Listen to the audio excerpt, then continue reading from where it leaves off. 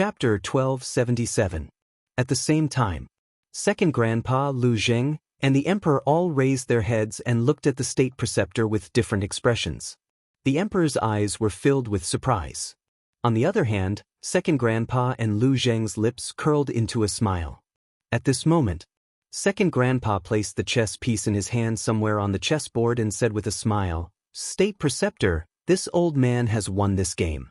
The state preceptor looked down at the chessboard and found that the game that was supposed to be a sure win had turned into a dead end. I don't know if you've heard of the saying, "Come back from the jaws of death." Although you had the upper hand from the very beginning until the very end, the final victory belongs to this old man. Do you know why? Second Grandpa asked with a bright smile. The state preceptor looked up and stared at him gloomily. Second Grandpa picked up the chess piece that was supposed to win the game and said with a smile, "The reason is that the state preceptor is too confident and doesn't take this small chess piece seriously. But sometimes, such a small chess piece is enough to stir up the universe and reverse the situation." Stir up the universe and reverse the situation. The state preceptor's face was as calm as water. He said, "You've won this game, but don't be happy too early, because the real winner hasn't come yet." "I'm looking forward to it." Second Grandpa smiled. The state preceptor waved his hand hard, and the chessboard and chess pieces on the table instantly shattered. He got up and looked at the Emperor, cupped his hands, and said, "Your Majesty, this old man has something to deal with, so I'll take my leave first." The Emperor nodded. The state preceptor glanced at Second Grandpa, then turned around and left. Lu Zheng laughed secretly and said, "Second Grandpa, did you see that? That old thing's nose is almost crooked from anger. If the Emperor wasn't here, I'm afraid he would have flipped out on the spot." Second Grandpa smiled faintly and said, "If it were you who encountered such a thing, would you be angry?" "If it were me, I'm afraid I'd even destroy the imperial palace." Lu Zheng chuckled. Second Grandpa chuckled and got up to look at the Emperor. He cupped his hands and said, "Your Majesty, the outcome has been decided. This old man won't disturb you." The Emperor smiled and said, "Grandpa, take care. Jingji, let's go." Second Grandpa opened a portal and called out to Lu Zheng. Then he turned around and walked in. Lu Zheng glanced at the Emperor, and a hint of mockery flashed in his eyes. He also entered the portal without looking back. When the portal disappeared, the smile on the Emperor's face gradually disappeared and was replaced by a chill. At this moment, the commander of the Kirin army standing behind the Emperor withdrew his gaze and looked at the Emperor. He frowned and said, "Your Majesty, did Second Grandpa come here just to play chess with the state master?" "I don't know." The Emperor shook his head. The commander of the Kirin army said, "Then why didn't Your Majesty ask?" "I feel that it's not that simple." The Emperor said, "Do you think they will tell me if I ask? Even if they do, can you be sure that they are telling the truth?" The commander of the Kirin army fell silent. The Emperor waved his hand and said, "All right, you can leave. I want to be alone." The commander of the Kirin army bowed and strode away. Sea of Reincarnation, above the island. A white-haired old man appeared out of thin air. It was the state master. After leaving the imperial palace, he immediately came here. Looking at the corpses all over the mountain, he could not help but clench his fists tightly. His heart was bleeding. He took a step and landed above the canyon. He saw that there was not even a single medicinal herb left in the huge canyon. He flew up the huge mountain and saw the statue that had been cut into pieces. His eyes were bloodshot. He suppressed the anger in his heart and opened the portal. Holding on to a trace of luck, he appeared above another island. When he saw the broken land and the remnants of the battle, he could no longer control the anger in his heart and exploded. With monstrous anger, he turned into a stream of light and rushed into the secret passage, heading straight for the prison. When he reached the end of the secret passage and saw the empty prison and the empty ice cellar, he almost went crazy. He suddenly roared, and the power of the false god rolled out. With a loud bang, the entire island was instantly torn apart and sunk into the sea. He rushed into the sky and stood at the top of the clouds, roaring, "Qin Fei Yang, if I don't kill you, I, Zhuge Shun, am not human." Everything here had cost him more than half of his life, but in just a day, it was destroyed. He could not bear it. At this moment, there was only anger and killing intent in his heart, as well as hatred for Qin Feiyong. At the same time, inside the ancient pagoda, after the battle, Wang Yangfeng and the others returned to the village to help the villagers continue to build their homes. Fatso and Lu Hong were also looking for a place to build a medicinal herb field. The Phantom Serpent Emperor went to the ancient castle. Lei Bao brought the seahorse and seal around the ancient pagoda. Qin Feiyong and the inner demons accompanied their mother to visit this magical space, laughing along the way. Time flew. In the evening, the woman stopped in the sky above the cemetery and looked at Ren Duxing's lonely grave. She asked, "Is this Ren Duxing Ren Wushuang's father?" Qin Feiyong nodded. The woman asked suspiciously, "Why was he buried here?" "It's a long story." Qin Feiyong told her everything that had happened over the years in detail. This conversation lasted for several hours. It was late at night. The ancient pagoda was also quiet. The woman sighed. "I didn't expect Mu Tianyang to be reincarnated. What about Lu Xingchen? How do you plan to deal with him?" Qin Feiyong said, "I will fight him sooner or later. Mu Tianyang is in existence on the same level as the late emperor. Although his strength is not as strong as before, you can't let your guard down." The woman warned. "I know." Qin Feiyong nodded. "It's good that you know." The woman nodded and smiled. "Let's go. Accompany mother to see the people in that village." Thud, but at this moment, a series of footsteps sounded in the cemetery. It came from afar and entered the ears of the three people. The three of them quickly looked over and saw a white-haired old man walking out of a forest. He staggered towards Ren Duxing's grave. The woman asked suspiciously, "Isn't he old Master Ren? Why is he here?" "I brought him here.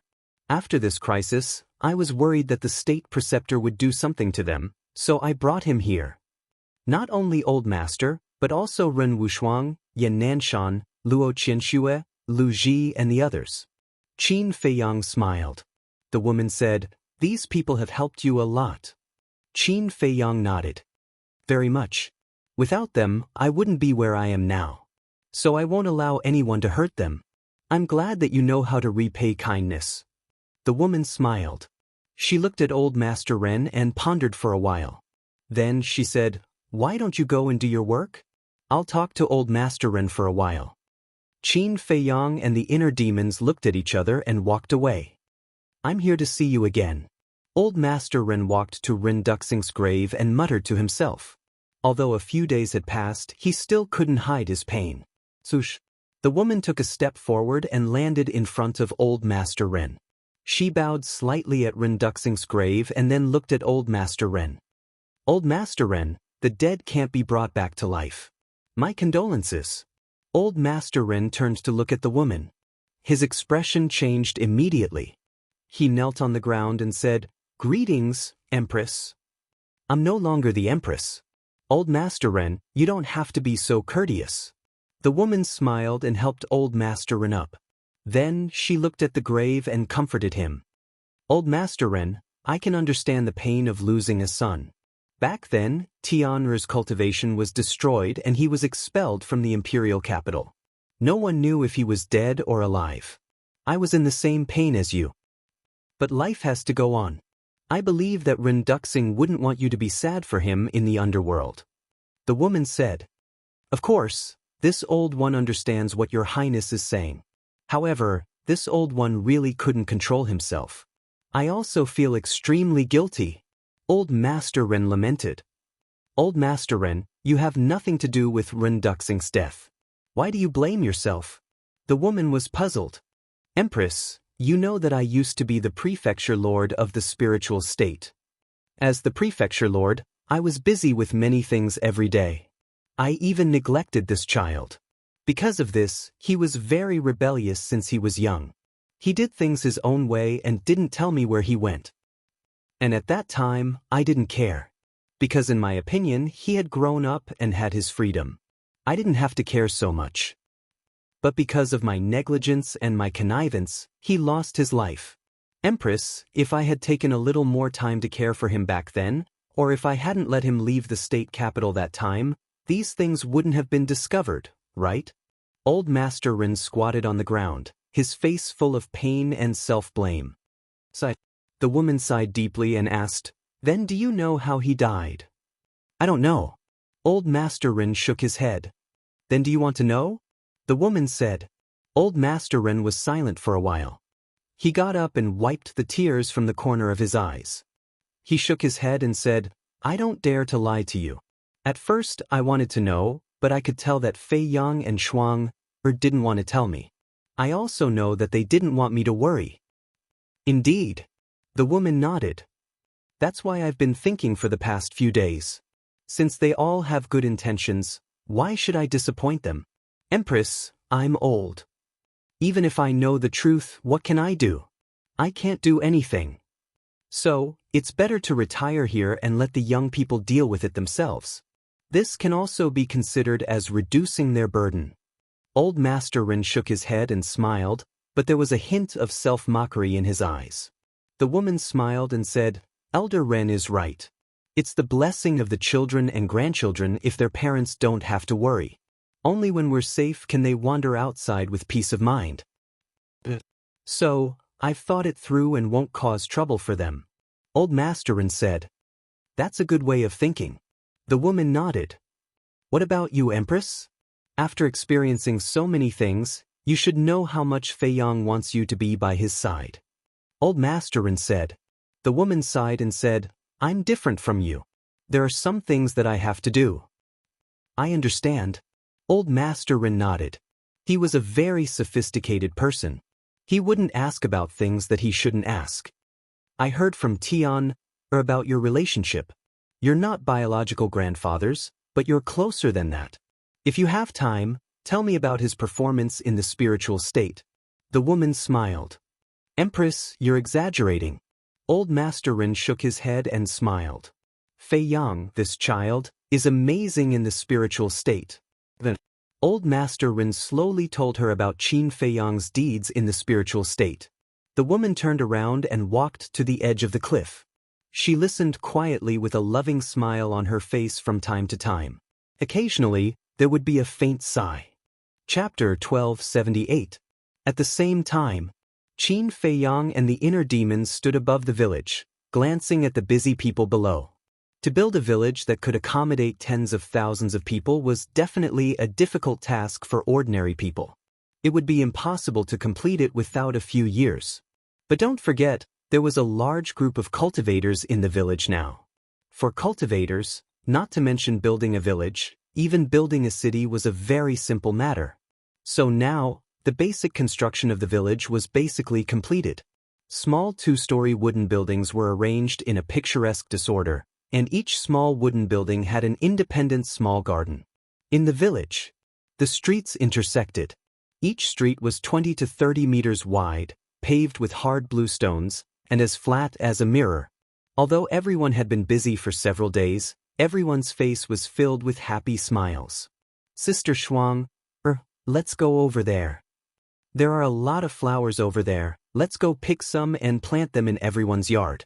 By then, our village will be able to smell the fragrance of flowers everywhere. Yes, yes, yes, let's turn the village into a sea of flowers."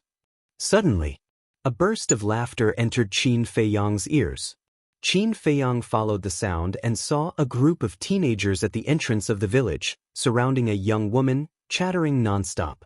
The woman looked like she was in her 20s, with an exquisite figure and a beautiful face. Her beautiful black hair fluttered in the wind, and her snow-white dress was spotless. From afar, she looked like a fairy descending to the mortal world, otherworldly. The inner demon's eyes flashed and laughed. This little girl Rin looks really good. Why don't you just take her? Anyway, she is interested in you." "What nonsense are you talking about?" Qin Fei Yang's face darkened, and said, "Others don't know, but don't you know what kind of feelings I have for Ren Wushuang?" "Of course I know, you treat her as your sister. But there is a good saying, don't let the fertile water flow into the fields of others. You say, such a beautiful girl, if she falls into the hands of other men, wouldn't it be a pity? The inner demon said, "That's enough. Don't get more and more ridiculous." Qin Feiyang glared at the inner demons and took a step forward, landing in front of Ren Wushuang. Brother Jiang Fei, seeing Qin Feiyang appear, the group of youths immediately swarmed over, acting extremely cordial. "My name is not Jiang Fei. My name is Qin Feiyang. You have to call me Brother Feiyang from now on, okay?" Qin Feiyang rubbed the heads of the youths and said with a smile, "Okay, Big Brother Feiyang." "Big Brother Feiyang, do you have anything else to do now? If you don't have anything else to do, why don't you accompany us to pick some flowers?" A little girl with a ponytail grabbed Qin Feiyang's hand and looked at Qin Feiyang expectantly. Qin Feiyang hesitated. "Play with them for a while. In their hearts, you are a great hero. They worship you very much." Ren Wushuang laughed. Yes. "You are our great hero. When I grow up, I want to marry Big Brother Feiyang." The little girl with a ponytail giggled and said very seriously. Qin Feiyang was stunned. He couldn't help but shake his head and laugh, saying, "Okay, Big Brother will play with you for a while." Yeah. The group of children immediately cheered. Qin Feiyang smiled and looked at Ren Wushuang, saying, "Sister seems to be in a good mood now." Ren Wushuang laughed and said, "With this group of happy-go-lucky people around, how can she not be in a good mood?" "That's true." Qin Feiyang nodded and smiled. These children had never experienced mutual deception and still maintained a simple and honest heart. They didn't know how to fake it, nor did they know how to play tricks. The smiles on their faces were all from the bottom of their hearts, so it was very contagious. Qin Feiyang asked, "Then when do you plan to go to the castle to cultivate?"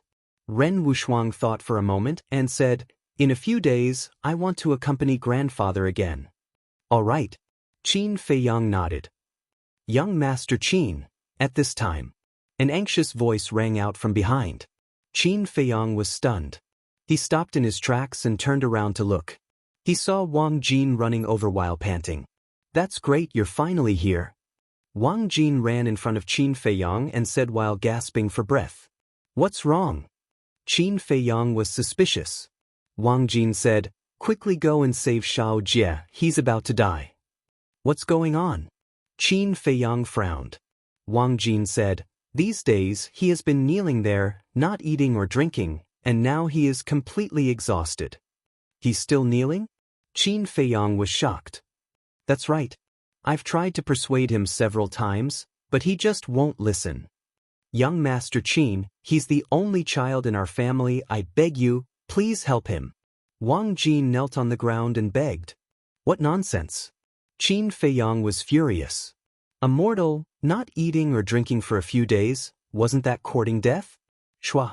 The next moment, he soared into the air and disappeared from everyone's sight like lightning. Interesting. High up in the sky, the inner demons laughed and followed Qin Feiyang.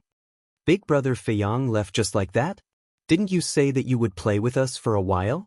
You really don't have any integrity." The group of teenagers were unhappy. They all pouted, their faces full of displeasure. Ren Wushuang shook his head and smiled, comforting, "Your Big Brother Feiyang is a great hero. Of course he has a lot of things to do. When he's done, he will naturally come and play with you." "Really?" Everyone looked at Ren Wushuang doubtfully. Ren Wushuang nodded. The group of teenagers laughed happily again. They were just that simple. No matter what they said, they would believe it. This was a good thing but also a bad thing. Because they didn't understand how sinister people were, it was fine to stay in the village, but once they left the village and went to the outside world, they would definitely be at a disadvantage. "Do you want to die?" In a forest, Qin Feiyang lowered his head and looked at Wang Xiaojie, his face full of anger. Wang Xiaojie's gaze trembled. He hurriedly looked up at Qin Feiyang, only to see that his lips were dry and covered in blood, his face was pale, and his eyes were dull. Seeing that haggard face, the anger in Qin Feiyang's heart couldn't help but dissipate a little. Qin Feiyang took out a healing pill and threw it to Wang Xiaojie, saying, "Eat it." Wang Xiaojie shook his head. "What do you mean?" Qin Feiyang frowned. Wang Xiaojie said, "You haven't agreed to accept me as your disciple." His voice also sounded hoarse and weak. Qin Feiyang said. So, as long as I don't agree, you won't eat for a day? Wang Xiaojie nodded. Is it worth it? Are you really not afraid of death? Qin Feiyang said. I don't know. I only know that I want to cultivate, I want to become stronger, as strong as you. Wang Xiaojie said. Swish. At this time, the inner demons came through the air and landed beside Qin Feiyang, looking at Wang Xiaojie. Now that there are so many strong people in your village, why do you have to find us? You? Wang Xiaojie's eyes widened, looking at the inner demons in surprise. How could there be two Qin Feiyang? Answer me. The inner demons shouted. Those blood-red eyes made Wang Xiaojie feel fear and said, Because you are stronger than them. I like to hear that. But that's not enough to move me. The inner demon snickered. Not only are you stronger than them, you are also smarter than them. If they are soldiers, then you are generals. I don't want to be a soldier. I want to be like you, a general who controls the overall situation. Wang Xiaojie said in a sonorous voice. The inner demons was stunned and laughed. This metaphor is interesting, then let me ask you, do you think you are a talented general? Yes. Wang Xiaojie nodded, without any hesitation, full of confidence. Ha! The inner demons looked at Wang Xiaojie in a daze, then suddenly laughed out loud, turned to look at Qin Feiyang and laughed. This sovereign, I like this kid, you can accept him. Hearing this, Wang Xiaojie was overjoyed. Qin Feiyang looked at the inner demons, then lowered his head to look at Wang Xiaojie, muttering to himself. At this time, Wang Jin walked out from the nearby forest and bowed. Young Master Qin, you have seen Xiaojie's perseverance. He truly wants to be your disciple. I hope young master can fulfill his wish. Qin Feiyang looked at Wang Jin, then at Wang Xiaojie. After a long time, he let out a long breath and landed in front of Wang Xiaojie. Greetings, master. Wang Xiaojie hurriedly bowed. I haven't agreed yet, don't call me so early. Qin Feiyang said. Wang Xiaojie couldn't help but panic. Qin Feiyang waved his hand, took out a spirit stone, threw it in front of Wang Xiaojie, and said, Hold it. Wang Xiaojie was stunned, and hurriedly grabbed the spirit stone. Qin Feiyang said, Close your eyes and meditate. All right. Wang Xiaojie nodded, very obediently, directly closed his eyes, and began to meditate. Buzz. Not long after, the spirit stone trembled for the first time. There's spiritual force, the inner demons muttered, and could not help but look forward to it. However, Qin Feiyang's face was expressionless. Buzz. So, the spirit stone trembled again. Qin Feiyang still did not have any reaction. Buzz. Next, the spirit stone trembled continuously, and the glow became more and more dazzling. The fifth tremor. The eighth tremor. When the spirit stone trembled for the 10th time, Qin Feiyang's eyes suddenly flashed. He did not expect that Wang Xiaojie's spiritual force had actually reached level 10. The inner demon smiled and said telepathically, Is this considered an unexpected surprise? Qin Feiyang said lightly, It's just level 10 spiritual force. What's the big deal? Indeed, level 10 spiritual force is nothing. However, look at the glow of the spirit stone. It doesn't show any signs of weakening. It's very obvious that his spiritual force is far more than this. The inner demon said. Qin Feiyang glanced at the spirit stone, looked at Wang Xiaojie and muttered, I'm starting to look forward to it, you better not disappoint me. Buzz. The spirit stone was still trembling continuously. Level 11. Level 13. Level 15. The glow in Qin Feiyang's eyes grew brighter. Level 15 spiritual force was already considered rare and very rare. Is this considered a surprise? The inner demons laughed and said. Qin Feiyang did not answer. His gaze was firmly fixed on the spirit stone, and he could no longer hide his look of anticipation. Would this be an alchemy genius? Chapter 1279. Right then, both of them were silent. The place fell into a deathly silence. Wang Jin, who was next to him, was also looking at the spirit stone nervously. Although she did not understand why Qin Feiyang did this, she knew that this might change her brother's fate. Buzz. Finally, the spirit stone vibrated for the 16th time. This also meant that Wang Xiaojie had a level 16 mental strength. However, just as the spirit stone was vibrating, Wang Xiaojie's body also began to sway. Has he reached his limit? Qin Feiyang mumbled. However, Wang Xiaojie did not fall down. His shaking body gradually stabilized. Buzz! So, the spirit stone vibrated for the 17th time. The light that bloomed was extremely dazzling. Wang Jin, who was at the side, could not look straight at it. The inner demons said telepathically, level 17 mental strength. In this world, apart from you, who else can compare with him? Qin Feiyang was silent. His hands were unconsciously clenched tightly. It could be seen that, at this moment, his heart was not calm. Buzz. After a few breaths, the spirit stone vibrated again. Level 18 mental strength. The inner demons laughed and said, I'm about to catch up with you. You can't catch up with me. Qin Feiyang said. True enough. Before he finished his words, Wang Xiaojie's body shook violently. Then he fell to the ground, unconscious. Xiaojie, Wang Jin's expression changed. She hurried forward to hold Wang Xiaojie. Her face was full of panic. The inner demons said, Don't worry. He just overused his mental strength.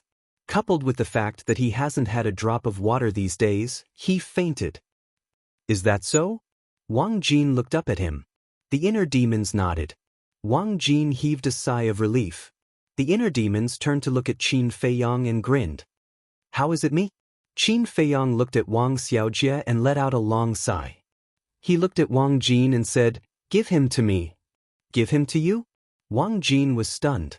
The inner demons said helplessly, How can you be so stupid? My words naturally mean that I agree to accept your brother as my disciple. Wang Jin glanced at the inner demons, then looked at Qin Feiyang and asked excitedly, Young master, is this true? Qin Feiyang nodded. Thank you, young master. Wang Jin hurriedly knelt down to thank him. Qin Feiyang said, You can go back. I will get someone to take care of your brother. The moment Wang Jin heard this, his expression could not help becoming flustered. Qin Feiyang said, Are you worried that I will be like that, Master Shin? After taking your brother away, I will never see him again, right? Wang Jin nodded. Qin Feiyang shook his head and smiled. Don't worry, I won't restrict his freedom. That's good. Wang Jin heaved a sigh of relief, and then he lowered his head to look at Wang Xiaojie as he muttered, The heavens reward those who persevere. Now that you've obtained your wish and become a disciple of the young master, you must work hard in the future and not disappoint the young master's great kindness towards you. After that, Wang Jin got up, looked up at Qin Feiyang, bowed and said, Then I'll have to trouble young master to take care of little brother in the future. Qin Feiyang nodded. Wang Jin lowered his head to look at Wang Xiaojie, then resolutely turned around and walked towards the village. But suddenly, she stopped again, lowered her head, and there was a hint of struggle in her eyes.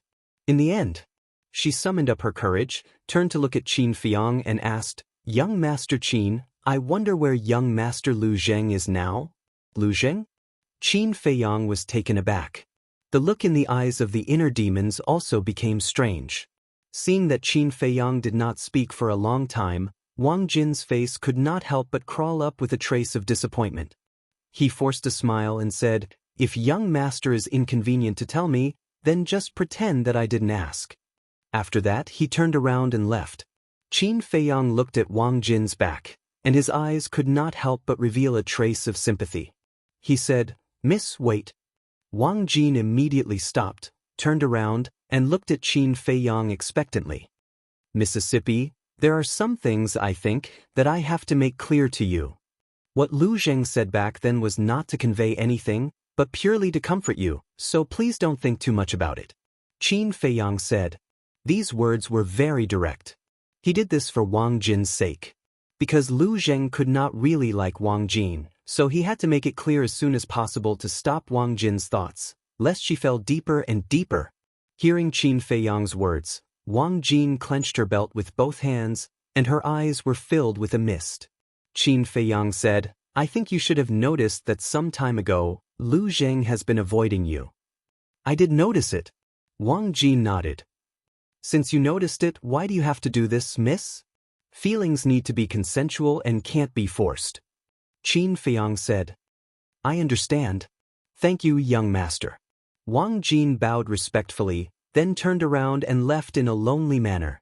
The inner demons did not speak until Wang Jin disappeared from sight.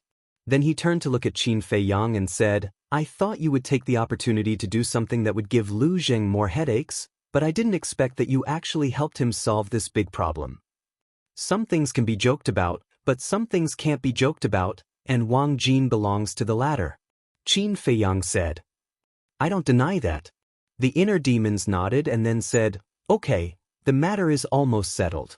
I should go back to the inner world. You take good care of mother. Take care of mother? Qin Feiyang looked at him suspiciously. The inner demons said, I feel that she still has something on her mind and she may leave. Qin Feiyang immediately frowned.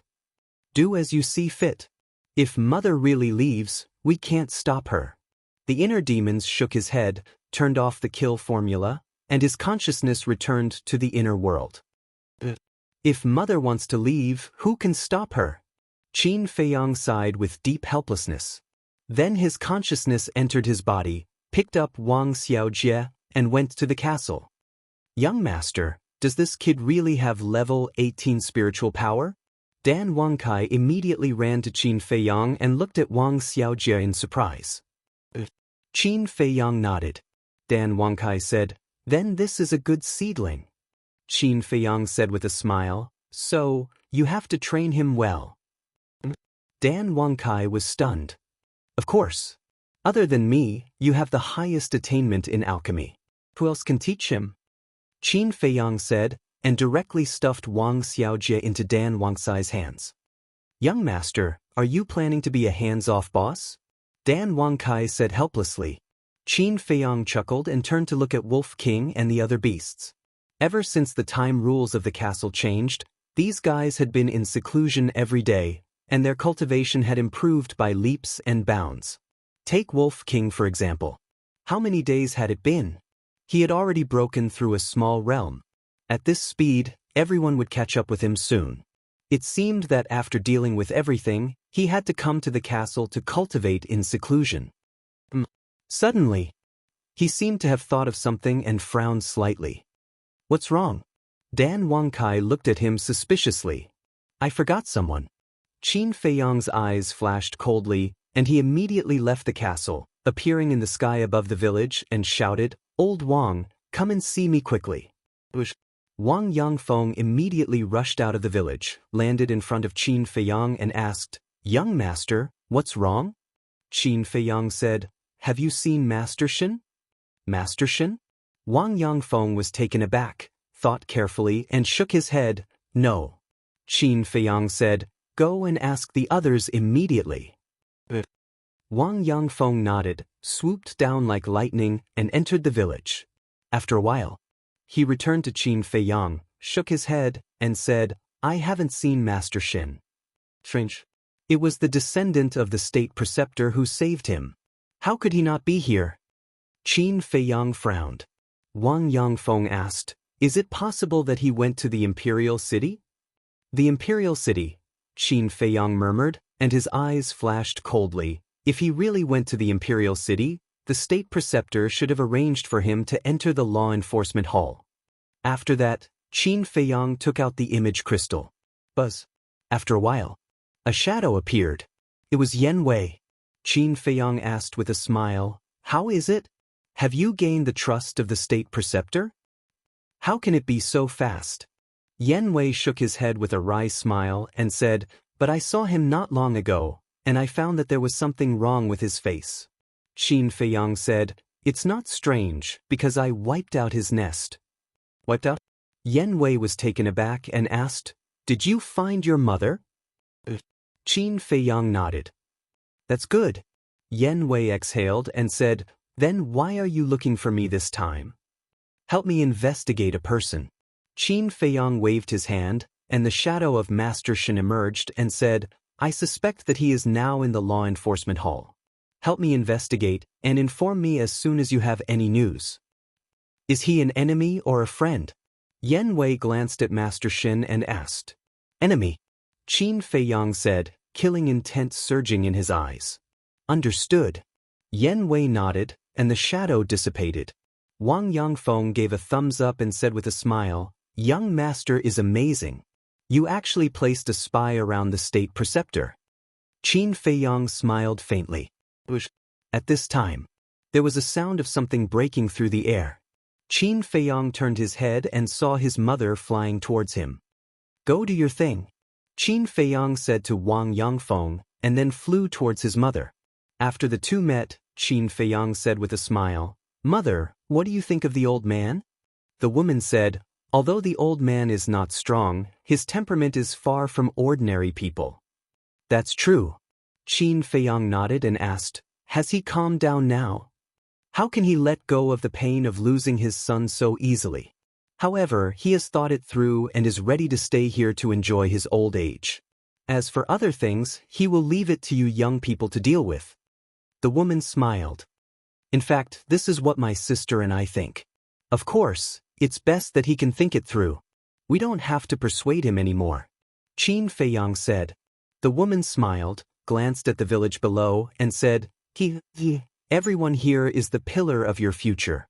Cherish them. I know. Qin Feiyang nodded. The woman said, Then let's go.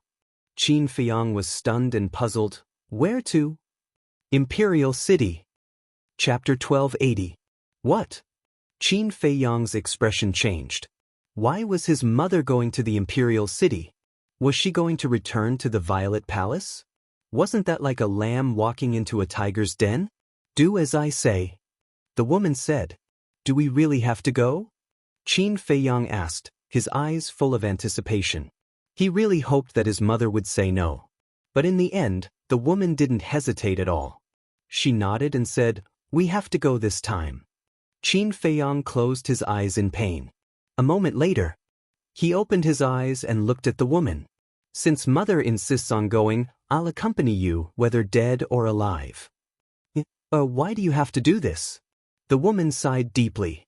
Qin Feiyang shook his head and said, I've made up my mind.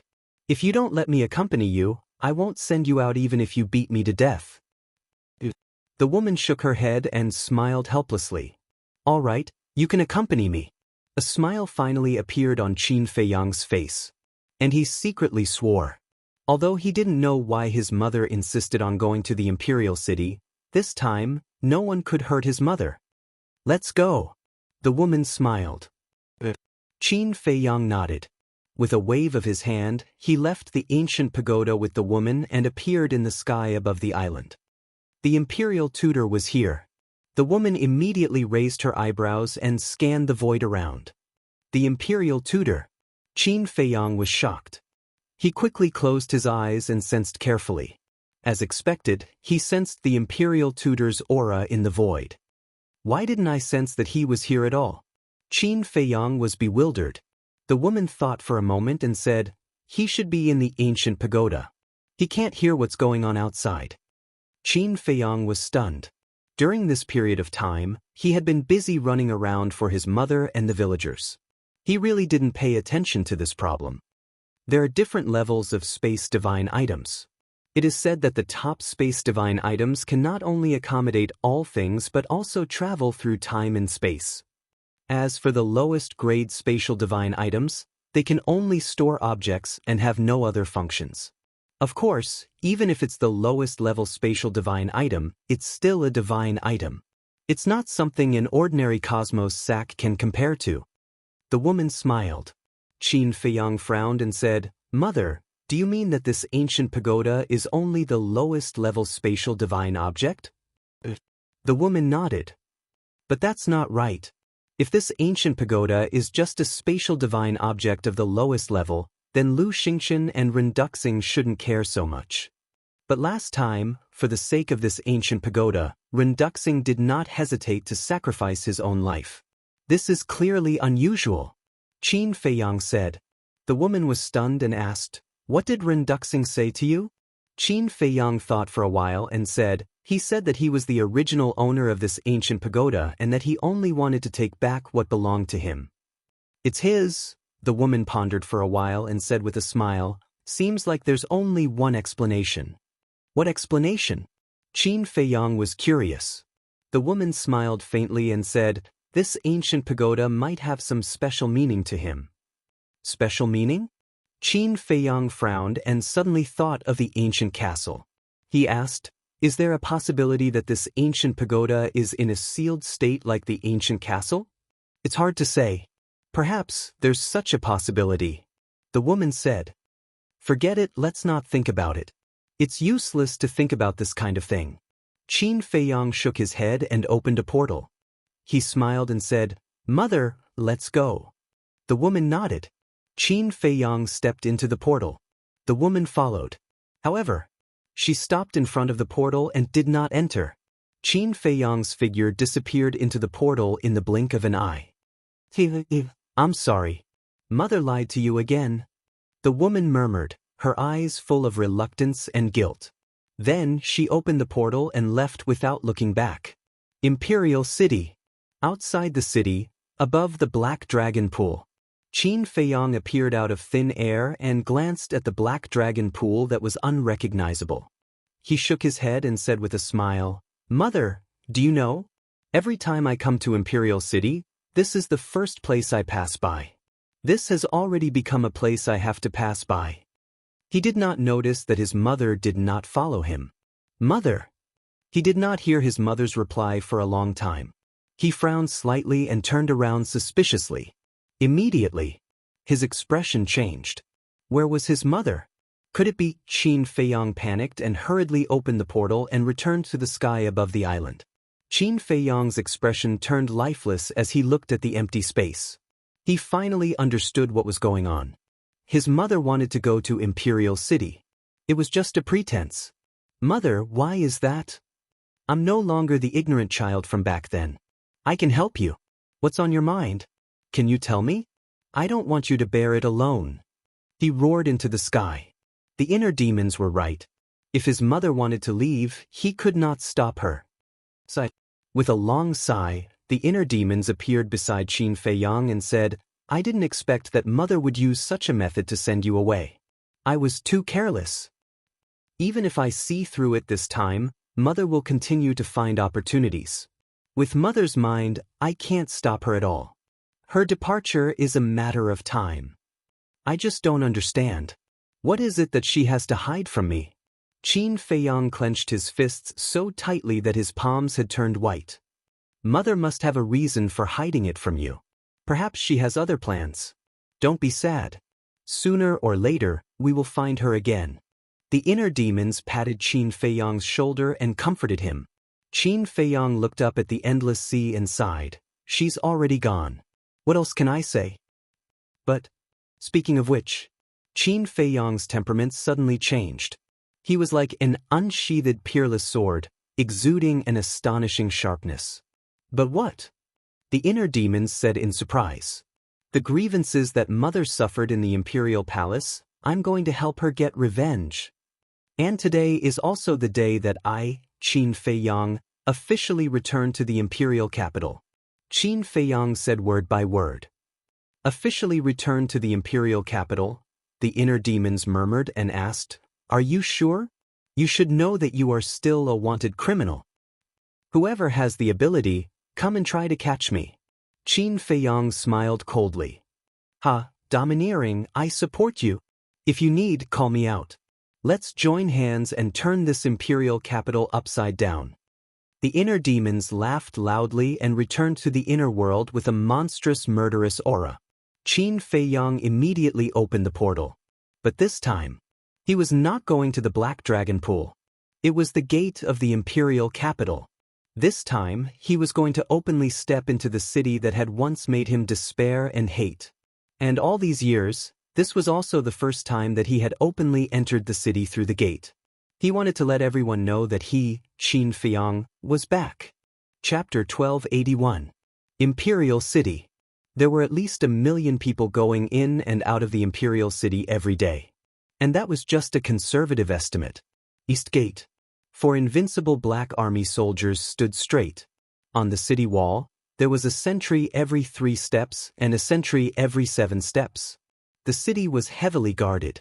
Even a fly wouldn't be able to get in. Qin Feiyang's wanted poster was pasted on the wall next to the city gate. The portrait on it was so realistic that people could recognize him at a glance.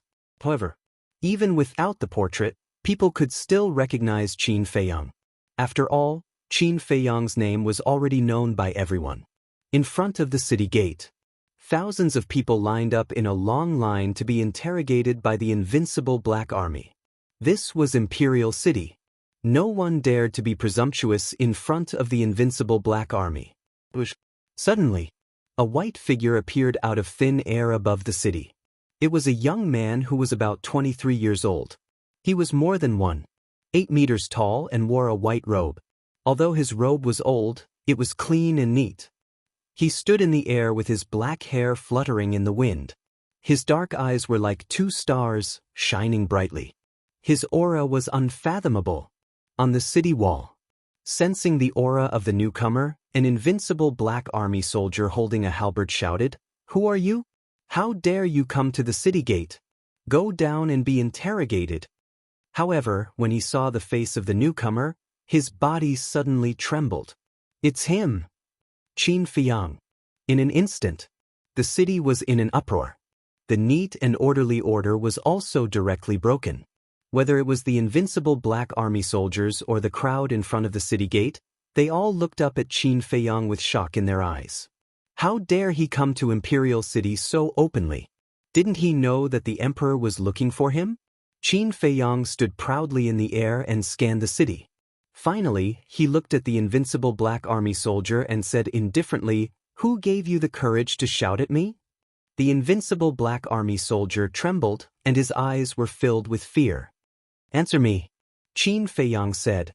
His eyes were as cold as the edge of a blade. He gave everyone a sense of oppression as heavy as Mount Tai. The Black Body Army member stammered and panicked to the extreme. Finally, he knelt on the ground and kowtowed to beg for mercy. Qin Feiyang smiled contemptuously and raised his head to look in the direction of the imperial palace. A cold light flashed in his eyes. He then stepped out and entered the sky above the city. He walked slowly, step by step, but no one dared to stop him. At this moment, it was as if he was the return of an emperor. His formless emperor's aura roared through the sky, making everyone tremble in fear. What is he trying to do? People looked at him in confusion. Right now, the emperor was looking for this person. Logically speaking, he should have gone into hiding. But now, he had brazenly returned to the imperial capital. Did he have anything to rely on? Boom! Suddenly, somewhere in the city below, several powerful emperor auras erupted. 5 middle-aged men soared into the sky and stood in front of Qin Feiyang. "How dare you? Do you think you can step into the imperial city? If you know what's good for you, surrender immediately. Otherwise, don't blame us for being impolite." They all had the cultivation of a combat emperor, ranging from 1 star to 3 star.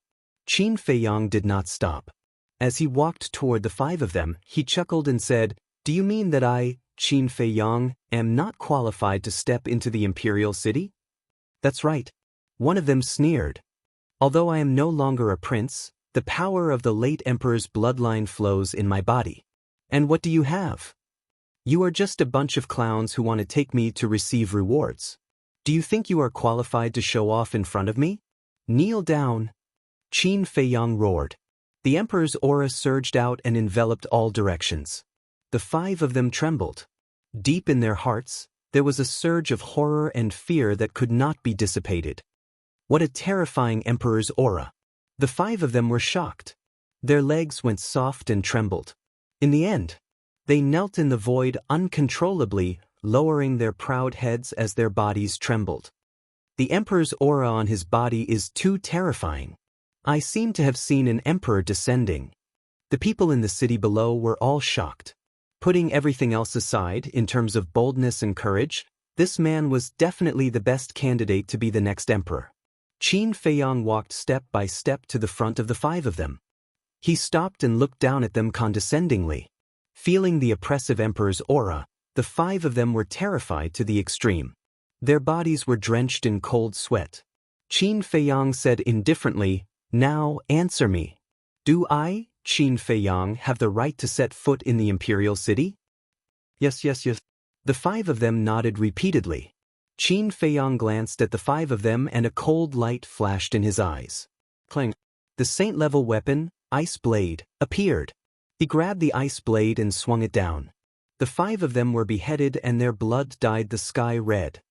He killed people in public in the imperial city. The people were dumbfounded. The invincible Black Army standing on the city wall also trembled and kept quiet out of fear. Killing people in public in the imperial city was a crime of treason and death without mercy. This man must be crazy. Otherwise, he would not have done such a stupid thing. However, Qin Feiyang did not care at all. He glanced at the five corpses and lowered his head to look at the people in the city below. He said, "Even if I, Qin Feiyang, am not a prince, I am not someone you can offend. Do you understand?" "Yes, yes," the people nodded repeatedly. That cold gaze, that disdainful attitude, that monarch-like aura, made everyone tremble. Qin Feiyang withdrew his gaze and continued to walk toward the imperial palace. On the city wall, after Qin Feiyang walked far away, one of the invincible Black Army shouted, "Hurry up and inform all the commanders that Qin Feiyang is here to invade." Boom. However, before he could finish his sentence, a red sword energy rolled over from afar and instantly drowned the invincible Black Army. Screams resounded through the sky. "Even if you inform the emperor, I don't care. But don't be so loud. It will spoil my mood." Qin Feiyang's cold voice came from afar. He killed a 9-star battle saint from such a long distance. What a powerful move. The rest of the invincible Black Army looked at the figure that was about to disappear from their sight and could not help but feel cold. One of the invincible Black Army suddenly came back to his senses and transmitted his voice. "Don't just stand there. Hurry up and send the message." The rest of the people woke up and immediately took out their image crystals. What? Qin Feiyang is back? He killed people in public? Did he eat a leopard's guts? How dare he cause trouble in the imperial city? The news quickly reached the ears of the various commanders. Not only the invincible Black Army, but the people in the city were also spreading the news. 1 spread to 10, 10 spread to 100. After a while, the news that Qin Feiyang was here spread through the streets and alleys. Everyone knew about it and their expressions changed. Imperial Palace. Bright Sky Palace. The Emperor and Empress were sitting in a pavilion and listening to the little prince recite a poem. Their faces were full of smiles. Report. Suddenly, a shout was heard. A middle-aged strong man in golden armor hurriedly flew through the air and landed in front of the pavilion. This person.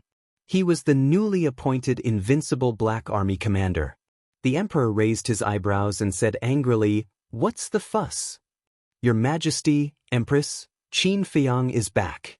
The strong man in golden armor shouted. What? The Empress's expression changed. The Emperor also stood up suddenly. "Where's my brother? Tell me quickly. I want to play with him." However, the little prince looked at the strong man in golden armor excitedly. The strong man in golden armor did not know how to answer. He looked at the Emperor for help. The Emperor turned to look at the Empress and said in a deep voice, "Take Tian back to the palace and watch over him. Don't let him run out."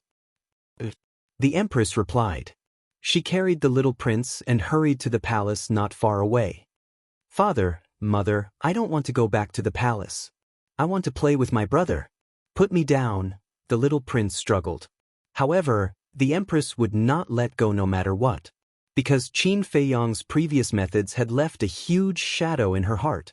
She only wanted to use one word to describe Qin Feiyang: demon.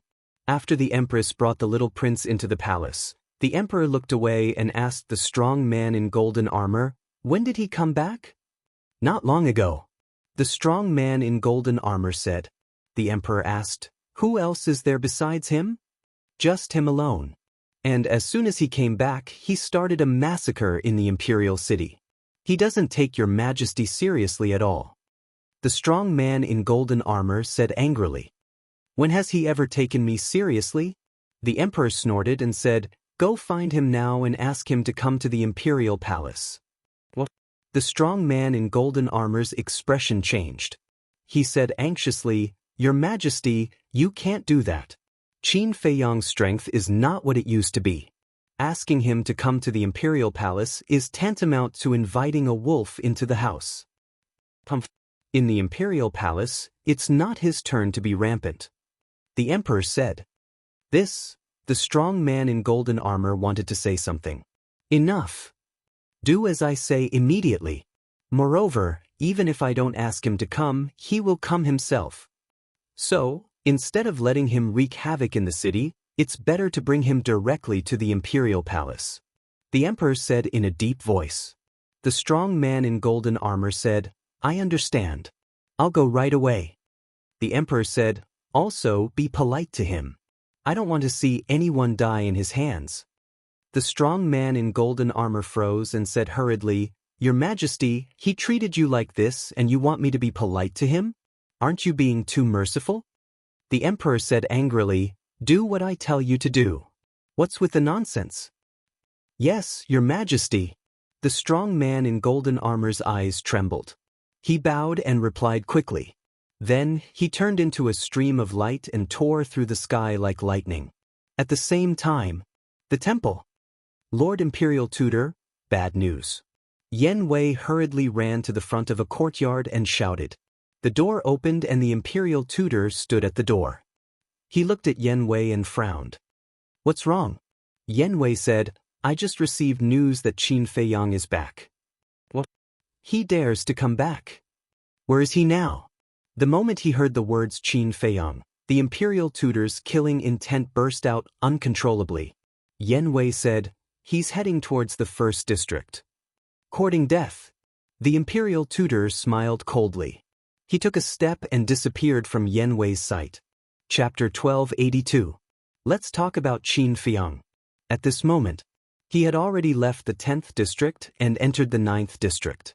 Although the people in the imperial city knew about his methods, there were still many people who jumped out to block his path in front of the tempting reward. There was no lack of powerful combat emperors among them. There were even some who used unscrupulous means to capture Qin Feiyang. For example, ambushes, sneak attacks, poisoning. However, no matter how many people there were, no matter what they did, they were all killed by Qin Feiyang. The number of people who died in his hands should have reached 3 digits. Qin Feiyang, give me your life. Not long after entering the 9th district, more than 10 combat emperors rushed into the sky with murderous intent. The strongest among them was a 4-star combat emperor. An ant should have the awareness of an ant. What can and can't be touched? Qin Feiyang said coldly. Boom. The soaring dragon art was activated. His cultivation level instantly soared to a 2-star combat emperor.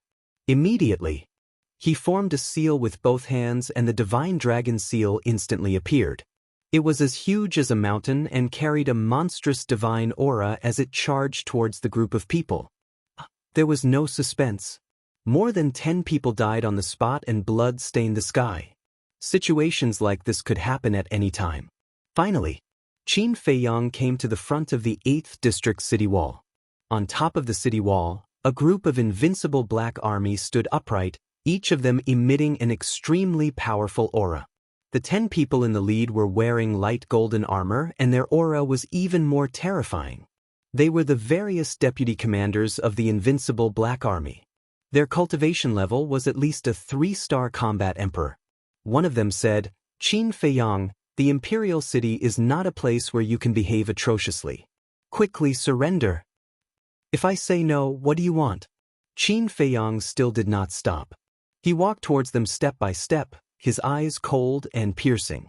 Another deputy commander's face turned cold and said, If you have the confidence to defeat all of us here, you can come and try. Defeat? You make it sound a little too easy. Anyone who dares to stand in the way of Qin Feiyang, no matter who they are, has only one ending, death. Qin Feiyang waved his hand, and the thunder leopard appeared. He said indifferently, Don't leave a single one alive. Kill them all. Understood. Lei Bao chuckled, and the power of thunder roared out, turning into a huge wave that swept across the sky and drowned those people in an instant. Miserable screams resounded through the heavens and earth. 9-star monarch beast. At this moment, a beam of golden light pierced through the air and landed not far away. It looked at Lei Bao and Qin Feiyang in shock. It was the golden armored man. What? 9-star monarch beast. How is this possible? Why would a dignified 9-star monarch beast listen to Qin Feiyang? Everyone turned pale with fright. Their faces were filled with disbelief. When the lightning power dissipated, none of the vice commanders and the invincible Black Army were still alive. They had all died. Not even a single strand of hair was left. To this, Qin Feiyang didn't take another look and directly landed in front of the golden armored man. Lei Bao followed closely behind him, and his murderous aura surged to the sky. No wonder you dare to break into the imperial city so brazenly. It turns out that you have a 9-star monarch beast by your side. However, if you think you can do whatever you want in the imperial city by relying on a 9-star monarch beast, then you are gravely mistaken. The golden armored man came back to his senses and took a deep breath. He stared at Qin Feiyang and sneered. Qin Feiyang said indifferently, "You don't have to worry about whether I can do whatever I want. On the other hand, looking at your attire, you should be the new commander of the invincible Black Army, right?" "That's right," the golden armored man said. Qin Feiyang said, "Then you should also know that the 2 commanders before you died miserably." "So what?" The golden armored man sneered. "I remember that the first commander of the invincible Black Army became a ghost under my blade on the day the Emperor ordered me to be executed. And the second commander of the invincible Black Army died in the Butterfly Valley when he went to the spiritual state to hunt me down. Although I didn't kill him with my own hands, he died because of me." Qin Feiyang laughed. "Of course I know. However, can their strength be compared to mine?" The golden armored man smiled disdainfully, and his aura suddenly erupted. It was a 9-star combat emperor. Qin Feiyang said in realization, "So it's a 9-star combat emperor. No wonder you dare to be so arrogant."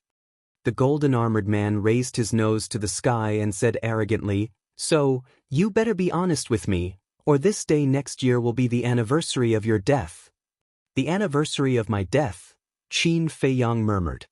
He chuckled and said, "Then do you know why I mentioned those 2 former commanders?" The golden armored man frowned. Qin Feiyang said, "I mentioned them because I want to ask you, how do you want to die?" "Arrogant." The golden armored man was furious and shouted, "It seems that if I don't teach you a lesson, you won't know how high the sky is and how deep the earth is." Boom. He took a step forward and charged toward Qin Feiyang with monstrous killing intent. "You don't know how to live." Lei Bao laughed ferociously. "Don't worry, let him continue to jump. The higher he jumps, the more painful it will be when he falls." Qin Feiyang laughed and transmitted his voice to Lei Bao. "I'll listen to you." Lei Bao laughed secretly, and a trace of mockery flashed in his fierce eyes. "Why aren't you fighting back? Are you afraid?" The golden armored man was even more proud when he saw that the man and beast were not moving. His face was full of contempt. "Yes. We were scared out of our wits when you unleashed your power. How would we dare to fight back? Why don't we talk about it? If you let us go, we will immediately leave the imperial capital." Lei Bao said. "It's too late." The golden armored man smiled coldly and rushed in front of Qin Feiyang. He slapped Qin Feiyang's face. That's right. He wanted to take the opportunity to humiliate Qin Feiyang. Although Qin Feiyang was no longer a prince, he was still a well-known figure. If he slapped him in public, he would definitely be famous in the 9 states. Thinking of this, he couldn't help but laugh and said, "Little bastard, this is the result of going against us." He had already imagined the scene of everyone cheering for him when he slapped him. However, just as his palm was only 0.01 millimeters away from Qin Feiyang's face, Qin Feiyang took a step back. At the same time, a group of people appeared in front of him. It was Wang Yangfeng and the others. A total of 18 9-star combat emperors. As soon as Wang Yangfeng and the others appeared, They immediately pounced on the golden-armored man with Lei Bao. It was too late for the golden-armored man to escape. Ah! That shrill scream immediately resounded through the clouds. Lei Bao instantly crippled the golden-armored man's qi. Then he retreated to Qin Feiyang's side and cursed loudly, "Damn it, who asked you to be arrogant? Beat him up hard." Wang Yangfeng and the others looked at each other and smiled.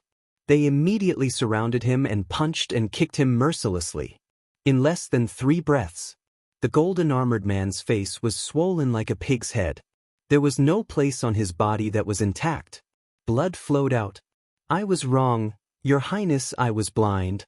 I beg you, please be merciful and let me go," he repeatedly cried out, his heart filled with regret. Originally, the emperor had asked him to invite Qin Feiyang to the imperial palace. Before he left, he had specially instructed him to be polite to Qin Feiyang. However, when he came here and saw Qin Feiyang's arrogant attitude, he was displeased. Therefore, he used his status and strength to suppress the other party's arrogance. However, he did not expect that Qin Feiyang had so many 9-star combat emperors hidden around him. He failed to go for wool and came home shorn. "Back down." A moment later, Qin Feiyang waved his hand. Wang Yangfeng and the others retreated to the side. Qin Feiyang's emperor's aura surged and imprisoned the golden-armored man in the void. Then he strode in front of the golden-armored man and said with a smile, "To be honest, I really don't know how high the sky is or how deep the earth is. Can you tell me?" I didn't think before I spoke those words. I didn't choose my words carefully. "Your Highness, I really know I was wrong. You're a magnanimous person. Can you not be so calculative with me?" The burly man hurriedly knelt in the void, kowtowing and begging with a face full of panic. Qin Feiyang joked, "Didn't you call me a little bastard before?" No, I called myself a bastard. I deserve to die 1,000 times.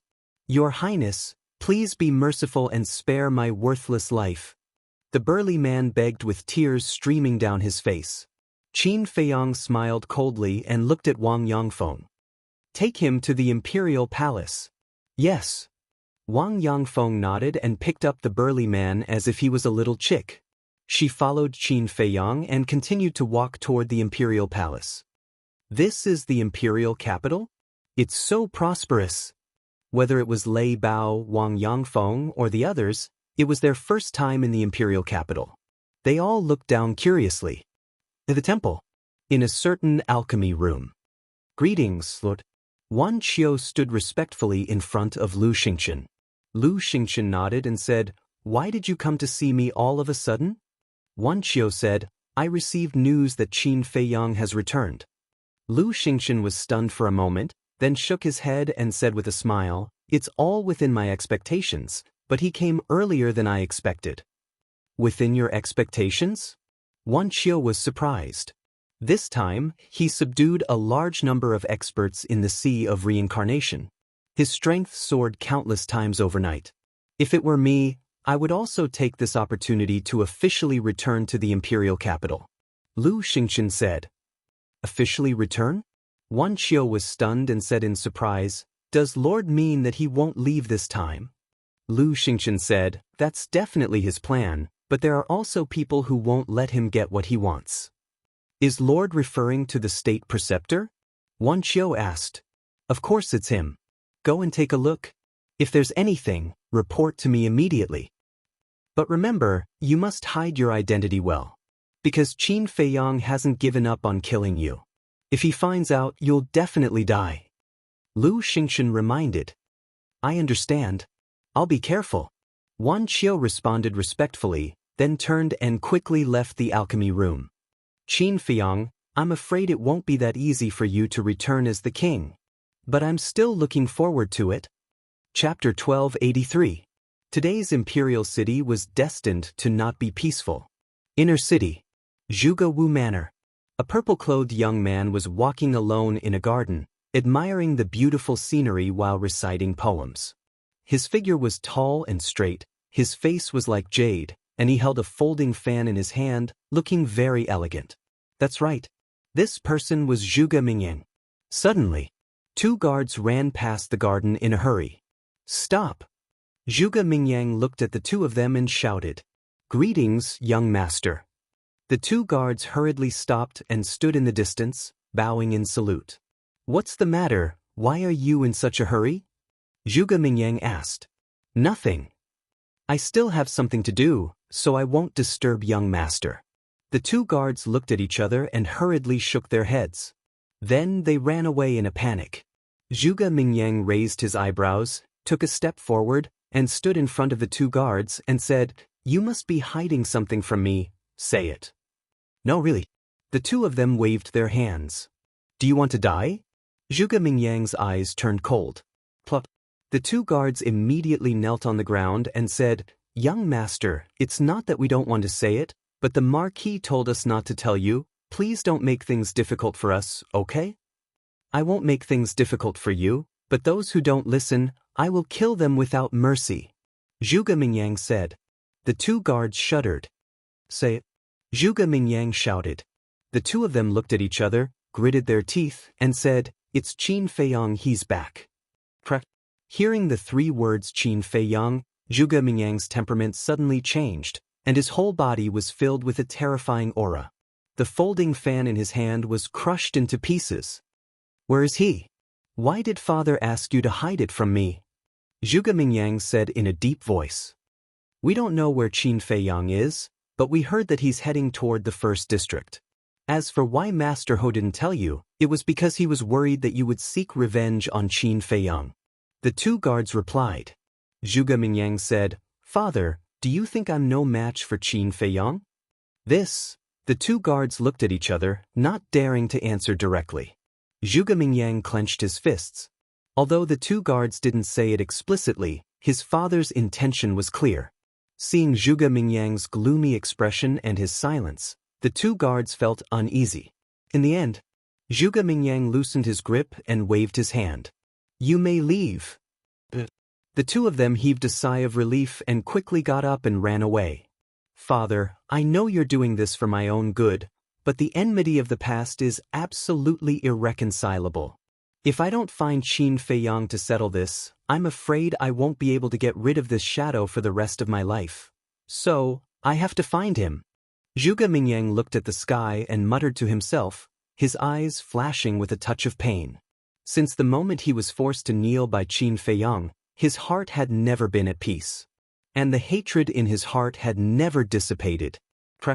Suddenly, he clenched his fists again, the pain in his eyes disappeared and was replaced by a trace of coldness.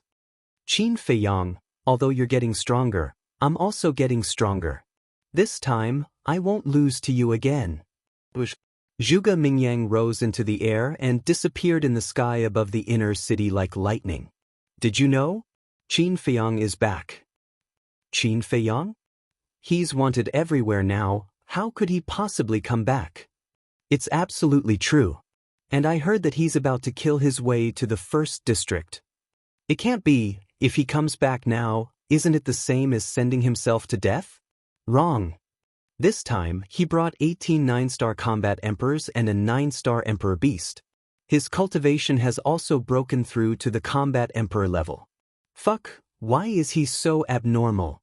He broke through to the combat emperor level so quickly, how are we going to live? Let's go and watch the show." Every time this person comes back, the imperial city will be in chaos. This time will be no exception. The disciples of the temple received the news one by one and rushed to the first district. "No way, Qin Feiyang actually dares to return to the imperial city? Is he borrowing courage from the heavens? Hurry, hurry, hurry, let's go to the imperial city immediately, we can't miss this good show." Other than the imperial city, there were many other cities of various sizes in the imperial city. Without exception, those who received the news immediately put down their work and rushed to the imperial city. In short, at this moment, half of the people in the entire imperial city were rushing to the imperial city. This scene was even grander than the ascension of an emperor. The imperial city. Between each district, there was a city wall separating them. Between the first district and the second district, there was no exception. At this moment, above the city wall, more than a dozen figures stood side by side. The leader was the imperial tutor. Yan Wei stood behind him. The rest of the people were the commander of the Kirin army and the deputy commanders of the Kirin army. Everyone looked at the void in the distance, except for the imperial tutor. Their faces were heavy as if they were facing a great enemy. Qin Feiyang, what are you trying to do by causing such a big commotion? The commander of the Kirin army murmured, his head aching. One of the deputy commanders looked at the void behind them and said in a low voice, "Commander, there are more and more people. If we fight with Qin Feiyang later, I'm afraid innocent people will be affected. Should we send people to evacuate in advance?" The commander of the Kirin army turned his head to look. The void behind him was dark and could only be described as a sea of people. There were ordinary people. There were disciples of wealthy families. There were also disciples of the divine halls. The commander of the Kirin army frowned and sighed. There are too many people. It's too late to evacuate now. Then what should we do? The deputy commanders couldn't help but have a headache. The commander of the Kirin army said, "What else can we do? Try not to fight later if we can." Yan Wei said disdainfully, "Why are you so worried? Don't you see the imperial tutor here? With the imperial tutor's strength, it's easy for him to deal with Qin Feiyang. Do you have the right to speak here?" The commander of the Kirin army's face turned cold. Yan Wei said, "I'm just telling the truth. With the imperial tutor here, there's no need to worry about everyone's safety." One of the deputy commanders said, "We all know the imperial tutor's strength, but Qin Feiyang is not an ordinary person. We have to take precautions." "There's no what if," Yan Wei said. The deputy commander's face was suddenly filled with anger, and he was about to quarrel. Cough cough. The commander of the Kirin army saw that the situation was not good. He quickly coughed and transmitted a message to the deputy commander. "This person is the imperial tutor's lackey. Don't waste your breath on him." The deputy commander heard this and looked at the imperial tutor's back view. He chose to endure it. "He's here." Suddenly, someone in the crowd cried out in surprise. Everyone immediately looked at the void in front of them and saw a white figure approaching from afar. It gradually entered everyone's line of sight. It's really Qin Feiyang. He didn't even try to hide it. He's openly provoking the emperor. Look, there's a leopard beside him. No way, that's actually a thunder leopard. Thunder leopards are born with the ability to control the power of thunder and lightning. Its lethality is extremely terrifying. How did he subdue it? And the 18 9-star combat emperors behind him, where did he find them? This is unbelievable. The current Qin Feiyang, I'm afraid even the major martial marquis government wouldn't dare to be presumptuous in front of him. Everyone was shocked and discussed animatedly. He's finally here. The imperial tutor murmured as murderous intent surged in his eyes. Young lord, we're a little nervous. At the same time, Lei Bao, Wang Yangfeng, and the others also noticed the imperial tutor and the others. Facing a fake god, they couldn't help but feel nervous. What are you afraid of? As long as Zhuge Shenfeng is in my hands, he won't dare to do anything to us. Qin Feiyang sneered. The reason why he dared to openly return to the imperial city was because of Zhuge Shenfeng as a bargaining chip. Soon, Qin Feiyang led Lei Bao, Wang Yangfeng, and the others to the front of the city wall. Stop. Qin Feiyang waved his hand. Lei Bao, Wang Yangfeng, and the others stopped in unison. The commander of the Kirin army immediately transmitted a message. Qin Feiyang, what are you doing? Aren't you courting death by coming back with such fanfare? Don't worry, I'll be fine. Qin Feiyang glanced at the commander of the Kirin army discreetly and responded before looking at the imperial tutor. The imperial tutor was also looking at him. The moment their eyes met, everyone present couldn't help but have an illusion that time seemed to have stopped. Qin Feiyang suddenly laughed and said, "The dignified imperial tutor actually came to welcome me personally. I'm really flattered." Ha! The imperial tutor also laughed and said, "Who in the great Qin Empire doesn't know the name Qin Feiyang? It's my honor to come and welcome you." The imperial tutor is really modest, Qin Feiyang said with a smile. It's good to be modest, the imperial tutor said with a smile. The two of them talked and laughed as if they were two old friends who hadn't seen each other for a long time. Everyone was dumbfounded. What exactly were these two people up to? But some people knew that this was just a moment of calm before the storm. The imperial tutor's eyes flashed and he said with a smile, "Little brother, it's rare for us to meet. Why don't we find a place to talk in private?" "That's my intention, but I don't have time now," Qin Feiyang said with a smile. Yen Wei took a step forward, looked at Qin Feiyang and shouted, "Lord State Preceptor personally invited you. That's your good fortune from your previous life. Don't be so shameless." Qin Feiyang looked at Yen Wei and said indifferently, "Who are you? Are you qualified to speak here?" Of course, he knew that this person was Yen Wei.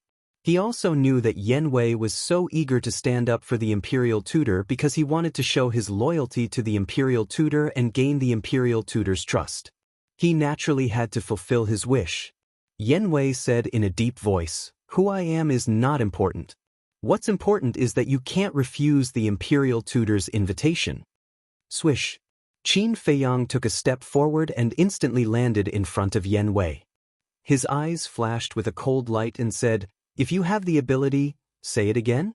Yen Wei swallowed his saliva. The imperial tutor didn't make any statement. He just looked at Yen Wei silently. This is a good opportunity. Yen Wei glanced at the imperial tutor from the corner of his eyes. He suddenly straightened his back and stared into Qin Feiyang's eyes, saying, "I said, you can't refuse the imperial tutor's invitation." Finished. He hurriedly sent a sound transmission to Qin Feiyang, "Give me a slap, with all your strength. Then bear with it." Chapter 1284. But just as Qin Feiyang's slap was about to hit Yen Wei's face, a terrifying divine power rushed out of the imperial preceptor's body. Qin Feiyang was immediately imprisoned in the void. The imperial preceptor looked at Qin Feiyang and said with a smile, "You have to look at the owner before beating a dog. You slapped him in public. What do you think of me? Then you should properly teach him when he should interrupt and when he shouldn't."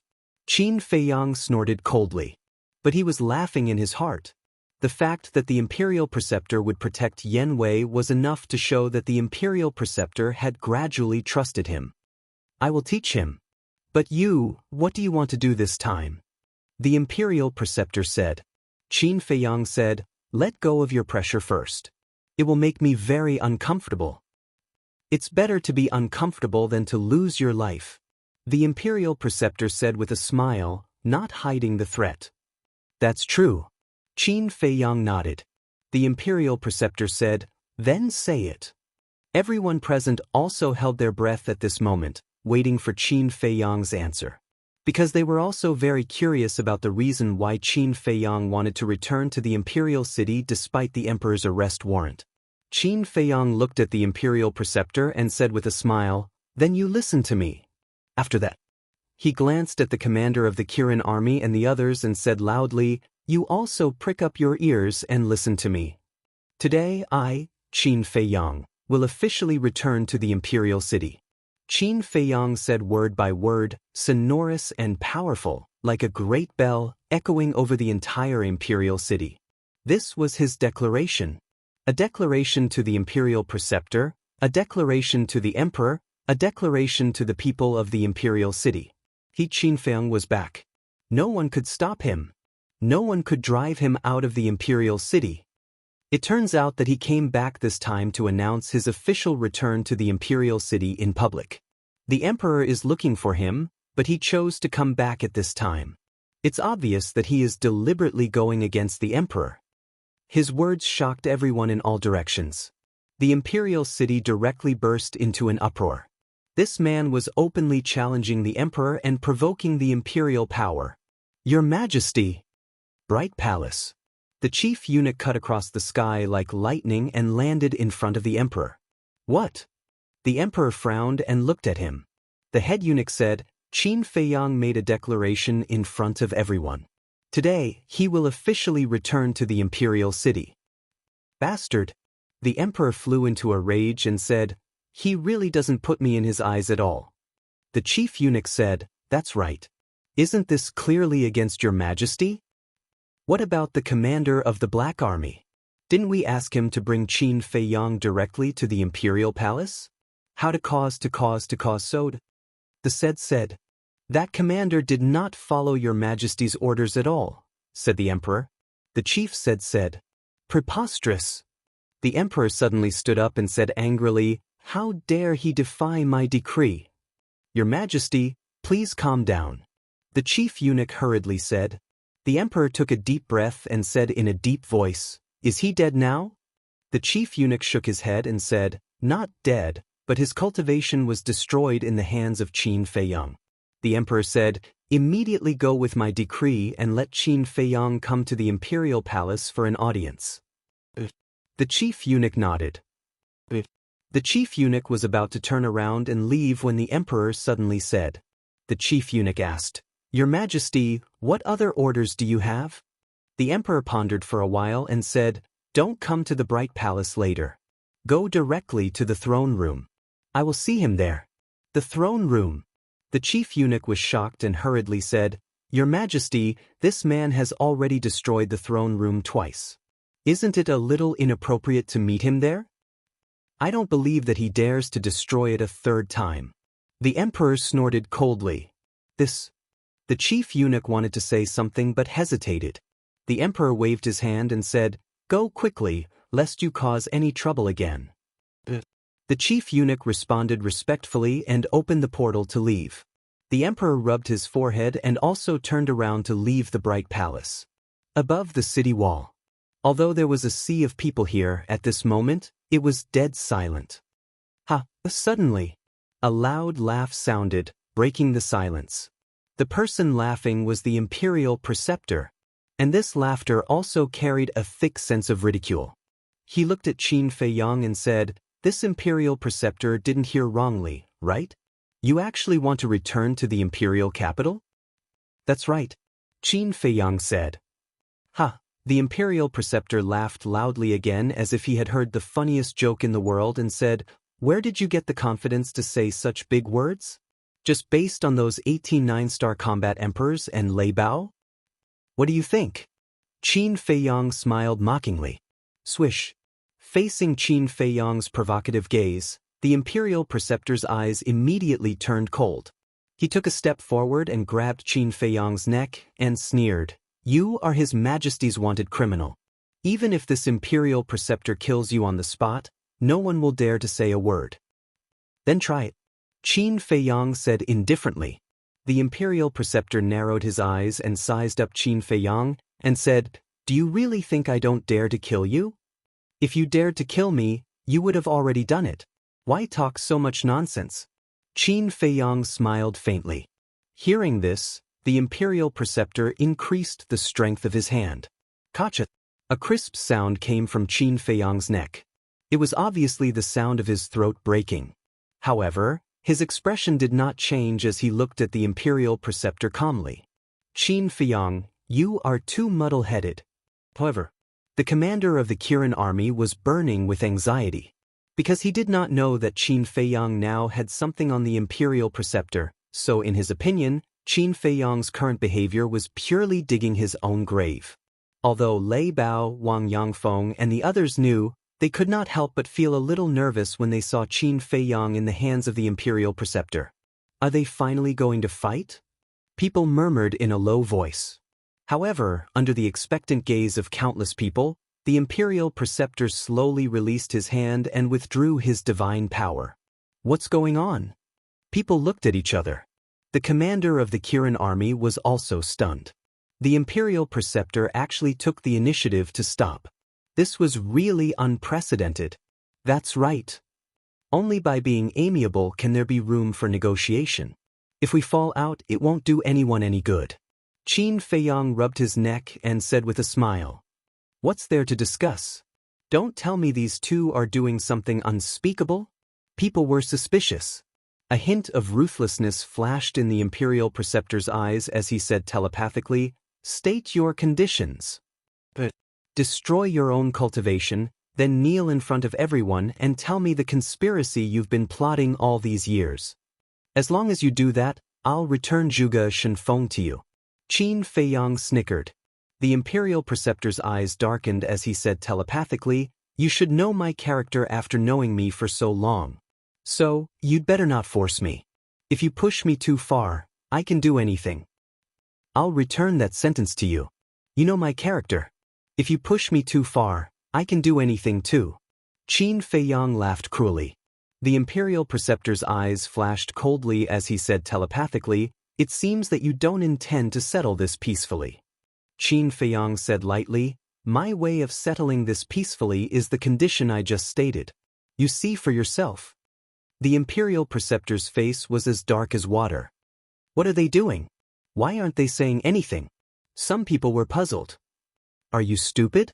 They must be secretly communicating with each other. It seems that the relationship between these two is not ordinary. However, it's not normal for the Imperial Preceptor to be restrained in front of a prince who has long been crippled. Chapter 1285. How about this? You return Zhuge Shenfeng to me, and I promise not to do anything to you for 10 years. In addition, I'll help you again. I'll plead with His Majesty to withdraw your arrest warrant." A moment passed. The Imperial Advisor transmitted his voice to Qin Feiyang. "Not to do anything to me for 10 years? Do you think I will believe your words?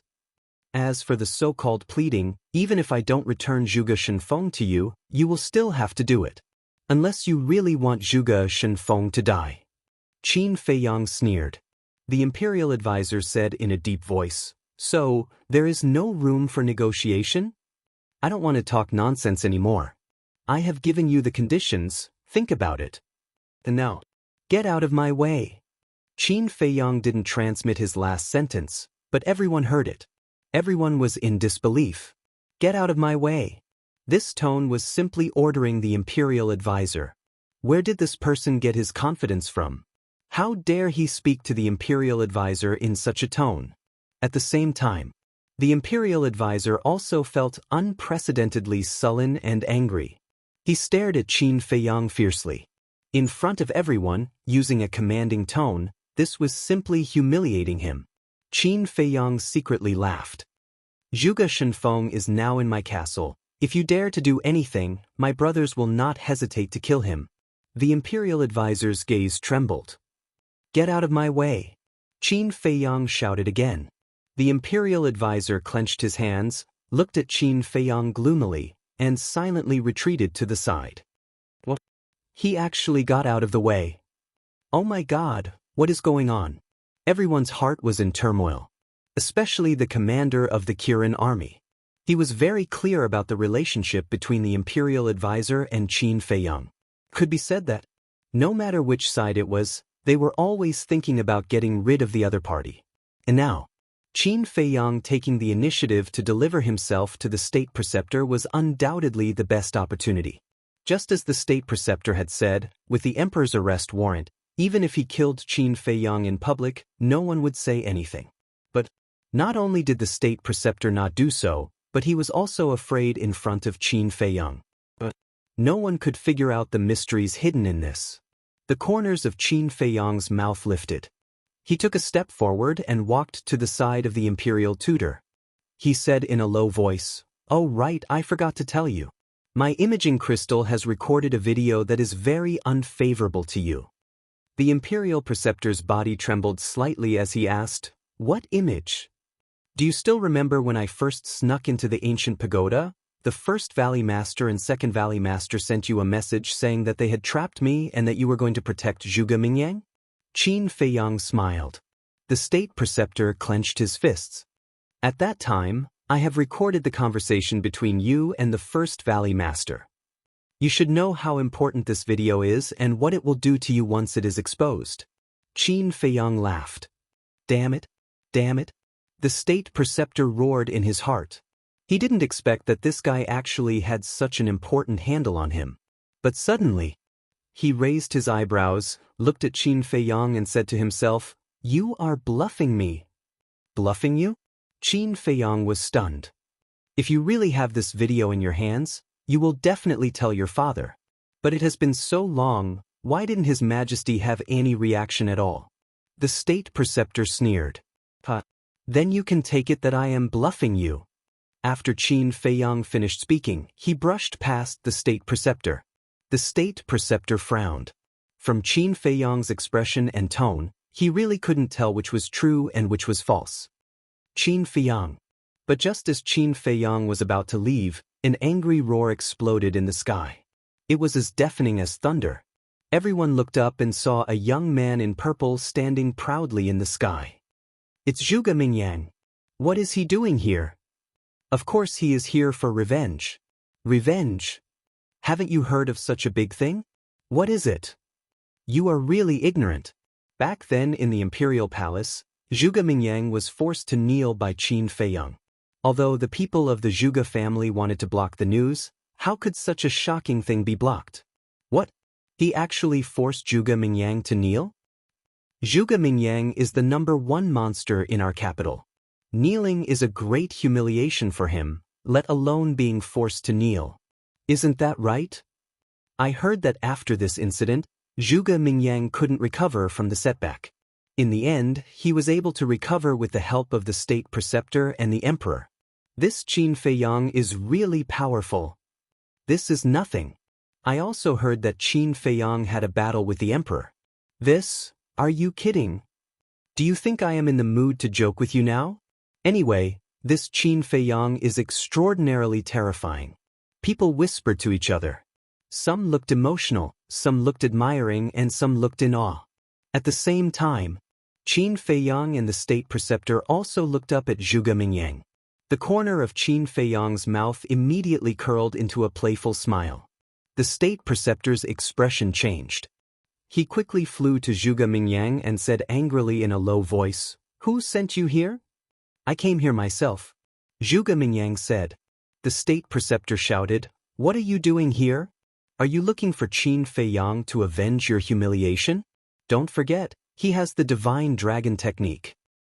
"He has the divine dragon technique, I also have the azure dragon technique," Zhuge Mingyang said telepathically. The state preceptor said, "The azure dragon technique is no match for the divine dragon technique." "I know. But ancestor, don't forget that I also have 2 other divine techniques, Eclipse Moon and 3,000 Incarnations," Zhuge Mingyang said. His hands were tightly clenched together, and his eyes were filled with killing intent. "Eclipse Moon and 3,000 Incarnations," the state preceptor murmured. He made up his mind and said telepathically, "Okay, I agree to your battle with him, but you must win." "Of course." Zhuge Mingyang smiled coldly. He looked down at Qin Feiyang and shouted, "Qin Feiyang, do you dare to battle with me? No victory, only death. This is an official declaration of war. No victory, only death. In other words, as long as Qin Feiyang agrees, one of us must die here." Everyone's eyes trembled. This was a battle of life and death. It seemed that Zhuge Mingyang had been waiting for the day to avenge his humiliation all these years. "Only death." Qin Feiyang looked at Zhuge Mingyang, and his eyes flickered. "Young master, don't agree with him. If he dares to do this, he must have something to rely on," Wang Yangfeng said telepathically. "You don't understand. This battle is unavoidable," Qin Feiyang replied, and a cold light flashed in his eyes. He soared into the sky with monstrous battle intent and landed in front of Zhuge Mingyang. "If you want to risk your life, I'll accompany you."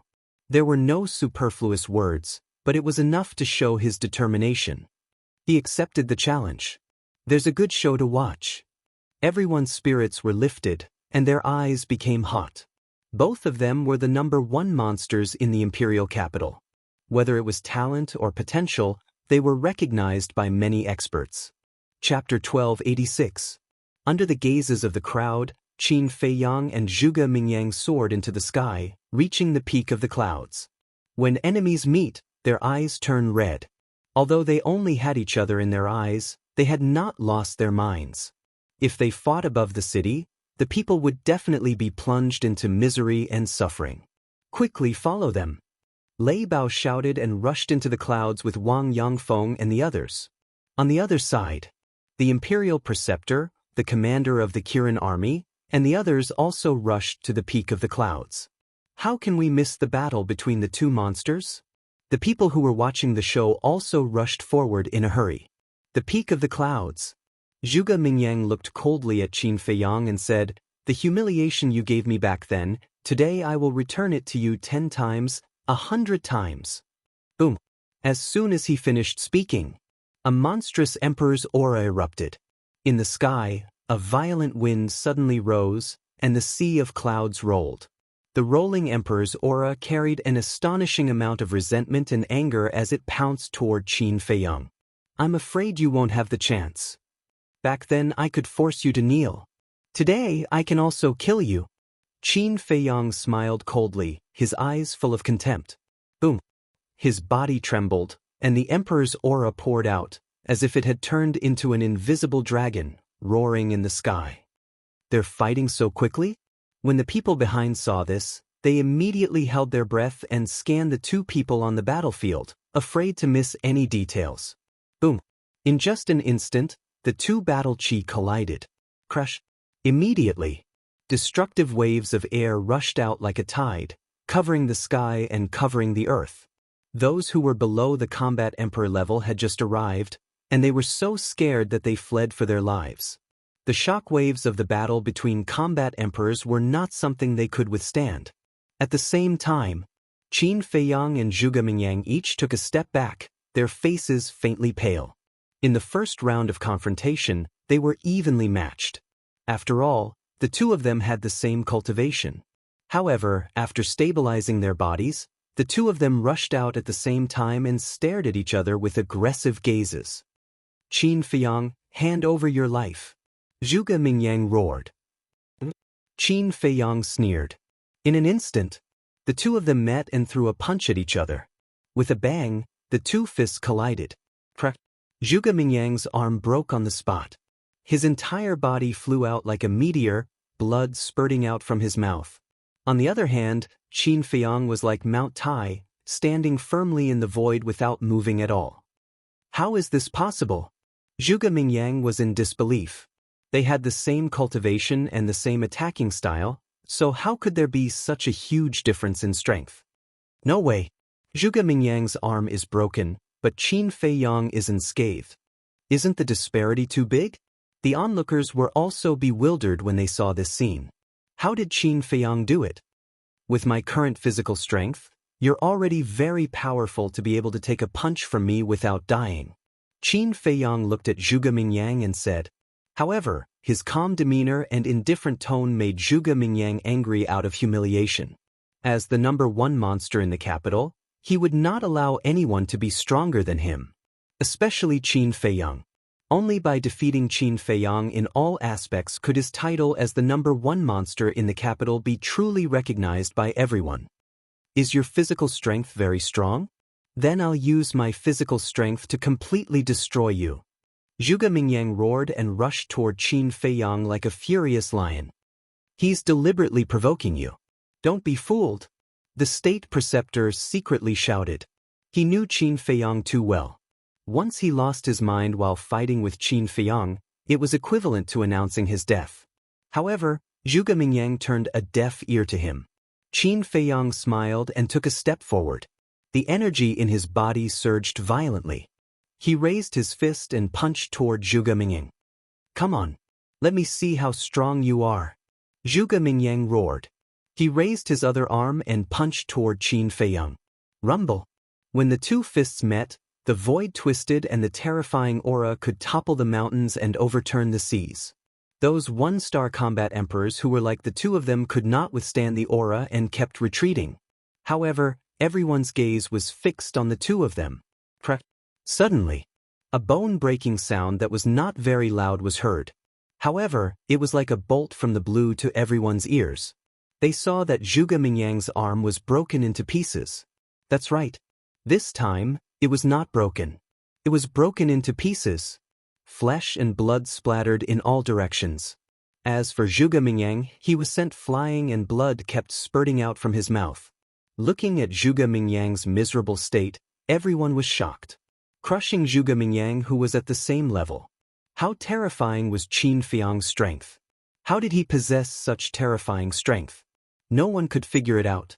Zhuge Mingyang and the state preceptor could not figure it out either. This bastard ate the sacred lion's divine meat. His body has been reborn. With Zhuge Mingyang's strength, he wants to fight him head-on. He's really courting death. In the crowd, an old man covered in a black robe mumbled to himself. He was Wan Qiu.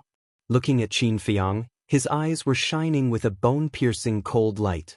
After all these years, is this all you've improved?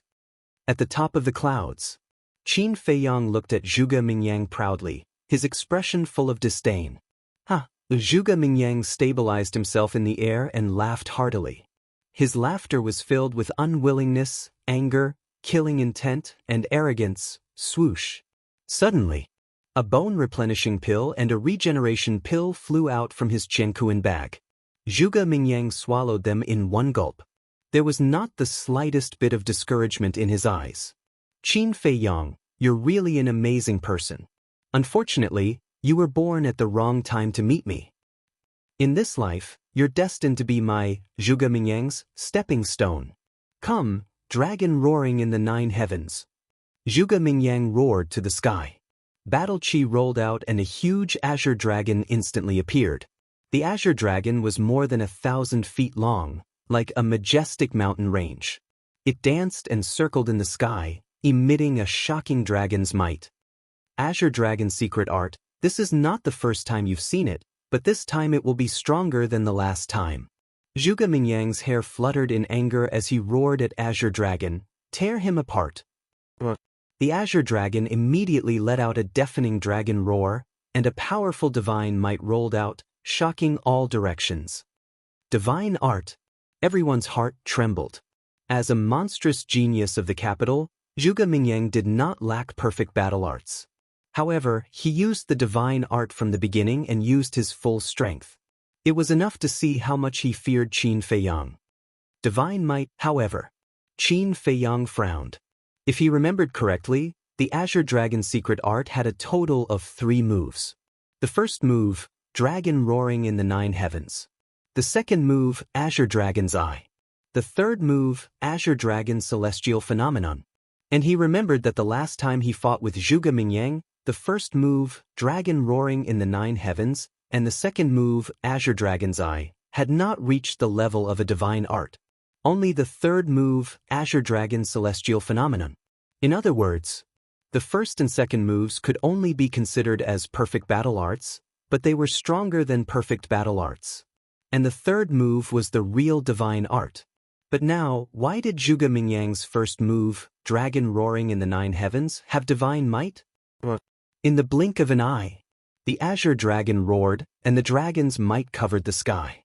Qin Feiyang raised his arm and pointed at the Azure Dragon. An invisible force rolled out and blasted towards the Azure Dragon. Ruins of End art, 4th move, Ruins of End. However, the Azure Dragon only gently swung its huge tail and easily defeated the invisible force. Puff! Qin Feiyang spat out a mouthful of blood and his body retreated continuously. It's really a divine art. His eyes trembled. The power of the 4th move of the Ruins of End art had already reached the peak of perfect battle arts, but it was easily defeated by the Azure Dragon. If this was not a divine art, then what was it? Are you surprised? That's right. During the battle at the Imperial Palace, the first and second moves of the Azure Dragon technique were only perfect battle arts. But with the help of the ancestor, I recomprehended the first and second moves, and now they have transformed into divine arts. Zhuge Mingyang secretly laughed. What? Recomprehended? Qin Feiyang was dumbfounded. That's right. Everyone says that only battle gods can truly comprehend divine arts, but I, Zhuge Mingyang, relied on the cultivation of a battle saint to comprehend the profound meaning of the Azure Dragon technique. Although I only comprehended it with the help of the ancestor, I believe that I am the first person in the world with such talent. Let me ask, if I am not worthy of the title of the #1 monster in the imperial capital, then who is? Have you comprehended a divine art? If you don't have the pill to unlock the door of potential, then tell me, what are you? What do you have to compete with me? Zhuge Mingyang secretly roared, feeling indignant. In terms of talent, he was the #1 monster in the Great Qin Empire. As for Qin Feiyang, he was merely lucky to have obtained the pill formulas for the potential pill. Otherwise, he had already trampled Qin Feiyang under his feet and wantonly trampled on him. I have never denied your talent. I have also never thought of competing with you for the title of the #1 monster. Because these are not what I want. Didn't you realize that all this time, it was you who took the initiative to find trouble with me? But these are no longer important, because you indeed deserve to die. After Qin Feiyang finished speaking, his entire temperament changed greatly. If he was a person of flesh and blood before, then now he was a god of death that made people tremble. His eyes were full of indifference. To be honest, Zhuge Mingyang's talent scared him. He had to eliminate him as soon as possible, otherwise it would be even more difficult to deal with in the future. The azure dragon bared its fangs and brandished its claws. The dragon's aura was vast and mighty. When it arrived above Qin Feiyang, it raised its huge tail and slammed it towards Qin Feiyang's head. A little bug dares to be impudent in front of me. Qin Feiyang roared and activated the battle formula. His eyes and long hair suddenly turned blood red. Using the phantom steps, he was like a ghost, avoiding the azure dragon's huge tail. He swept to the top of the azure dragon's head and then stomped on the azure dragon's head. Ao! Accompanied by a wail, the azure dragon immediately disintegrated and dissipated in the void. Shattering the deity formula with one kick. Everyone was dumbfounded. Just how terrifying was the power of this kick? It was too unbelievable. Chapter 1287. The Battle Formula. With this deity technique in hand, who in the same realm as Qin Feiyang would be able to compete against him? Zhuge Mingyang is really stupid. However, some people knew what was going on. For example, Wan Qiu. The battle formula not only had strong defensive power, but it could also ignore half of the opponent's attack power. Of course, he didn't know much about the battle formula. However, Mu Qing and Lu Xingchen had told him that this divine formula was far superior to other divine formulas. Once the battle formula was activated, Qin Feiyang would have an immortal body. Therefore, he wasn't surprised at all. Boom! While everyone was still in shock, Qin Feiyang took a step forward and finally took the initiative to attack. So what if you have a divine formula? So what if you're talented? As long as you're under someone's foot, you're nothing. He stepped forward step by step. His blood-red hair and clothes fluttered in the wind. He looked like a god of war. His terrifying battle intent roared in all directions and even the sky trembled. Then you can try and see if you can trample me under your foot. Azure Dragon's Eye, destroy. Zhuge Mingyang roared. A divine dragon's eye suddenly appeared in front of him. The eye suddenly opened and a dazzling divine light burst out of it. It was filled with a destructive aura. No matter how many divine formulas you have, I only need one move. Qin Feiyang's face was full of disdain. He raised his hand and punched. Boom! The divine light was destroyed on the spot. Zhuge Mingyang retreated continuously. His body and mind trembled and blood gushed out of his mouth. The power of each punch is comparable to a deity technique. Is this the power of the battle character incantation? No! With the protection of the battle formula, the power of his punch is even more terrifying than a divine formula. Wan Qiu was dumbfounded and a deep sense of fear emerged in his heart. If it were him, he would have died in Qin Feiyang's hands. Impossible! Zhuge Mingyang was also in disbelief. He shook his head crazily and said, "How did you do it? Isn't that obvious? Of course, it's the deity technique." Qin Feiyang sneered. He landed in front of Zhuge Mingyang with a single step and slapped his palm toward Zhuge Mingyang's chest. Divine art! What kind of deity technique can crush my Azure Dragon's secret art as easily as crushing dry weeds? I don't believe it. I refuse to accept this. Zhuge Mingyang roared hysterically. His broken arm had already recovered under the effects of the bone-replenishing pill. He clenched his fist and punched out. Third style, Azure Dragon Celestial Phenomenon. Boom! A majestic battle chi gushed out from his fist. Ding! That battle chi condensed into an azure dragon and followed the fist as it blasted towards Qin Feiyang. Fist and palm collided in an instant. With a loud bang, Qin Feiyang was knocked back, and a wisp of purple-gold dragon blood flowed from the corner of his mouth. But at the same time, Zhuge Mingyang's arm shattered, and blood splattered everywhere, dyeing the sky red. Looks like your battle art isn't that invincible. Ha! Zhuge Mingyang laughed continuously. Although it's not invincible, it's enough to kill you. Qin Feiyang's blood-red eyes surged with a torrential blood-red light, as if a sea of blood was surging. He took a step forward, raised his arm, and slapped towards Zhuge Mingyang's head. Kill me! Zhuge Mingyang retreated as he mocked. I know how strong you are, but do you know how strong I am? If you still think that I'm as weak as before, then you're gravely mistaken. The real battle begins now. Zhuge Mingyang raised his head and laughed. Battle chi surged in front of him, and a crescent moon rose into the sky, shaking the heavens with its divine might. Qin Feiyang was stunned. Isn't that the first move of sun and moon eclipse, dark moon? Zhuge Mingyang had indeed inherited the first-generation Marquis Zhuge's legacy. Zhuge Mingyang glanced at the crescent moon, then looked at Qin Feiyang and said, Now, I'll give you a chance. Kneel down and beg for mercy. Qin Feiyang was stunned and asked, Then? Zhuge Mingyang was like a king as he said arrogantly, I'll leave your corpse intact. I won't let you die a miserable death. Ha! Qin Feiyang laughed. Does he think that he can kill me just because he has sun and moon eclipse? That's too naive. Stubborn people will end up in a miserable state. Zhuge Mingyang smiled ferociously. The crescent moon shook the sky and charged towards Qin Feiyang. However, Qin Feiyang did not retreat. Instead, he went forward and slapped the crescent moon. Rumble! Qin Feiyang immediately spat out a mouthful of blood. The skin on his arm was torn and the flesh was exposed. The purple-gold dragon blood splattered in the sky and dyed the sky red. However, the crescent moon was also shattered by his palm strike. I've said that this is just the beginning. Zhuge Mingyang laughed. Boom! Before he finished his words, another scorching sun rose into the sky. Sun and moon eclipse, second move, sun eclipse. Qin Feiyang squinted his eyes. The second move, sun eclipse, was at least twice as powerful as the first move, dark moon. 30 years in the east, 30 years in the west. And I, Zhuge Mingyang, don't need 30 years to avenge my humiliation. Prepare to die.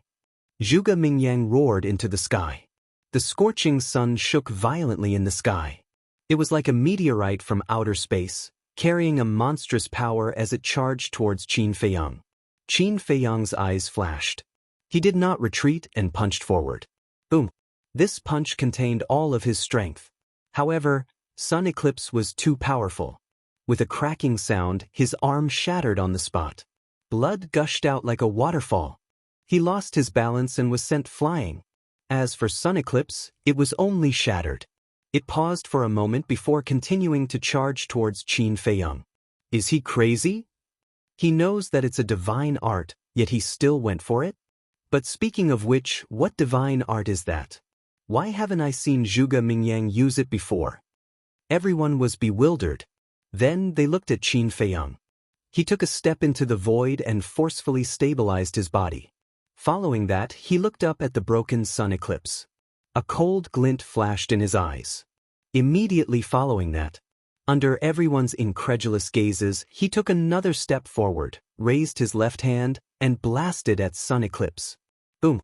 Sun eclipse finally collapsed.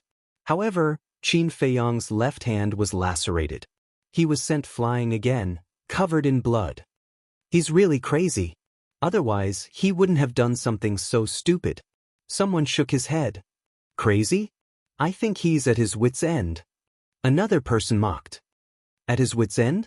You just came to Imperial City, right? Otherwise, why would you say such words? Who in Imperial City doesn't know that Qin Feiyang has obtained the legacy of the previous emperor and grasped the divine dragon art? And look, up until now, has Qin Feiyang used the divine dragon art? Let me tell you, Qin Feiyang's strength is far beyond this. Many people looked at the person who mocked him with disdain. A frog at the bottom of a well dared to speak nonsense. What a joke! At the peak of the clouds. Zhuge Mingyang looked at Qin Feiyong proudly and asked, "How does it feel?" Qin Feiyong stabilized his body and smiled. "It's just essential." "Ha, you still dare to be arrogant when you're about to die. Hurry up and show me your divine dragon art. Otherwise, you won't have a chance." Zhuge Mingyang laughed wildly. After defeating Qin Feiyong twice in a row, he had already started to become arrogant. Boom! Battle chi surged. Mystic moon and eclipse rose into the sky at the same time. That world-shaking might rolled out in the sky. At this moment, even though he was a 5-star combat emperor, he felt a great sense of oppression and quickly retreated. Qin Feiyong was surprised. What was going on?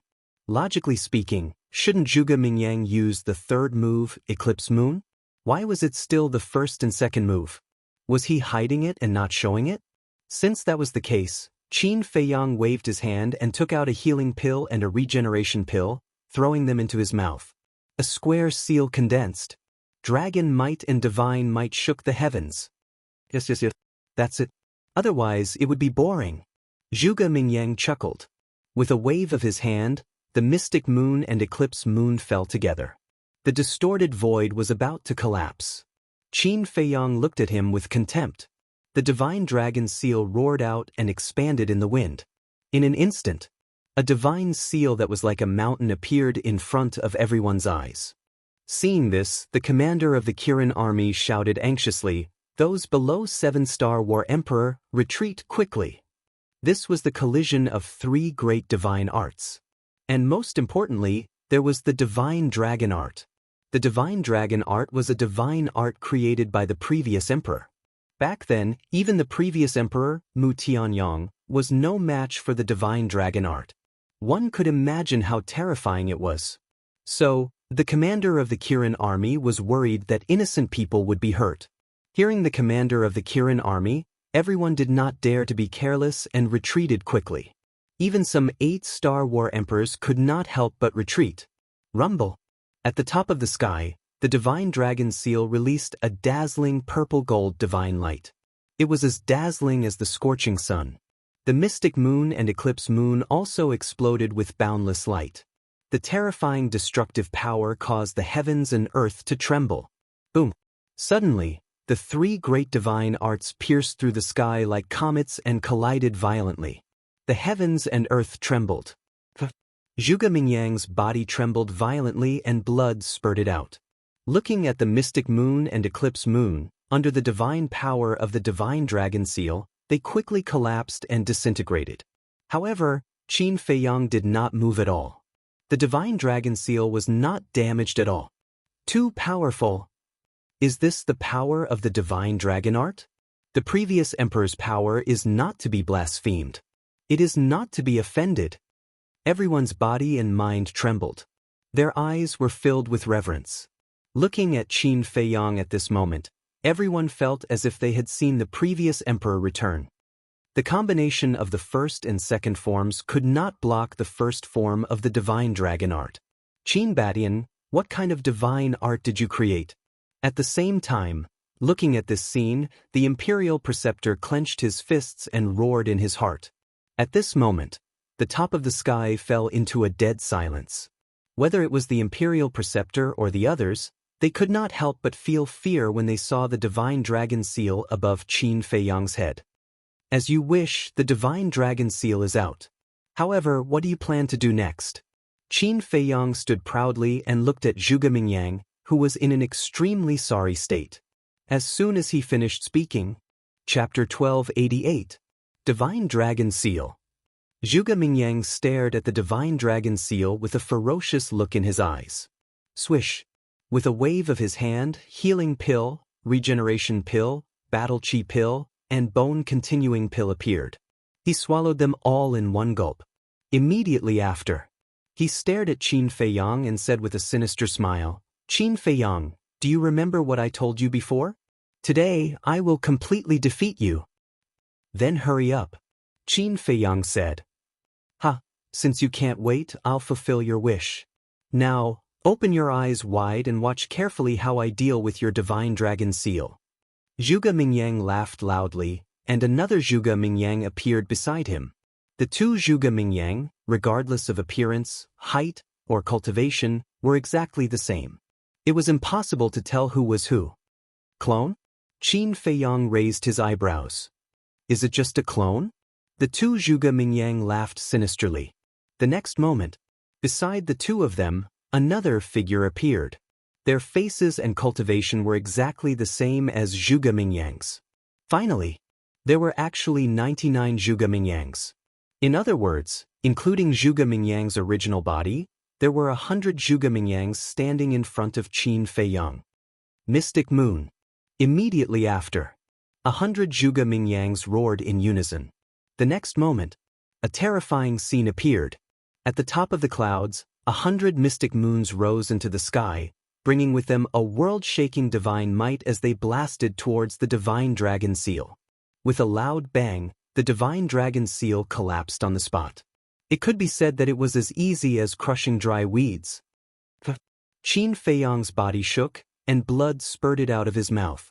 The 100 Zhuge Mingyangs waved their hands at the same time, and the mystic moons stopped in midair. Their divine auras shook the surroundings. Qin Feiyang, do you see it now? This is my true trump card. Divine Art, 3,000 clones. 100 Zhuge Mingyangs opened their mouths at the same time, grinning hideously. Qin Feiyang glanced at them one by one, and his gaze turned solemn. Although he didn't know what level these 3,000 incarnations were at, he could clearly feel that each of them had the strength of Zhuge Mingyang at his peak. Tell me, are you in despair now? 100 Zhuge Mingyangs spoke again, each of their faces filled with mockery. Qin Feiyang snorted from his nose, and the purple-gold dragon Qi roared out. A purple-gold divine dragon appeared, and its dragon might rolled out, causing the sky to tremble. Dragon God's roar! Qin Feiyang bellowed. The purple-gold divine dragon raised its head and roared. An invisible sound wave surged towards the black moons like a tsunami in the ocean. Kacha! Round after round of crescent moons collapsed one after another, disintegrating. However, the Zhuge Mingyang's incarnations didn't show any signs of collapsing. Instead, the mockery on their faces became more intense. It's useless. They will only disappear if you destroy my incarnations with your own hands. Zhuge Mingyang chuckled. Just like before, 100 Zhuge Mingyangs spoke at the same time, and it was impossible to tell which one was the real one. Boom! Under the impact of the sound wave, the 100 mystic moons collapsed. Eclipse. Kill! However, the 100 Zhuge Mingyangs roared in unison, and 100 scorching suns rose and pounced on the purple-gold divine dragon one after another. The purple-gold divine dragon hovered above Qin Feiyang's head, and the sound waves were earth-shattering. Boom! Kacha! The eclipse sun continued to explode, and the divine light was so bright that even the sun's radiance was overshadowed. That destructive aura was like a torrent of beasts, rolling in all directions. The onlookers, other than the imperial advisor, couldn't help but retreat, including Lei Bao, Wang Yangfeng, and the others. Too terrifying. What kind of people were they? However, what shocked everyone the most was that the 3,000 incarnations that Zhuge Mingyang used could actually compete with the dragon god's secret art. Lei Bao asked, Wang Yangfeng, do you think old Qin will win? Definitely. Wang Yangfeng answered without any hesitation. Wang Yishan and the others also nodded, full of confidence in Qin Feiyang. Will he really win? But why do I feel that Zhuge Mingyang has the strength to compete with him? Lei Bao muttered, and couldn't help but worry for Qin Feiyang. Boom! With a loud sound, the purple-gold divine dragon was finally unable to withstand the bombardment of the 100 eclipse sun and dissipated with a loud bang. Qin Feiyang's body trembled violently as blood gushed out. If you feel despair, just say it. Don't hold it in. It's uncomfortable. The 100 Zhuge Mingyang laughed wildly, not giving Qin Feiyang any chance to catch his breath. He evolved another 100 eclipse sun, bringing with it the power to destroy the world, and smashed towards Qin Feiyang. From afar, it looked like a meteor shower, causing the sky to tremble. 3,000 incarnations, Qin Feiyang muttered, calming down the surging qi and blood in his heart, the purple gold dragon qi poured out. Boom! A statue of a god had appeared. The third form of the dragon god's secret art, supreme of the 9 and 5. It's useless. The current me is already invincible. If God blocks me, I'll kill God. If Buddha blocks me, I'll kill Buddha. The 100 Zhuge Mingyang laughed out loud towards the sky, all of them with an attitude of supremacy. Invincible, Qin Fiang muttered and shouted, slash. Clang. The statue suddenly swooped down, the broken sword in his hand emitting a dazzling divine light, slashing down. Boom. More than 10 eclipse sun were destroyed on the spot. That's all you got? Qin Feiyang said coldly. The broken sword attacked again, and more than 10 eclipse sun were destroyed. Terrifying. Is this the third move of the divine dragon technique? Everyone's heart trembled. They even had an illusion that the late emperor had returned. Yes, that's the way. It would be boring if I killed you instantly. Looking at the statue, the 100 Zhuge Mingyang were not nervous at all. Instead, they were full of fighting spirit and laughed continuously. Qin Feiyang's eyes turned cold, and he snorted coldly, the late emperor's prestige is not something an ant like you can offend. Clang. The statue destroyed the eclipse sun, reaching the top of the 100 Zhuge Mingyang's head, and then slashed down with his sword. Tens of thousands of sword qi swept through the sky, and the void was about to split open.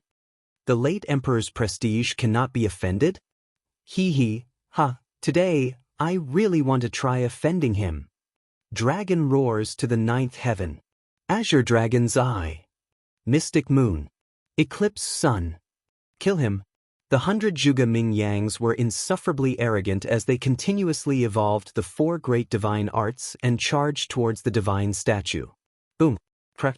At this moment, everyone in the imperial city could clearly feel the terrifying divine might. This divine might, could it be that the war god is fighting at the top of the clouds? Everyone was bewildered. How could this be? A figure flew into the clouds, looking at Qin Feiyang and Zhuge Mingyang. His face was filled with fear. This person was the head eunuch. Stop fighting. He glanced at the crowd and saw that no one was stopping Qin Feiyang and Zhuge Mingyang, so he shouted loudly. But Qin Feiyang and Zhuge Mingyang ignored him. To be exact, they didn't hear it, because now they only had each other in their eyes. As for the imperial advisor, Lei Bao, Wang Yangfeng and the others, they heard the voice of the head eunuch, but they only took a quick glance and continued to pay attention to the battlefield. Being ignored by everyone like this, the head eunuch couldn't help but become angry. He mustered all his strength and shouted, "His Majesty's orders!" "Your Majesty!" The imperial advisor was shocked and didn't dare to be negligent. He quickly flew to the front of the head eunuch and bowed, "What orders does your Majesty have?" The head eunuch glanced at the imperial advisor, then raised his head to look at Qin Feiyang and shouted, "Qin Feiyang, His Majesty wants you to go to the throne room immediately and have an audience with him without any delay. Tell him that I'm not free." Qin Feiyang heard it this time, but he just responded coldly and didn't even look at the head eunuch. The head eunuch was about to explode with anger. A cold light flashed in the imperial advisor's eyes and he said, "Head eunuch, he won't go with you now because their battle is not over yet. Then you should stop them quickly. What if someone dies?" The head eunuch said anxiously. The imperial advisor sneered. Qin Feiyang is originally a wanted criminal by His Majesty himself. Everyone has the right to kill him. Even if Zhuge Mingyang kills him, he is serving His Majesty to get rid of this scourge. Hearing this, the head eunuch was speechless for a moment. The imperial advisor said, "Go back and report to His Majesty. I will take Qin Feiyang's head to report to him later." The head eunuch hesitated. The imperial advisor raised his eyebrows and a touch of coldness appeared in his eyes. The head eunuch's eyes trembled and he nodded. "Well, I'll go back and report to His Majesty first." After that, he opened a portal and ran in without looking back. It was also at this moment. The battle in the sky had also come to an end. Under the continuous bombardment of the divine technique, the statue suddenly fell apart and dissipated between heaven and earth. Qin Feiyang also seemed to have been struck by lightning. He kept retreating, his face pale. What? Young master was defeated? Wang Yangfeng and the others were dumbfounded. The rest of the people were also dumbfounded when they saw this. The divine dragon technique was created by the former emperor, so in the eyes of the world, the divine dragon technique was invincible. But now, it was defeated by Zhuge Mingyang? Was the level of the 3,000 incarnations higher than the divine dragon technique? The imperial advisor, on the other hand, looked excited. His wrinkled hands could not help but clench. As long as Qin Feiyang died, the ancient castle, Changshui, the ancient pagoda, the tree of fortune, and so on would be in his pocket. Qin Feiyang, how are my 3,000 incarnations? High up in the sky. The 100 Zhuge Mingyang looked down at the battered and exhausted Qin Feiyang, their eyes full of contempt.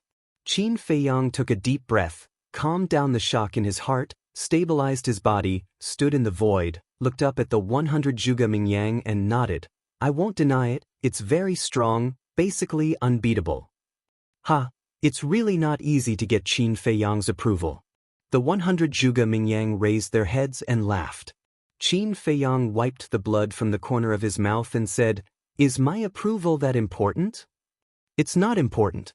But looking at your discouraged and dejected look, I feel very happy." Chapter 1289. Discouraged? Discouraged? Qin Feiyang was stunned and couldn't help but laugh. How can you tell that I'm discouraged? Stop pretending. Although you look calm on the surface, you're actually panicking to the extreme in your heart. 100 Zhuge Mingyang sneered. Pretending? Qin Feiyang shook his head and smiled. You're too confident. Don't I have the right to be confident now? 100 Zhuge Mingyang said. If you're really confident, why don't you stand out and talk to me alone? Ever since those 90 incarnations appeared, you've been hanging out with them. You even speak together. Why is that? Because you're afraid that I'll find your real body. In this world, incarnations and clones are closely related to the real body. In other words, as long as I kill you or cripple you, even if you really have 3,000 incarnations, they'll collapse on their own. So, the one who's pretending now is you, not me. Qin Feiyang said indifferently. Hearing those words, the 100 Zhuge Mingyangs were instantly filled with hostility. Angry out of humiliation? Then it seems that I'm right. Qin Feiyang joked. So what if you're right? Can you change your fate? No. Your death is destined. Even if the heavenly king comes down, he can't change it.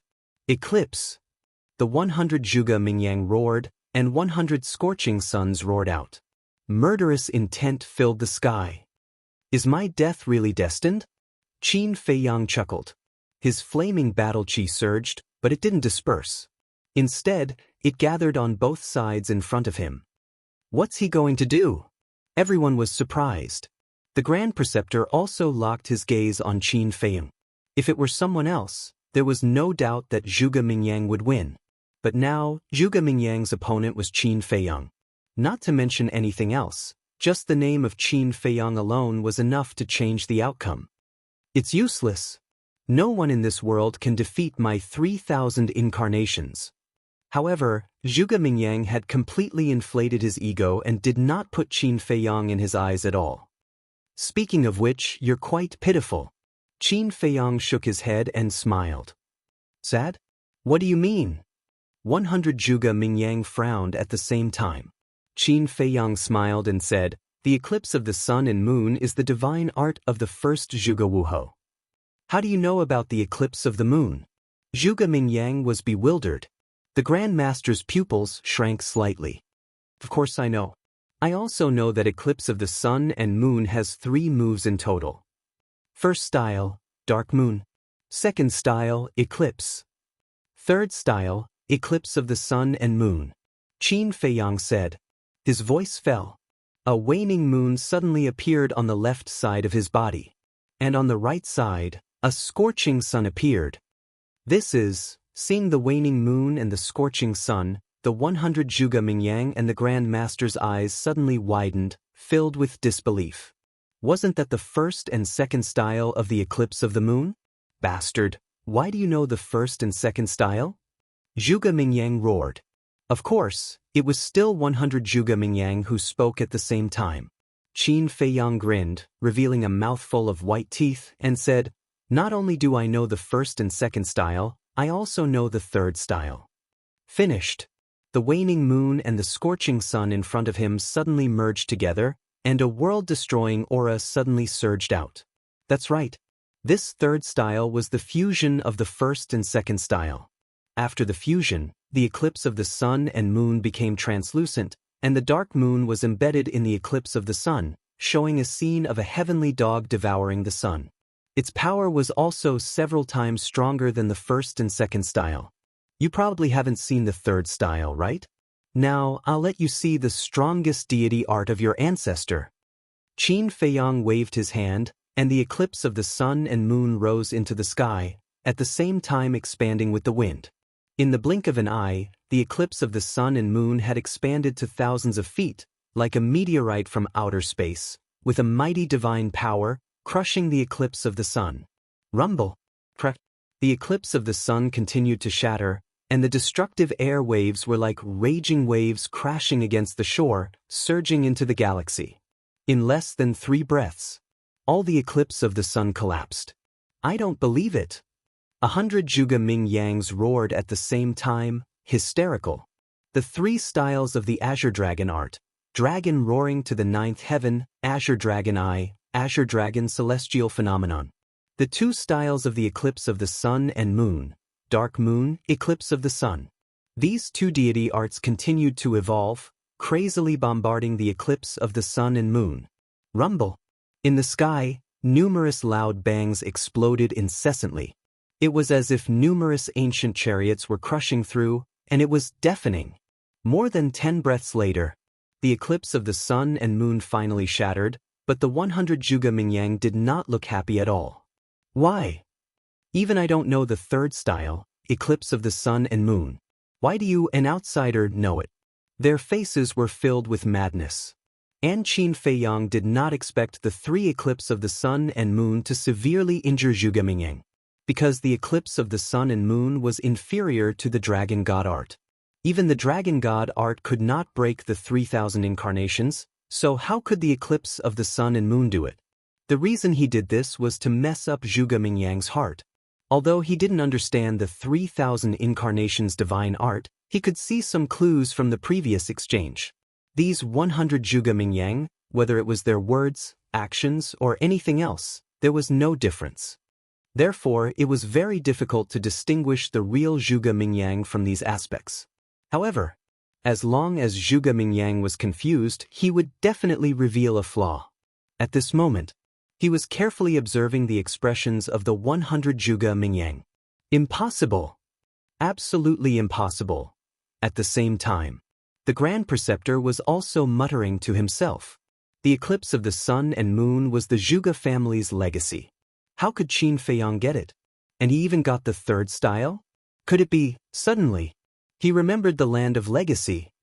You got the eclipse of the sun and moon in the land of legacy? He quickly sent a voice transmission to Qin Feiyang. That's right. Qin Feiyang replied. Although he was answering the Grand Preceptor, he was still observing the 100 Zhuge Mingyang. How could this be? So many direct descendants of the Zhuge family did not get the third style of the eclipse of the sun and moon. How did you, an outsider, get it? The Grand Preceptor roared in his heart, feeling indignant. The direct descendants did not get it, but I, an outsider, got it. If this were to spread, it would be the biggest joke.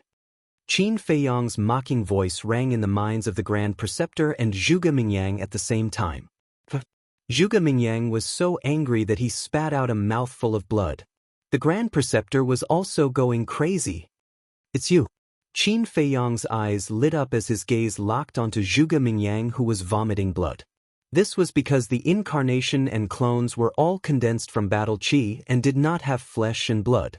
Therefore, the person who vomited blood must be Zhuge Mingyang's original body. Qin Feiyang immediately used the phantom steps and rushed towards Zhuge Mingyang. Zhuge Mingyang laughed out loud and said, "Do you think you can kill me like this?" The 99 incarnations immediately evolved into a divine art and charged towards Qin Feiyang. Zhuge Mingyang stood behind the 99 incarnations, his eyes full of ridicule. "You underestimate me too much." Qin Feiyang sneered, activated the concealment technique, and instantly disappeared from everyone's line of sight. "Where is he?" Everyone hurriedly scanned the surrounding void. Seeing this, Zhuge Mingyang panicked and hurriedly wiped the blood from the corner of his mouth and mixed into the 99 incarnations. The 99 incarnations also immediately moved in the void like lightning. This was to confuse Qin Feiyang's line of sight. The Grand Preceptor also became nervous. "Come out quickly, what's the point of hiding?" Seeing that Qin Feiyang did not appear for a long time, Zhuge Mingyang and the 99 incarnations roared angrily. Whether it was the expression or the aura, it was completely the same. But Qin Feiyang still did not appear. And the longer Qin Feiyang disappeared, the more flustered Zhuge Mingyang became. Wang Yangfeng smiled and asked, "Where do you think the young master is now?" Wang Yishan said disdainfully, "Is there a need to say? The young master must be standing beside Zhuge Mingyang, looking at him as if he's a clown." Lei Bao glanced at the two of them and sighed, "This guy is really strong." He originally thought that Qin Feiyang would lose. But he did not expect that the situation would be reversed so quickly. "Come out quickly. Are you going to hide for the rest of your life? Or do you think you're no match for him and have already fled?" The 100 Zhuge Mingyang roared. "I want to ask, do you really have the ability to make me flee?" Suddenly, Qin Feiyang's voice sounded in Zhuge Mingyang's ears. Zhuge Mingyang shuddered and hurriedly retreated. But at the same time, a hand appeared out of thin air, mercilessly tore open his lower abdomen, and entered his qi ocean. His qi ocean was also torn apart on the spot. "Ah!" Zhuge Mingyang suddenly screamed miserably, and the 99 clones that surrounded him all dissipated in an instant. Qin Feiyang also appeared. He pulled out his bloody arm, looked at Zhuge Mingyang, and sneered, "You've already been locked on by me, and you still want to confuse me, aren't you too naive? Or have you become so arrogant that you don't take me, Qin Feiyang, seriously?" Zhuge Mingyang's eyes trembled. Only now did he wake up from his arrogance. His opponent now was not those idiots he had met before, but Qin Feiyang, who had the ability to compete with him. Facing this person, if he was slightly careless, he would fall into eternal damnation, not to mention his endless arrogance. How could he be so stupid? After gaining a little bit of advantage, he became complacent. He regretted it too much in his heart. Sigh. In the end, Zhuge Mingyang lost. In today's world, who can stop Qin Feiyang's return? Stepping on Zhuge Mingyang's bones and making a strong return, that's too awesome. Now, I'm afraid only the big shots, such as the State Preceptor and the Emperor, can subdue him. Everyone sighed. How many years had it been since Qin Feiyang was expelled from the imperial capital? It was hard to imagine that he had grown to this extent. If he was allowed to continue to grow, what level would he reach? At this point, the State Preceptor, as his sworn enemy, had long been aware of it. Chapter 1290. Hey! Qin Feiyang grabbed Zhuge Mingyang's neck and turned to look at the State Preceptor. He grinned and said, "Put away your arrogance right now, or I'll take off his head and give it to you as a ball." "How dare you?" The State Preceptor was furious. "Why don't you try?" Qin Feiyang joked. The State Preceptor's face was gloomy, but in the end he restrained his aura and said in a deep voice, "Let him go." "Are you kidding me? Regardless of victory or defeat, only life or death." He proposed it and you agreed. In other words, even if I kill him now, no one has the right to interfere. But now you're asking me to let him go so arrogantly? What do you want? To bully others with your power? Qin Feiyang looked at the State Preceptor playfully and said. The State Preceptor's old face was a little embarrassed. If it was someone unrelated, he would definitely turn around and leave to avoid being humiliated. But now it was Zhuge Mingyang who fell into Qin Feiyang's hands. He liked Zhuge Mingyang very much. He even had high hopes for him. Whether the Zhuge family could really rise in the future might depend on Zhuge Mingyang. And in order to cultivate Zhuge Mingyang, he had spent a lot of effort. So He couldn't ignore it. Qin Feiyang laughed and said, "Do you want to save him? Kneel down and beg me." Everyone was dumbfounded. Did Qin Feiyang eat a leopard's guts? He actually dared to threaten the state preceptor openly? Looking at the state preceptor again. His face was ashen and his hands were tightly clenched together. His palms had already turned white. If looks could kill, Qin Feiyang would have been smashed into pieces. "Don't beg him." Zhuge Mingyang suddenly roared. The state preceptor's body shook as if he was struck by lightning. He quickly looked at Zhuge Mingyang and saw Zhuge Mingyang's eyes flashing with madness. "What do you want to do?" The state preceptor was surprised. Qin Feiyang also raised his eyebrows slightly. But the next moment, the state preceptor seemed to have thought of something and said angrily, "You want to use that move, right? I won't allow it. I lost to him last time. If I lose to him again, I'm afraid I won't be able to make a comeback in this life. So, no matter what price I have to pay today, a tooth for a tooth, blood for blood." Zhuge Mingyang said, his face full of determination. "What's the situation? Isn't his seized qi? How can he still be so?" Everyone was surprised. Qin Feiyang also frowned. Could it be that this Zhuge Mingyang was still hiding some tricks? However, even if Zhuge Mingyang still had some tricks up his sleeve, wouldn't it be useless if his sea of qi was destroyed? This was because regardless of whether it was a battle art or a deity art, they all required cultivation and battle qi to support them. In short, without qi and cultivation, even if he had a heaven-defying qi and qi, he wouldn't be able to use it. Qin Feiyang, it's not over yet, it's just the beginning. Just when Qin Feiyang was puzzled, Zhuge Mingyang suddenly roared, and a shocking amount of qi and blood rushed out of his body. This qi and blood, with a destructive aura, actually forced Qin Feiyang to retreat. What happened? Qin Feiyang was surprised. Lei Bao, Wang Yangfeng, and the others were also surprised. The people who were watching the battle also stared at Zhuge Mingyang, extremely shocked and bewildered. What was that qi and blood? It actually contained such terrifying power? Zhuge Mingyang slowly turned to look at Qin Feiyang. Looking at Qin Feiyang's expression, he couldn't help but laugh. At the same time, Qin Feiyang was shocked to find that Zhuge Mingyang's injuries were instantly healed. That's right. It happened in an instant, including the wound on his lower abdomen. Boom. Immediately after, the qi and blood receded, and a monstrous emperor's aura rushed out of Zhuge Mingyang's body. What? His qi sea was repaired just like that? I didn't see him take the spirit sea pill before? Even if he took the spirit sea pill, it shouldn't be so fast. Everyone was dumbfounded, not understanding what was going on. It was like magic. The next moment, an even more shocking scene appeared. Zhuge Mingyang's originally young and strong body was aging at a speed visible to the naked eye. In the blink of an eye, he became an old man in his 50s or 60s, with white hair and one foot in the grave. Everyone was shocked. His qi sea was repaired in an instant, but his appearance also aged in an instant. What was going on? Forbidden technique. Suddenly, a shocked voice sounded. Forbidden technique? Everyone was stunned and looked at the person who spoke. The person who spoke was Qin Feiyang.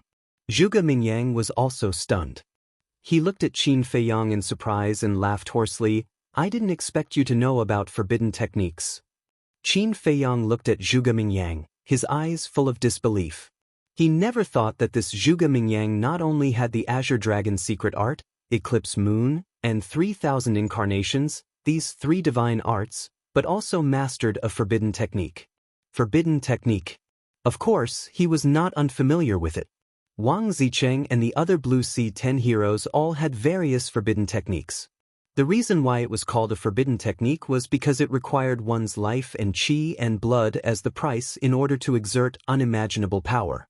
And just now, Zhuge Mingyang's qi sea was instantly repaired. Without a doubt, it was exchanged with his life and qi and blood. Forget it. It doesn't matter even if you know about forbidden techniques, because you will die soon. As for me, I won't give you any more chances. 3,000 incarnations. Zhuge Mingyang raised his head and roared. 99 clones instantly appeared.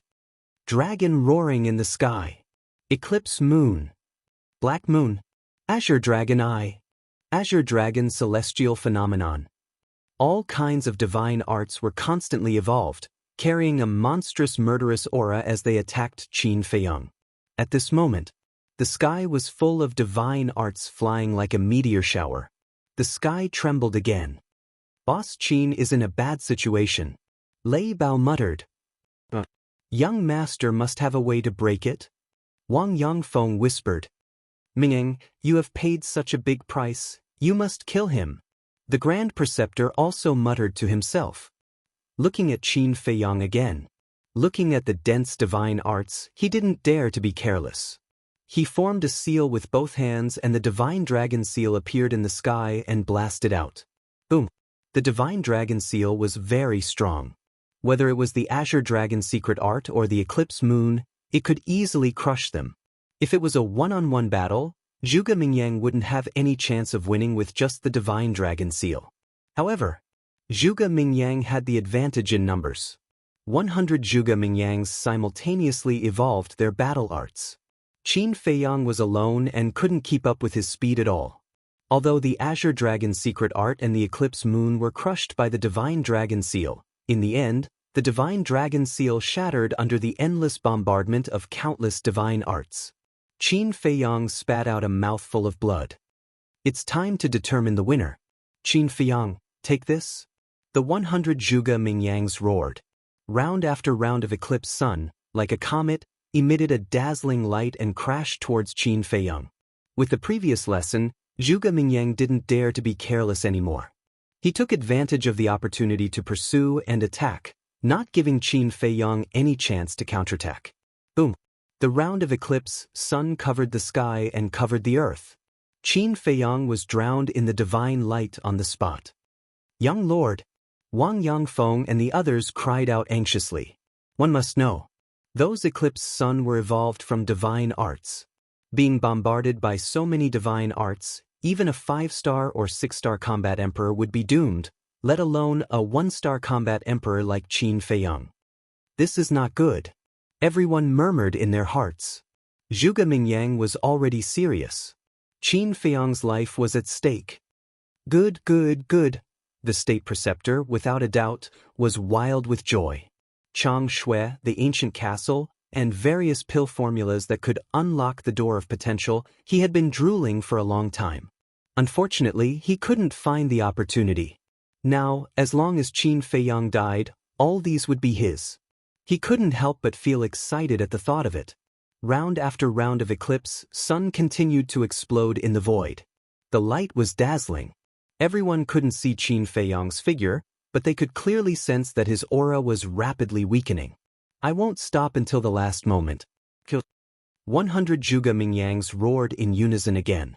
Round after round of crescent moons broke through the sky and bombarded Qin Feiyong continuously. Hee, but suddenly, a sneer could be heard from the void that was engulfed by divine light. What? He's not dead yet? Everyone was shocked. Zhuge Mingyang's face was also filled with shock. Judging from the sound, Qin Feiyong didn't seem to be seriously injured. Boom! The next moment, Qin Feiyong's weakened aura suddenly soared. He took a step forward and entered everyone's line of sight. They saw that his entire body was dripping with blood, but he didn't look weak at all. His eyes were like lightning and extremely sharp. I should also get serious, otherwise you'll become arrogant again. Qin Feiyong looked at Zhuge Mingyang from afar and laughed. As he spoke, he waved his hand and a golden light appeared. Return formula. The round after round of crescent moons were immediately repelled and blasted into the river of stars one after another.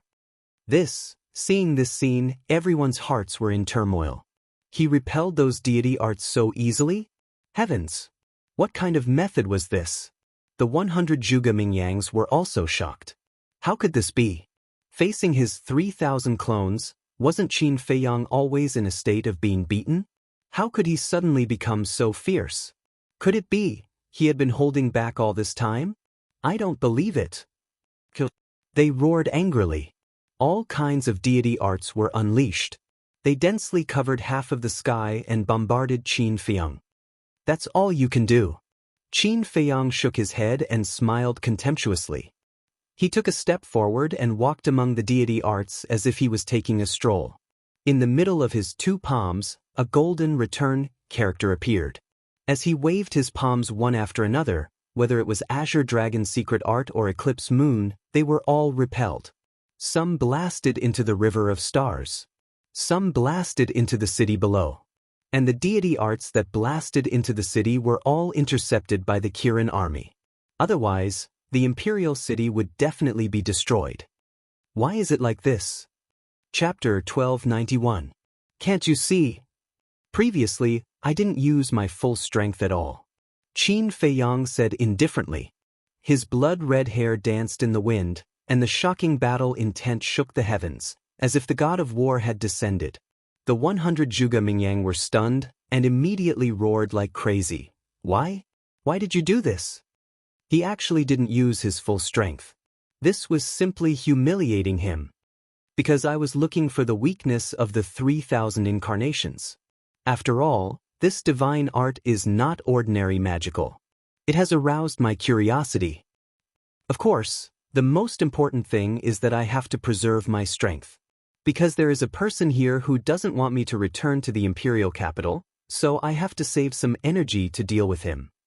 I thought that I could end the battle by taking you down, but I didn't expect you to have mastered a forbidden technique.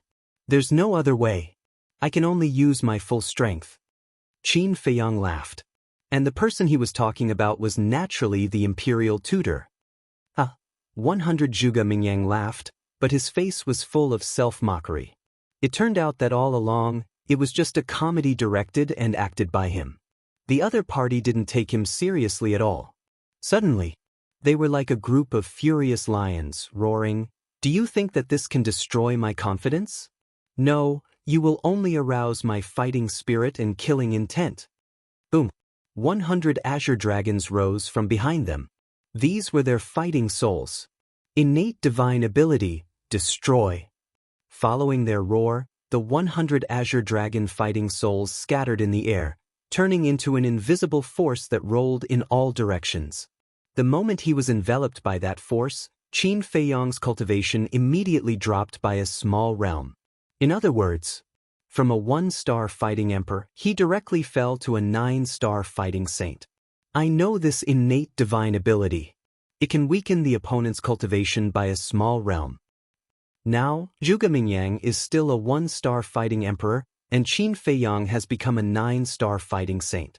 Facing the absolute difference in cultivation, I'm afraid that Qin Feiyang will not be able to compete with Zhuge Mingyang. People muttered.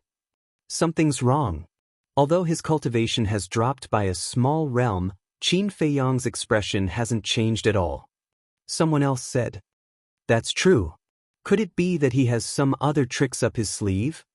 Although there's only a difference of 1 stage between a 1-star battle emperor and a 9-star battle saint, the battle strength they can unleash is as different as heaven and earth. What will he use to break Zhuge Mingyang's innate ability? Everyone was bewildered. Qin Feiyang, I'll send you to hell right now. The 100 Zhuge Mingyangs roared, their killing intent soaring to the sky. Numerous crescent moons and suns flew towards Qin Feiyang with the power to destroy the world. I can't lose. The imperial preceptor stared fixedly at the blood moons and solar eclipses as he roared angrily in his heart, feeling uneasy. Still not giving up? Qin Feiyang shook his head. Activating the soaring dragon art, his cultivation level instantly soared to 1-star battle emperor. What's going on? The imperial preceptor and Zhuge Mingyang were immediately stunned. His innate ability was still there, but why did his cultivation level recover? At the same time, the purple gold dragon chi appeared, and the divine statue reappeared. The emperor, the mighty emperor's might swept across the heavens and earth. Previously, your divine statue couldn't win against the 3,000 clones, and now, it still can't win against the 3,000 clones. Zhuge Mingyang roared. Is that so? Qin Feiyang smiled faintly. With a wave of his hand, the divine statue raised the broken sword and slashed downwards. A dazzling sword aura streaked across the sky, heading straight for the divine skills. How is this possible? The aura and sharpness of this sword aura is actually several times stronger than before. Zhuge Mingyang's eyes widened. Boom!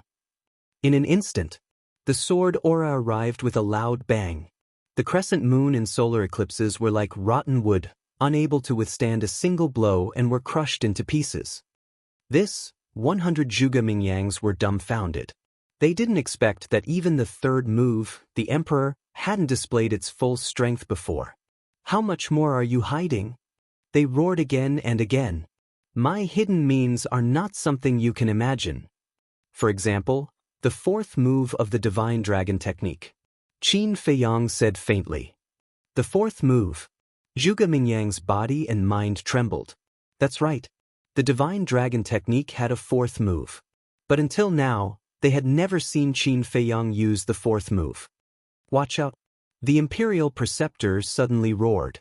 Because the sword aura had already arrived in front of Zhuge Mingyang. Zhuge Mingyang quivered and quickly regained his senses, hurriedly retreating. But the 99 clones were all annihilated by the sword aura.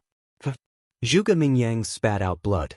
The purple gold dragon's soul roared out and the Emperor prison sealed all directions. Zhuge Mingyang was fixed in the void on the spot, unable to move at all. After freezing Zhuge Mingyang, Qin Feiyang didn't waste any time and pointed his finger at him. Ultimate void.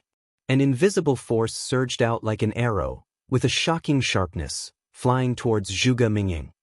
Damn it! The Imperial Preceptor's heart sank.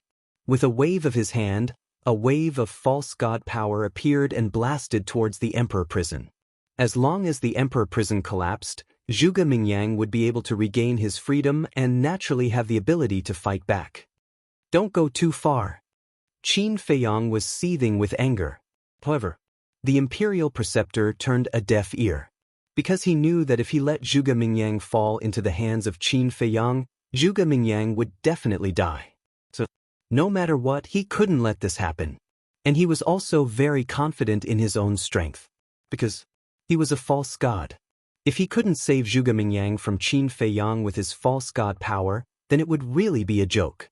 But at this moment, a change occurred. Boom! A strand of divine sense suddenly appeared and blasted towards the Imperial Preceptor's false god power. With a loud bang, the false god power dissipated on the spot. That strand of divine sense instantly disappeared again. The Imperial Preceptor was shocked and quickly looked around. The others also looked at the void in surprise. There was actually someone who could easily destroy the Imperial Preceptor's false god power? This was too terrifying. The Imperial Preceptor was a false god. However, a bright light flashed through Qin Feiyang's eyes. Although this strand of divine sense was like a flash in the pan, the aura it emitted gave him a very familiar feeling. That's right. It was Lu Xingchen. Suddenly, a blood-curdling scream rang out, jolting everyone awake. Everyone looked towards the direction of the sound and saw that the invisible force directly entered Zhuge Mingyang's sea of qi. Blood suddenly spurted out. And Qin Feiyang was rushing towards Zhuge Mingyang. Bastard! The Imperial Preceptor was furious and hurriedly rushed towards Qin Feiyang. But at this time, that strand of divine sense appeared again and directly rushed towards the Imperial Preceptor's forehead. The Imperial Preceptor turned pale with fright and hurriedly tilted his head. Divine sense swept past his temple, shattering his ears on the spot, and blood gushed out. Following closely, that strand of divine sense disappeared again. Get out for this Imperial Preceptor? The Imperial Preceptor was completely furious. His divine sense was like a tide, rolling in all directions. At the same time, Qin Feiyang also rushed in front of Zhuge Mingyang. His big hand was like an eagle's claw, firmly grasping Zhuge Mingyang's head, then turned to look at the Imperial Preceptor and smiled. Look at this.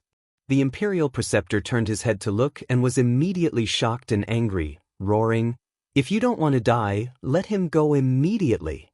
What are you in a hurry for? Doesn't he have a forbidden technique? When he activates the forbidden technique again, won't he naturally be able to break free from my hands?" Qin Feiyang chuckled, then lowered his head to look at Zhuge Mingyang and joked, "However, looking at your old appearance now, you probably won't dare to activate it again." Zhuge Mingyang smiled bitterly, did not say anything, and directly closed his eyes. You're quite straightforward. Qin Feiyang smiled, released Zhuge Mingyang, and formed a seal with both hands. An enslavement seal instantly appeared. You dare. Seeing this, the Imperial Preceptor roared, extremely anxious, but he did not dare to make a move. Because he was afraid. He was afraid that Lu Xingchen, who was hiding in the dark, would take the opportunity to deal with him.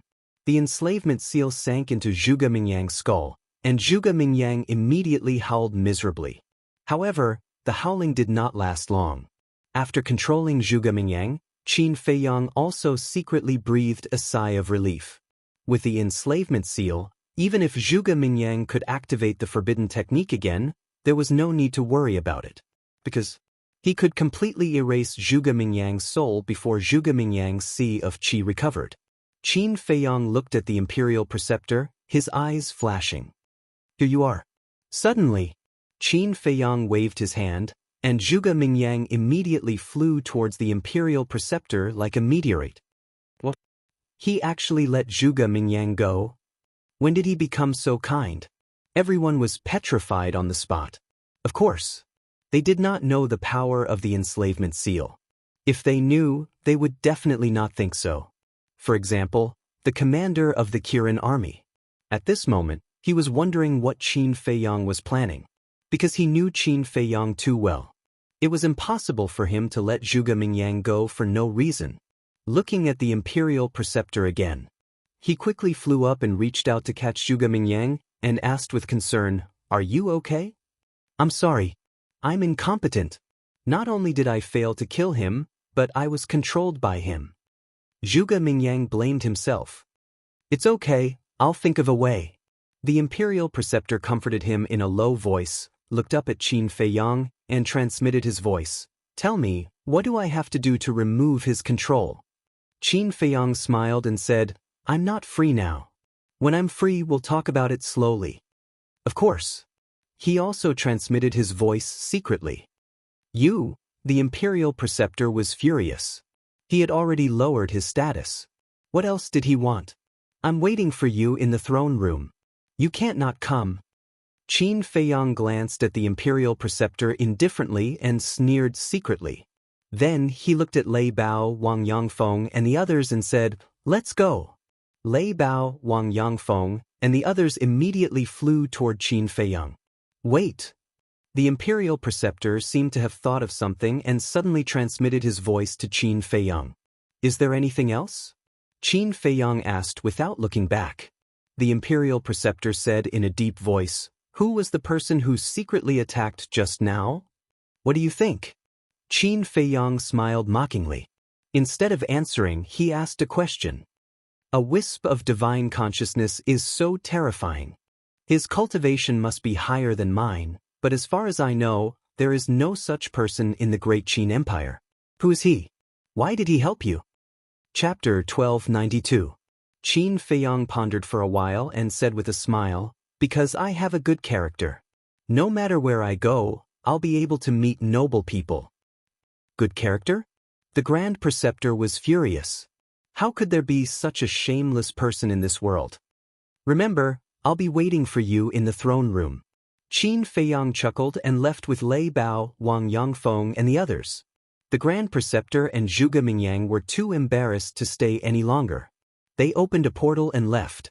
The Kirin army commander also opened a portal and led a group of deputy commanders to the throne room.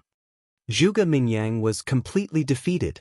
Yeah, although Qin Feiyang didn't force him to kneel this time, he must be devastated after being defeated by Qin Feiyang twice in a row. I guess it'll be hard for him to walk out of Qin Feiyang's shadow in the future. Everyone sighed. Qin Feiyang was simply a monster. Didn't he say he's going to the throne room? Someone asked in surprise. Yeah. I think he said he's going to the throne room. He hasn't caused enough trouble here. He wants to go to the imperial palace? With his character, it's normal for him to cause trouble. Isn't that so? I heard that he's destroyed the throne room twice. I wonder what he's going to do this time. Twice. This guy is really lawless. I really want to go to the imperial palace to have a look. Unfortunately, with our status, we don't even have the qualifications to enter the imperial palace. Everyone was discussing. At the same time, the throne room had entered a state of full alert. A group of deputy commanders of the Kirin army personally guarded both sides of the throne room's door. Inside the throne room, the emperor was wearing a dragon robe and a dragon crown. He sat on the dragon throne. An invisible emperor's aura filled the entire throne room. At this moment, there was no expression on his face. No one knew what he was thinking. The chief eunuch stood behind the emperor and looked at the throne room's door with a worried face. The commander of the Kirin army stood at the side of the dragon throne with a hint of worry in his eyes. It's Qin Feiyang. This is too much. He actually dares to openly walk in the sky above the imperial palace. He's simply looking down on His Majesty. Where does he think this is? The moment Qin Feiyang's group entered the airspace above the imperial palace, they attracted the attention of countless people. Eunuchs and palace maids. Invincible Black Army, Kirin Army. Even the emperor's 3,000 concubines ran out and looked at Qin Feiyang's group with fear on their faces. Although they didn't like Qin Feiyang's current behavior, they didn't dare to say anything. Young master, is this where you used to live? Wang Yangfeng and the others curiously sized up everything in the imperial palace. This is my home. However, over the years, every time I came back, I had to sneak around. Don't you think that's funny? Qin Feiyang mocked himself. It's all in the past. Wang Yangfeng and the others looked at each other and comforted him. That's right, it's all in the past. Qin Feiyang nodded.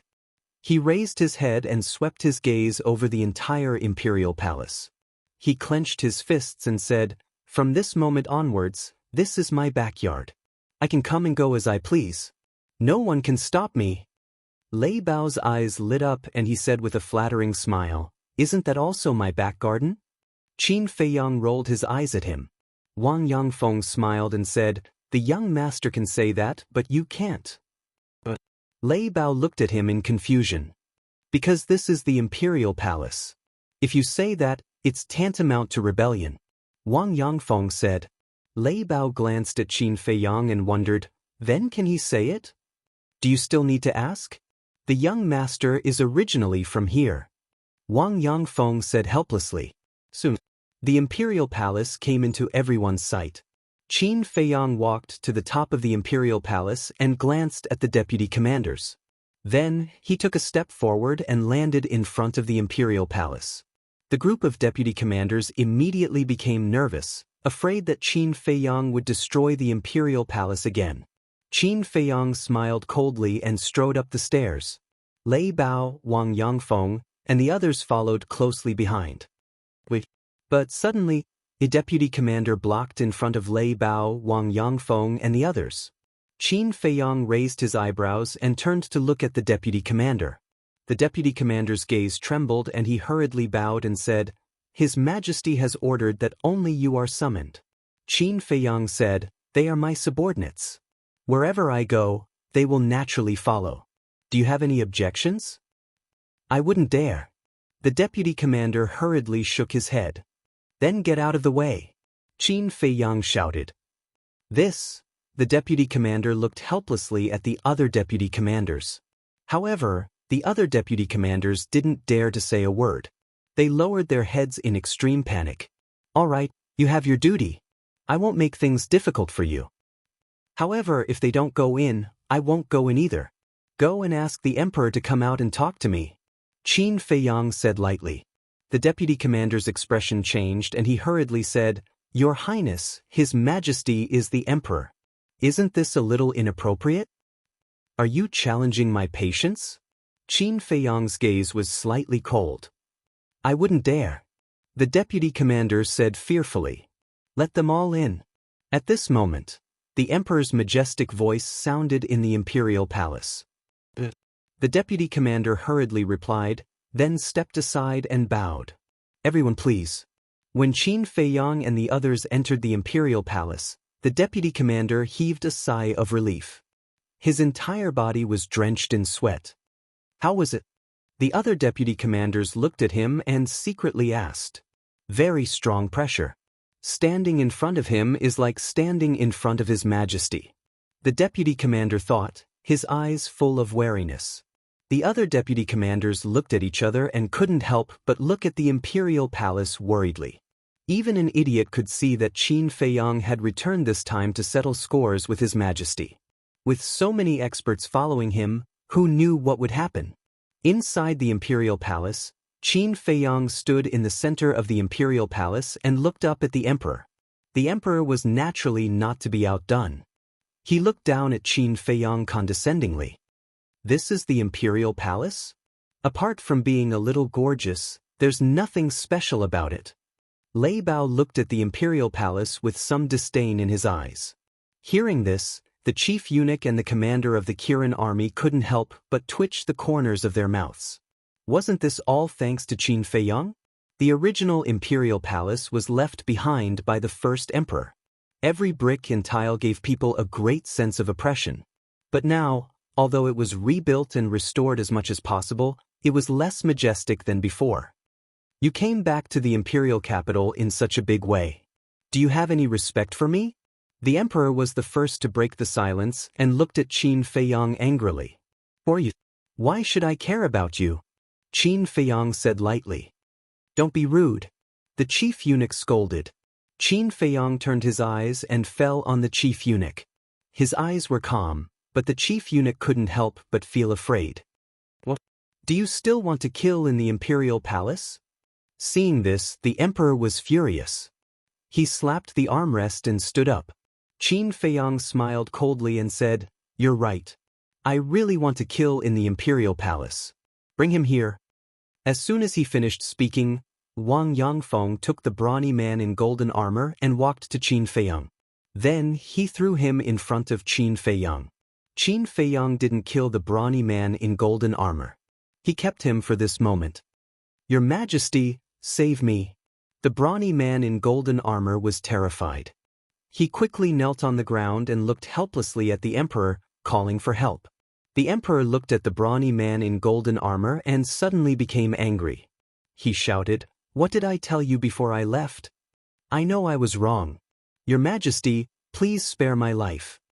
The brawny man in golden armor trembled and hurriedly kowtowed. Bang bang. The emperor glanced at him and then looked up at Qin Feiyang. Although he didn't do as I ordered, he didn't do anything wrong. Because you are a wanted criminal. As the commander of the invincible Black Army, it is reasonable for him to arrest you. It is reasonable, Qin Feiyang murmured.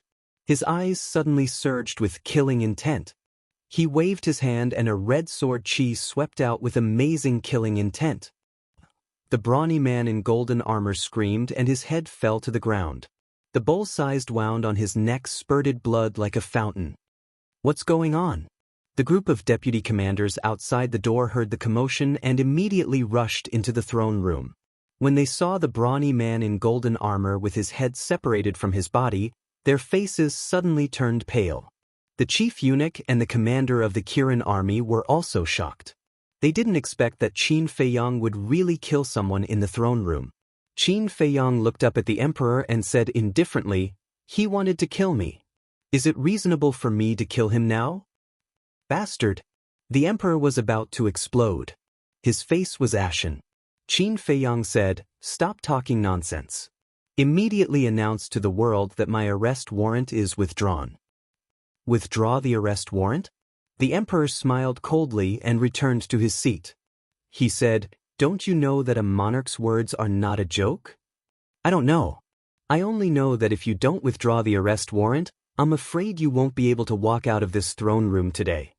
Qin Feiyang crossed his arms in front of his chest and sneered. What? Everyone's expression changed drastically. The commander of the Kirin army quickly stood in front of the emperor and looked at Qin Feiyang. He said, Don't mess around. The group of deputy commanders also rushed to the side of the commander of the Kirin army and looked at Qin Feiyang as if they were facing a great enemy. But at the same time, Lei Bao, Wang Yangfeng, and the others also stepped forward and stood on Qin Feiyang's left and right.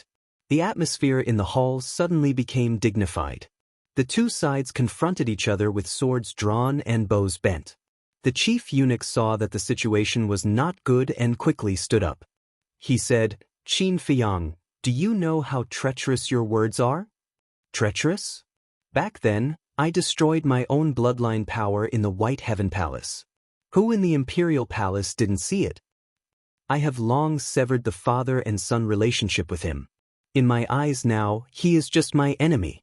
Qin Feiyang said expressionlessly. The chief eunuch sighed. That may be the case, but your life was given to you by His Majesty. Qin Feiyang clenched his hands and said word by word, "My life was given to me by Mother." What else did the chief eunuch want to say? The emperor shouted, "I didn't ask you to speak. What are you talking about? Back down." Your Majesty! The chief eunuch was very anxious. Back down. The emperor shouted. Chapter 1293. The emperor looked at the commander of the Kirin army and the others and said, "You can leave now." "Yes, Your Majesty." The commander of the Kirin army and the others responded respectfully and retreated to the side, but they were always vigilant. At this time, the emperor looked at Qin Feiyang and said expressionlessly, "Do you dare to touch me?" Qin Feiyang took a step forward and the Chang Shui appeared and placed it on the emperor's neck. The sharp blade cut through the emperor's skin, causing blood to flow out. "Qin Feiyang, don't be rash." The commander of the Kirin army shouted anxiously. The emperor didn't expect that Qin Feiyang would dare to attack him. "Do you really think I don't dare?" Qin Feiyang looked down at the emperor coldly, his eyes flashing with killing intent. "Then do it," the emperor said. Qin Feiyang sneered and said, "Are you looking for death?" The emperor was silent. "Not talking? Then let me guess, why are you looking for death? Do you feel guilty because you have done too many evil things?" Qin Feiyang sneered. "Enough." The commander of the Kirin army shouted angrily, "Qin Feiyang, the Imperial Palace is not as simple as you think. If you dare to hurt His Majesty, I can guarantee that you will not leave here alive." "Really?" Qin Feiyang sneered and turned to the commander of the Kirin army and asked, "Are you talking about the fake gods hiding in the back mountain? Any one of them will be enough to crush you into pieces." The commander of the Kirin army said in a deep voice. "Unfortunately, their time is up." Qin Feiyang shook his head and said, "Although their time is up, they don't mind sacrificing their lives if someone threatens the lifeline of the great Qin Empire." The commander of the Kirin army said. Qin Feiyang said, "If you're so great, why don't you get rid of that old bastard, the imperial advisor? What did the imperial tutor do wrong? Why do you want to get rid of him?" The commander of the Kirin army asked. Qin Feiyang shook his head, his face full of sarcasm. "Qin Feiyang, don't talk nonsense behind my back and slander me." At this moment, the imperial preceptor rushed into the throne room and looked at Qin Feiyang gloomily. "Release His Majesty now. Let him go." Qin Feiyang was stunned. He turned to look at the state preceptor and asked, "That's not right. Logically speaking, you should be happy to see me holding a knife to his neck. Why are you concerned about him instead?" "I don't know what you're talking about. In short, release His Majesty immediately. Otherwise, don't blame me for being impolite." The imperial preceptor's pupils constricted as he shouted angrily. "Ha!" Qin Feiyang burst out laughing in public, his eyes full of mockery. The imperial preceptor's face became more and more ugly. Qin Feiyang shook his head and lowered his head to look at the emperor. He grinned and said, "Don't worry, I won't kill you right now. It's not because I can't do it. It's because I want you to see how foolish and laughable your actions have been all these years." After that, he put away Chang Shui, turned to the center of the hall, and looked at the chief eunuch. "Bring me an armchair." The throne room was the place where the emperors presided over the state affairs, so there were no other chairs except the dragon chair, and no other chairs were allowed. Because there was only one person who was qualified to sit here, and that was the emperor. Even the imperial preceptor did not have such honor and treatment. So, hearing Qin Feiyang's words, the chief eunuch was in a dilemma and looked at the emperor and the imperial preceptor for help. The emperor was silent. The imperial preceptor looked at the emperor and said patiently, "Bring him one." The head eunuch responded. He then took out an armchair from his Jianghu bag and respectfully presented it in front of Qin Feiyang. He even used his sleeve to wipe it to see if there was any dust on it. Qin Feiyang sat on it, supported his head with his right hand, and tapped the armrest with his left hand rhythmically.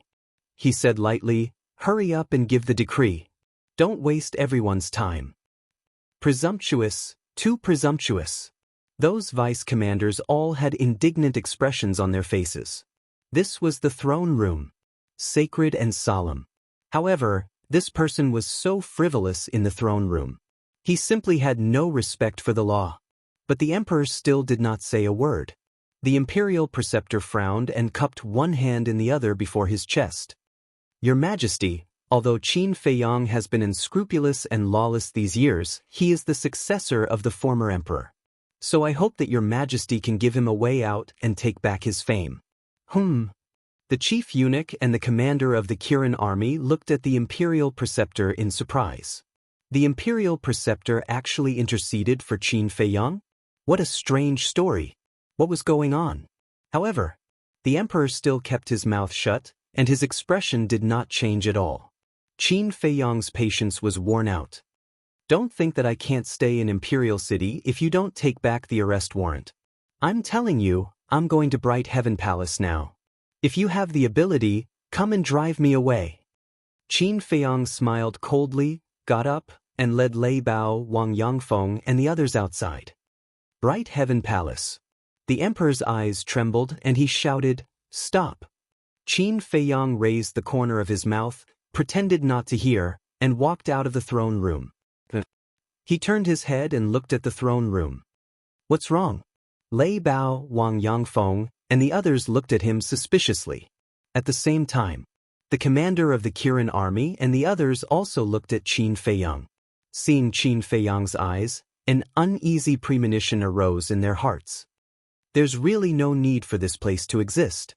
Qin Feiyang waved his hand, and Red Sword Qi emerged, rushing towards the throne room like a tide. The commander of the Kirin army roared, and hurriedly rushed out, rushing towards the Red Sword Qi. But it was too late. With a loud bang, the throne room was shattered on the spot, and dust covered the sky. After that, Qin Feiyang opened the teleportation gate and left without looking back. "It's destroyed again." The commander of the Kirin army glanced at Qin Feiyang, looked back at the ruins in front of him, and muttered to himself, his eyes full of helplessness. The current Qin Feiyang had grown up. Without a false god, no one could subdue him. "Your Majesty!" Suddenly, thinking that the emperor was still inside, he hurriedly waved his hand, and a gust of wind suddenly blew, dispersing the dust. The Grand Master condensed a divine power boundary, which enveloped the emperor, the chief eunuch, and the deputy commanders, and isolated them from the dust outside. The emperor was still sitting on the dragon throne, but his face was extremely gloomy. His body was trembling, and his hands were tightly clenched together. "Your Majesty, please calm down." The commander of the Kirin army hurriedly flew over and knelt on the ground. A deputy commander bowed and said, "Your Majesty, Qin Feiyang has repeatedly destroyed the throne room, and he deserves to be punished. Your Majesty, please immediately issue a decree, and order the Grand Master to personally lead people to arrest him." The Grand Master immediately raised his eyebrows and looked at the deputy commander with a touch of hostility in his old eyes. Zhuge Shenfeng was in Qin Feiyang's hands, and Zhuge Mingyang was also under Qin Feiyang's control. How dare he instigate the emperor to arrest Qin Feiyang? Wasn't this deliberately causing trouble for him? The emperor raised his head and looked at the Grand Master. The Grand Master's eyes trembled, and he cupped his hands and said, "Your Majesty, if you really issue a decree, I dare not disobey, but I think it's not the right time to attack Qin Feiyang. This is the third time, and it's not the right time to attack him. Do you want to wait until he destroys the entire imperial palace?" The deputy commander was so angry that he forgot that the person standing in front of him was the Grand Master of the imperial court. The Grand Master's eyes flashed with murderous intent, and he shouted, "Shut up! Do you have the right to speak here?" His voice was like thunder, and it passed into the deputy commander's ears. The deputy commander quivered, and a trace of panic crept up in his eyes. Only now did he realize that he was talking to the Grand Master. "If you dare to say one more word, don't blame me for being impolite." The imperial preceptor groaned coldly.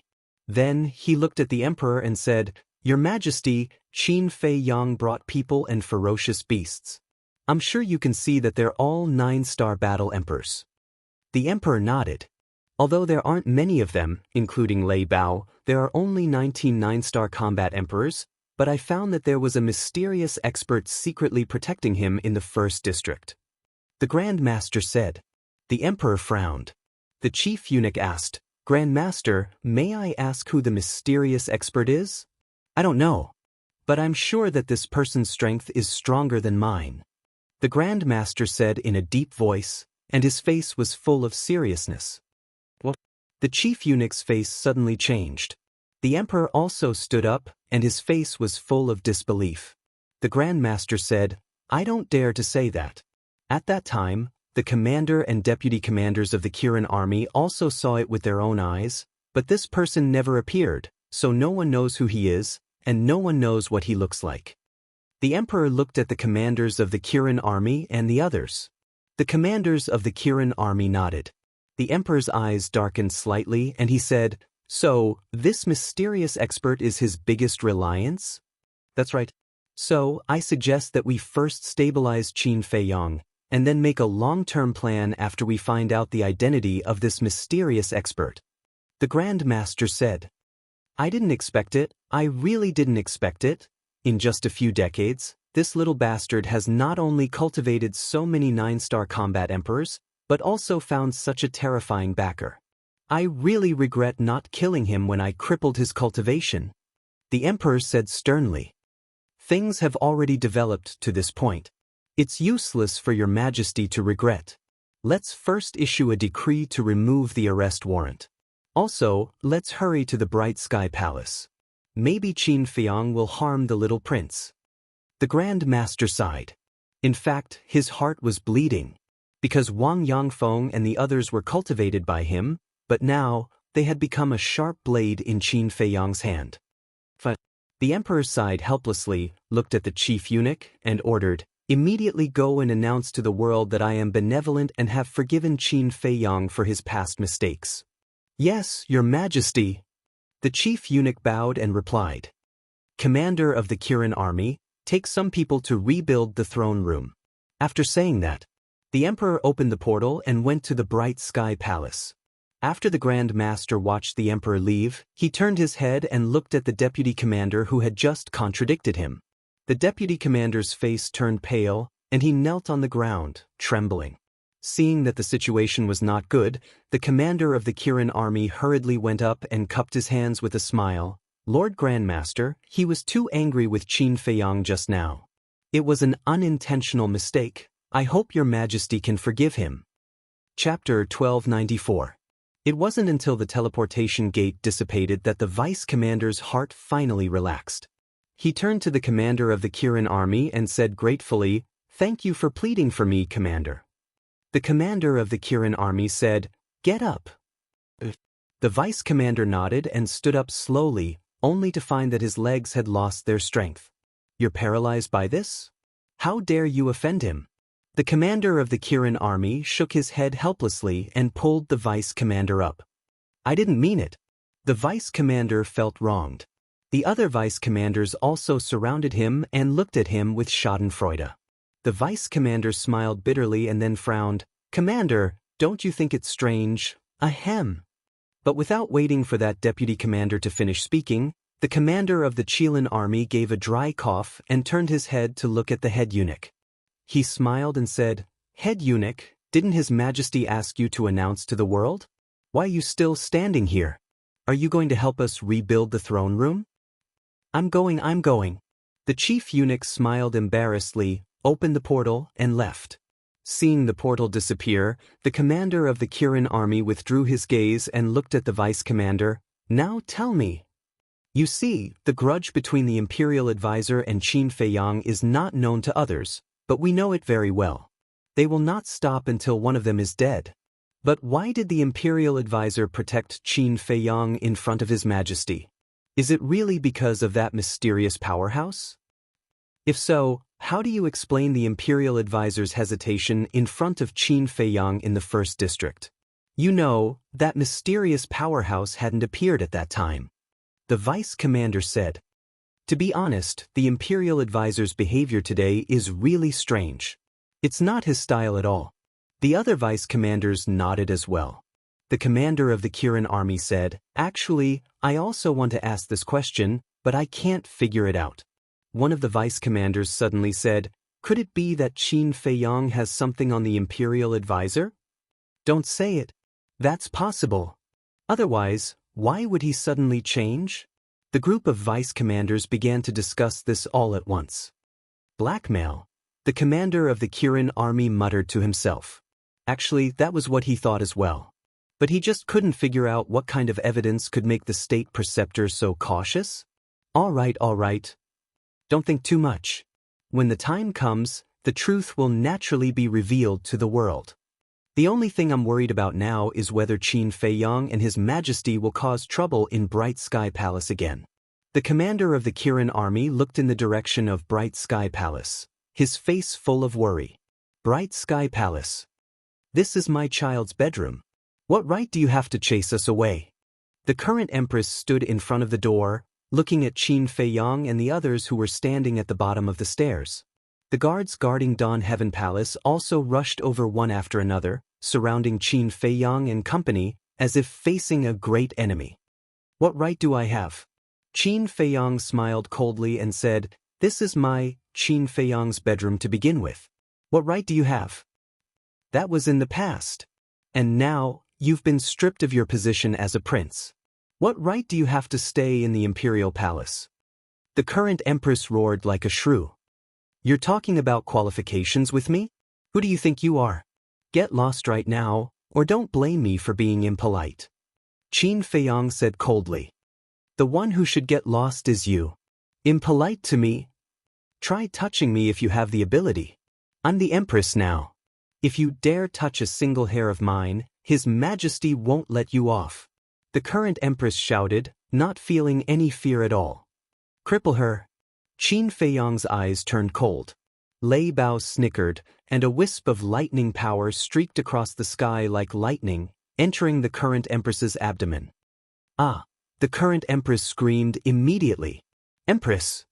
The group of guards' expressions changed drastically, and they hurriedly pulled out the swords in their hands. Who dares to touch me?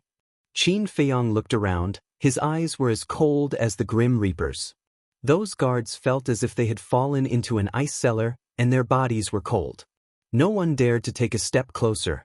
Qin Feiyang smiled disdainfully, looked at the current empress, and shouted, Slap her! Wang Yangfeng immediately stepped forward and slapped the current empress's face. A bright red palm print immediately appeared. The current empress was stunned. Not only did he cripple her sea of qi, but he also slapped her in public? Qin Feiyang, I'm the mother of a country. How dare you let someone hit me? Are you rebelling? The next moment, she went crazy and screamed hysterically. You think you're worthy of being the mother of a country? Qin Feiyang's eyes were full of contempt, and he shouted, One is not enough. Continue until she can't scream. Wang Yangfeng's left hand shot out and grabbed the current empress's arm to prevent her from struggling. Then she raised her right hand and slapped the current empress's face one after another. For a moment, blood splattered everywhere. Screams resounded through the sky. Your Highness, I beg you, please have mercy. The empress's body is priceless. You can't continue to hit her. Those guards put down their weapons and knelt on the ground to beg for mercy. But Qin Feiyang turned a deaf ear. Swoosh! At this moment, the emperor came. Seeing this scene, he was furious. Unfilial son, how long are you going to fool around? Release her immediately and apologize to her. At the same time, the emperor swooped down like lightning and slapped Wang Yangfeng. Do you think I don't exist? Lei Bao chuckled. Like a ghost, he instantly appeared in front of Wang Yangfeng and attacked with his claw. Bang! The emperor was pushed back on the spot. Lei Bao also took a few steps back, but there was no trace of injury. He stood beside Wang Yangfeng and looked at the emperor with a smile. Before Boss Qin gives the order, no one can take a step forward. Your Majesty, save me. The current empress cried for help in despair. You can still shout? Continue, Qin Feiyang said. Smack! Wang Yangfeng raised her hand and slapped down mercilessly. The current empress's face was bleeding and flesh and blood splattered everywhere. Preposterous, preposterous. Do you still have the law in your eyes? The emperor was furious. Sorry? What is the law? Lei Bao asked curiously. The emperor spat out a mouthful of blood. He clutched his chest and clenched his 5 fingers tightly. You spat out blood just like that? You're too weak. It's my fault, my fault. However, I really don't know the law you're talking about. I only know that Boss Qin's words are the law. Lei Bao laughed sinisterly. The emperor suddenly turned his head and stared at Qin Feiyang. Qin Feiyang turned a blind eye. Why did you hit my mother? Let go of my mother. At this time, the little prince ran out of the hall. The emperor's face changed and hurriedly shouted, Don't come out. Qin Feiyang's eyes flashed slightly and sneered. Since you're already here, don't leave, Wang Yishan. Whoosh! Wang Yishan immediately flew out, grabbed the little prince, and returned to Qin Feiyang's side. Qin Feiyang, he's your biological brother. What are you trying to do? The emperor roared. Biological brother, Qin Feiyang muttered to himself and looked down at the little prince. Suddenly, a wisp of battle chi flew out of his palm and went straight to the little prince's glabella. No, please, let him go, he's just a child. The emperor was desperate. The little prince also had a look of terror on his face. He's a child? Then when you used the evil spirit pill to destroy my cultivation and expel me from the capital, I was not a child. Qin Feiyang's entire body also emitted an astonishing amount of hostility. The wisp of battle chi stopped in front of the little prince's glabella, but the sharp edge tore the skin between the little prince's glabella, and drops of blood kept dripping. Don't kill him, please, the emperor murmured and collapsed to the ground. I didn't expect you to care about him so much. Since you care so much, you'd better protect him closely from now on. Because if I'm in a bad mood one day, I may kill him. Qin Feiyang smiled coldly, grabbed the little prince, and threw him over. But no one noticed that when he threw the little prince to the emperor, he reached out and caught a drop of the little prince's blood. The emperor hurriedly got up and reached out to catch the little prince. The frightened little prince immediately burrowed into the emperor's arms and cried. Don't be afraid, father is here. The emperor comforted in a low voice. Qin Feiyang's eyes flashed, and he whispered a few words in Wang Yishan's ear. Why is that? Hearing this, Wang Yishan's eyes were full of confusion. Just do as I say. Qin Feiyang said telepathically. Okay. Wang Yishan nodded, took out a dagger secretly, and then rushed toward the emperor like a sharp arrow. The emperor was concerned about the little prince and did not notice at all. Wang Yishan rushed in front of the emperor and directly stabbed into the emperor's left shoulder. Blood immediately spurted out. Before the emperor could react, Wang Yishan grabbed a few drops of blood and returned to Qin Feiyang's side in silence. Unfilial son, unfilial son. After the emperor came to his senses, he looked at the wound on his shoulder and immediately shouted at Qin Feiyang. Qin Feiyang ignored him and looked at the current empress. In just a short while, this woman had been slapped at least hundreds of times, and her face had long been unrecognizable. She could not scream anymore. If it were not for Wang Yangfeng holding her, she would not even have the strength to stand. Qin Feiyang said, That's enough. Wang Yangfeng stopped, let go of the current empress, and returned to Qin Feiyang's side. And the current empress collapsed on the ground on the spot, like a pool of mud. Qin Feiyang turned to look at the emperor and said lightly, From now on, this is my territory, Qin Feiyang. Without my permission, no one is allowed to step in, including you, the master of the imperial palace. Take her and get out.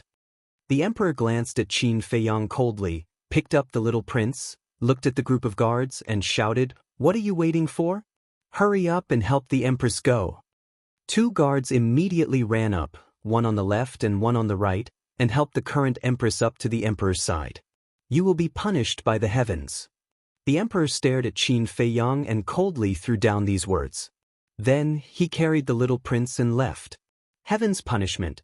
Qin Feiyang murmured, a hint of disdain flashed in his eyes, and then looked at the current empress and transmitted his voice. Don't think that you can hide your dealings with Zhuge Wuhou from the world, prepare to die as soon as possible.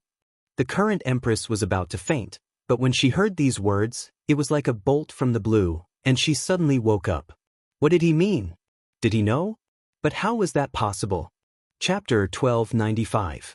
After the emperor and the rest left, Wang Yangfeng retracted her gaze and looked at Qin Feiyang, whispering, "Do you feel uncomfortable seeing the emperor dote on the little prince so much?" Uncomfortable? Qin Feiyang smiled coldly and strode into the palace. Wang Yangfeng and the rest looked at each other and quickly followed. The decorations in the hall were extremely luxurious, with all kinds of agate, jade, and precious stones. However, to Qin Feiyang, these were just ordinary things that he was not interested in at all. He stood in the middle of the hall and scanned the surroundings. Suddenly, he turned to Wang Yangfeng and said, "Go and find a bowl of water immediately." "What do you need water for?" Wang Yangfeng was puzzled. Qin Feiyang said, "You'll know later." "All right, I'll go now." Wang Yangfeng nodded and turned to walk out of the palace quickly. "I'll go for a stroll too." Lei Bao chuckled and turned into a bolt of lightning, disappearing from everyone's sight. Wang Yishan said, "It won't go and cause trouble, right?" "It doesn't matter." Qin Feiyang said indifferently and walked to a chair, sitting down and lowering his head to ponder. In a short while, Wang Yangfeng returned with a bowl of water and brought it to Qin Feiyang. "Don't move it," Qin Feiyang said. Wang Yangfeng nodded. "Phew." Qin Feiyang looked at the water in the bowl and took a deep breath. Then he raised his arm and opened his palm. A drop of blood appeared in front of everyone. Seeing that drop of blood, everyone couldn't help but be stunned. "Don't." Qin Feiyang flipped his hand and the blood fell into the bowl.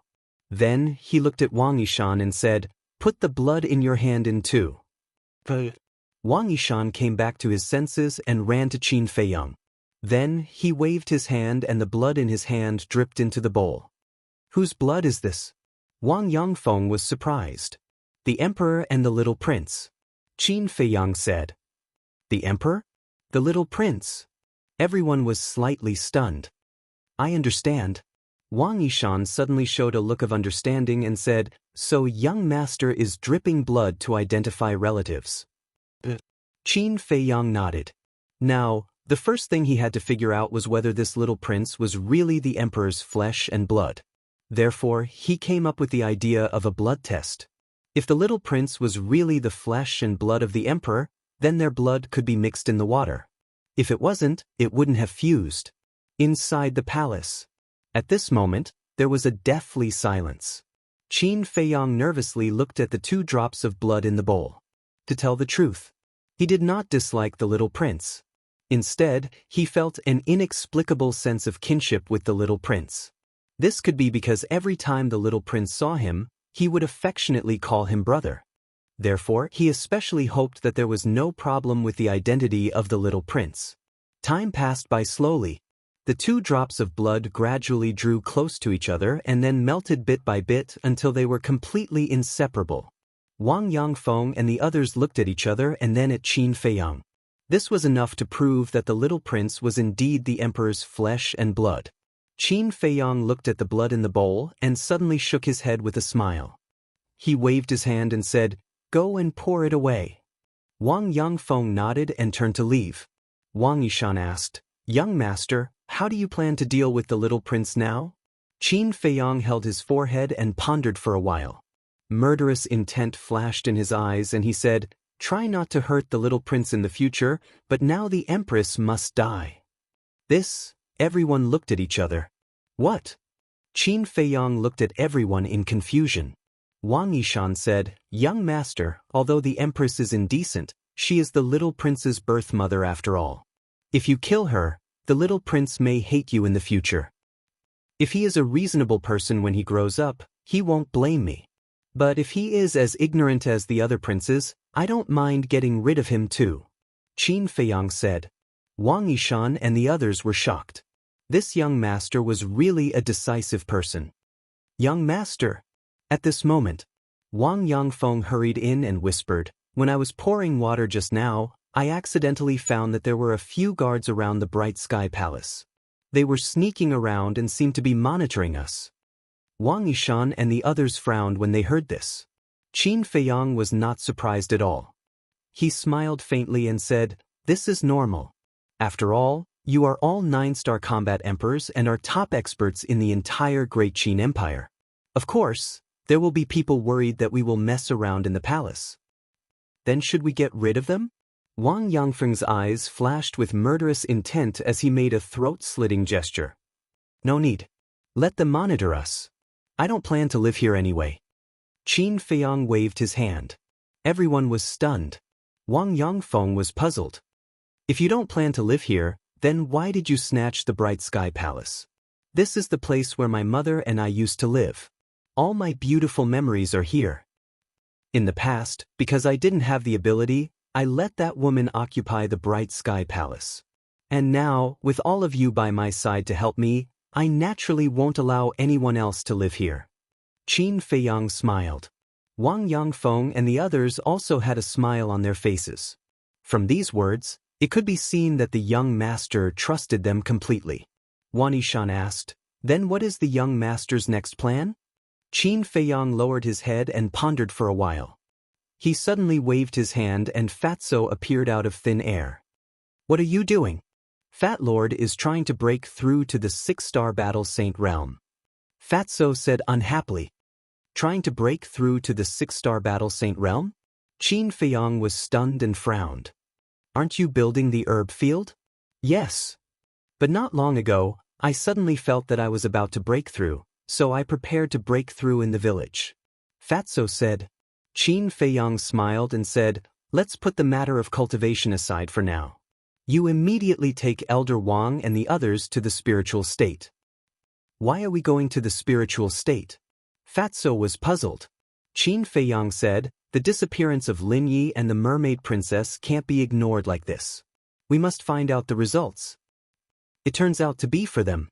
Fatso suddenly realized and frowned, but Uncle Yen also said that there are no clues about their disappearance. "How do we investigate?" Qin Feiyang said, "There must be something that we missed. You go and check carefully." "Boss, can you let someone else do it? Look at you now.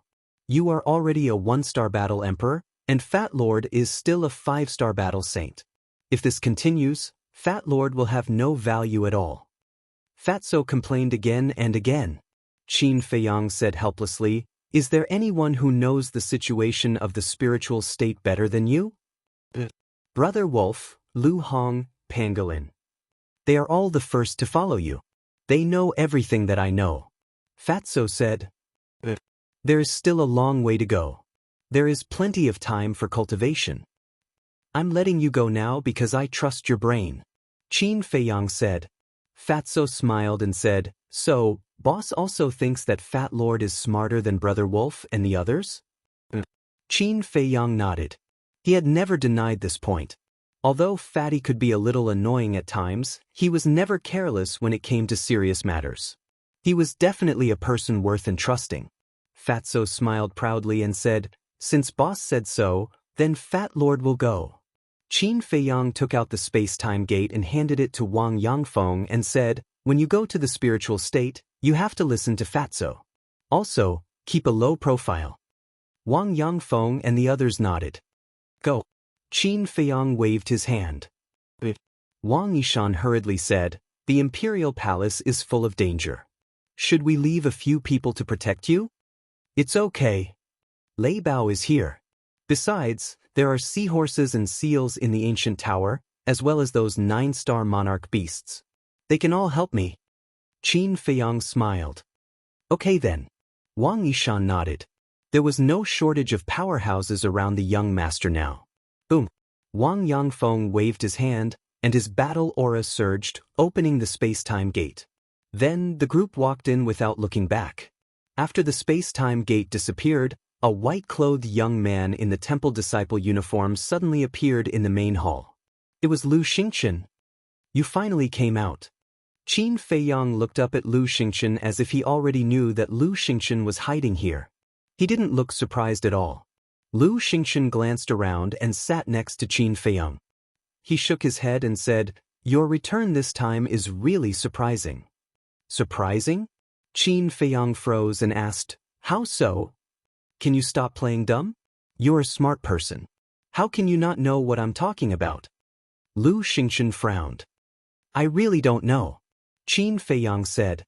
Lu Xingchen shook his head helplessly and said, "Okay then, I'll get straight to the point. What do you have on the National Master in the Sea of Reincarnation?" "Something on him?" Qin Feiyang shook his head and smiled. "The National Master is astute and astute. What can I have on him?" Seeing that Qin Feiyang didn't answer directly, Lu Xingchen couldn't help but become angry. He originally thought that the National Master would stop Qin Feiyang from returning this time. But he didn't expect that not only did the National Master not stop him, he even helped Qin Feiyang. He wouldn't believe that there was nothing fishy about it. Qin Feiyang's eyes flashed and he said with a smile, "I do have something on him, and it's a fatal one for the National Master." "What is it?" Lu Xingchen's eyes lit up and he asked anxiously. "Just," Qin Feiyang said with a smile. "Do." Lu Xingchen suddenly got up and glared at Qin Feiyang. Was there a limit to keeping him in suspense? Qin Feiyang said, "Is there anything else? If not, I'm going to the temple." "The temple?" Lu Xingchen was stunned and asked, "Why are you going to the temple? Can I revisit an old place?" Qin Feiyang asked. "Of course. With your current strength, which place in the imperial capital can't you go?" Lu Xingchen said sourly. Qin Feiyang couldn't help but laugh. He opened a portal and strode in. Lu Xingchen's eyes flashed slightly and he followed in. Not long after Qin Feiyang left, the National Master brought Yan Wei to Bright Sky Palace. Yan Wei walked to the gate and shouted, "Qin Feiyang, the National Master has arrived. Please come out quickly to receive him." But after waiting for a long time, Qin Feiyang didn't appear, and no one responded to him. What's going on? Chapter 1296. He's really arrogant.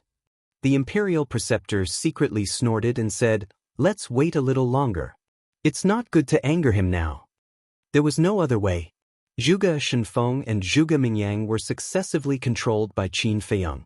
He, the powerful Imperial Preceptor in the eyes of others, could only swallow his anger. "Yes." Yan Wei responded respectfully.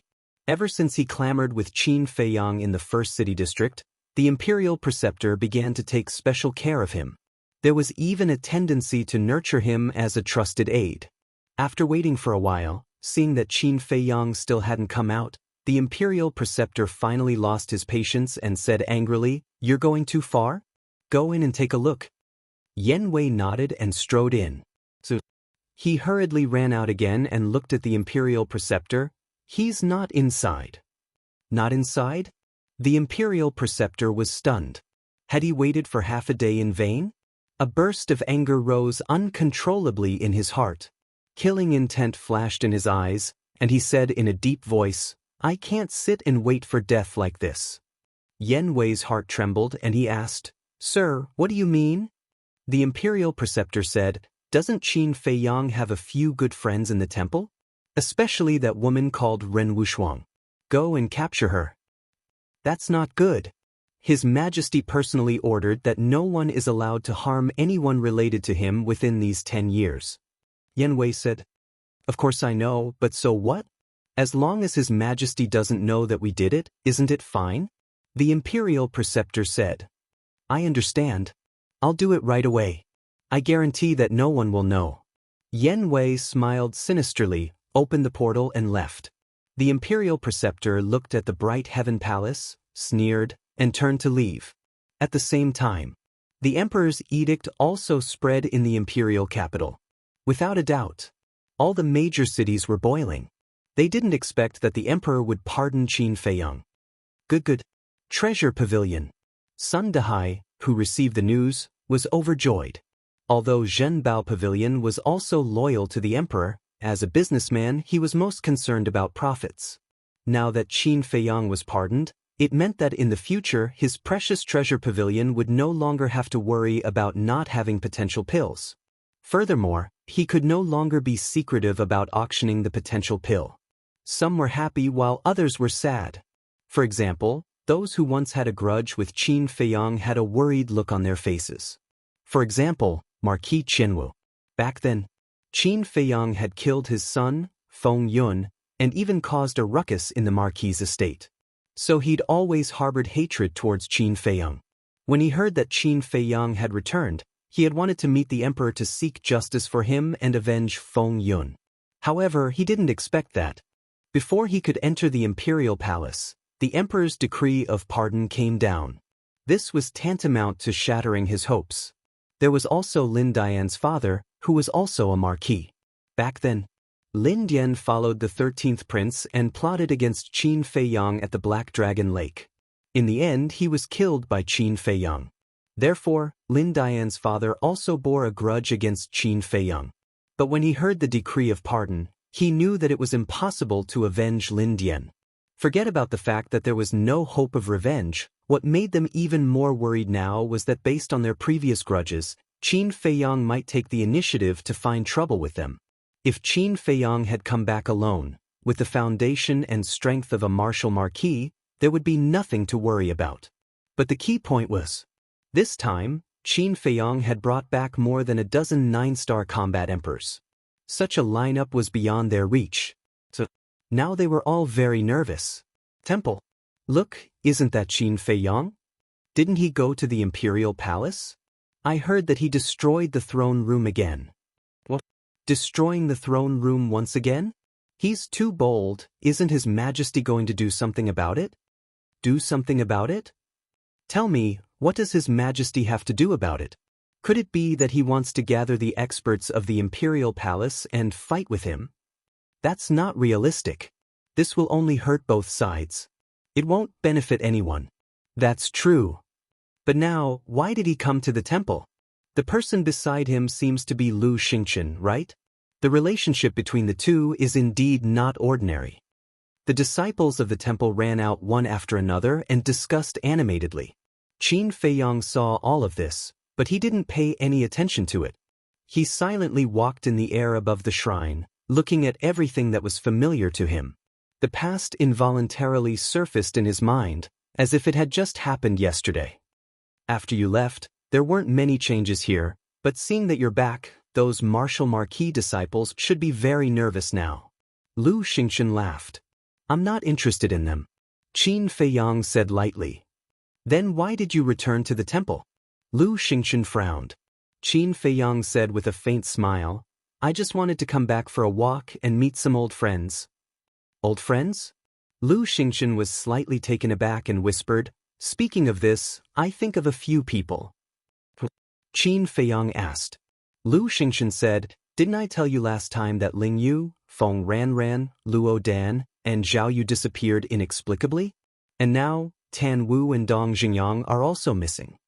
Qin Feiyang was shocked and stopped in his tracks. He turned to look at Lu Xingchen and frowned. When did this happen? Just after you picked up Ren Wushuang and Old Master Ren. Lu Xingchen said. Qin Feiyang said, You know that Ren Wushuang and Old Master Ren were picked up by me? Shen Mei told me. Lu Xingchen said. This silly woman. Qin Feiyang sighed inwardly and took a step forward. As he walked, he lowered his head and pondered. Tan Wu's disappearance, without thinking, was definitely related to Uncle Yuan. But Dong Xingyang's disappearance made him somewhat puzzled. At that time in the Sea of Reincarnation, Dong Xingyang accompanied Ren Wushuang to visit him.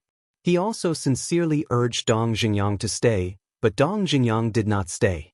At that time, he thought that Dong Xingyang did not want to stay by his side because of the complicated relationship between them. But now, it seemed that this was not the case. Wait a minute. It couldn't be related to Uncle Yuan, right?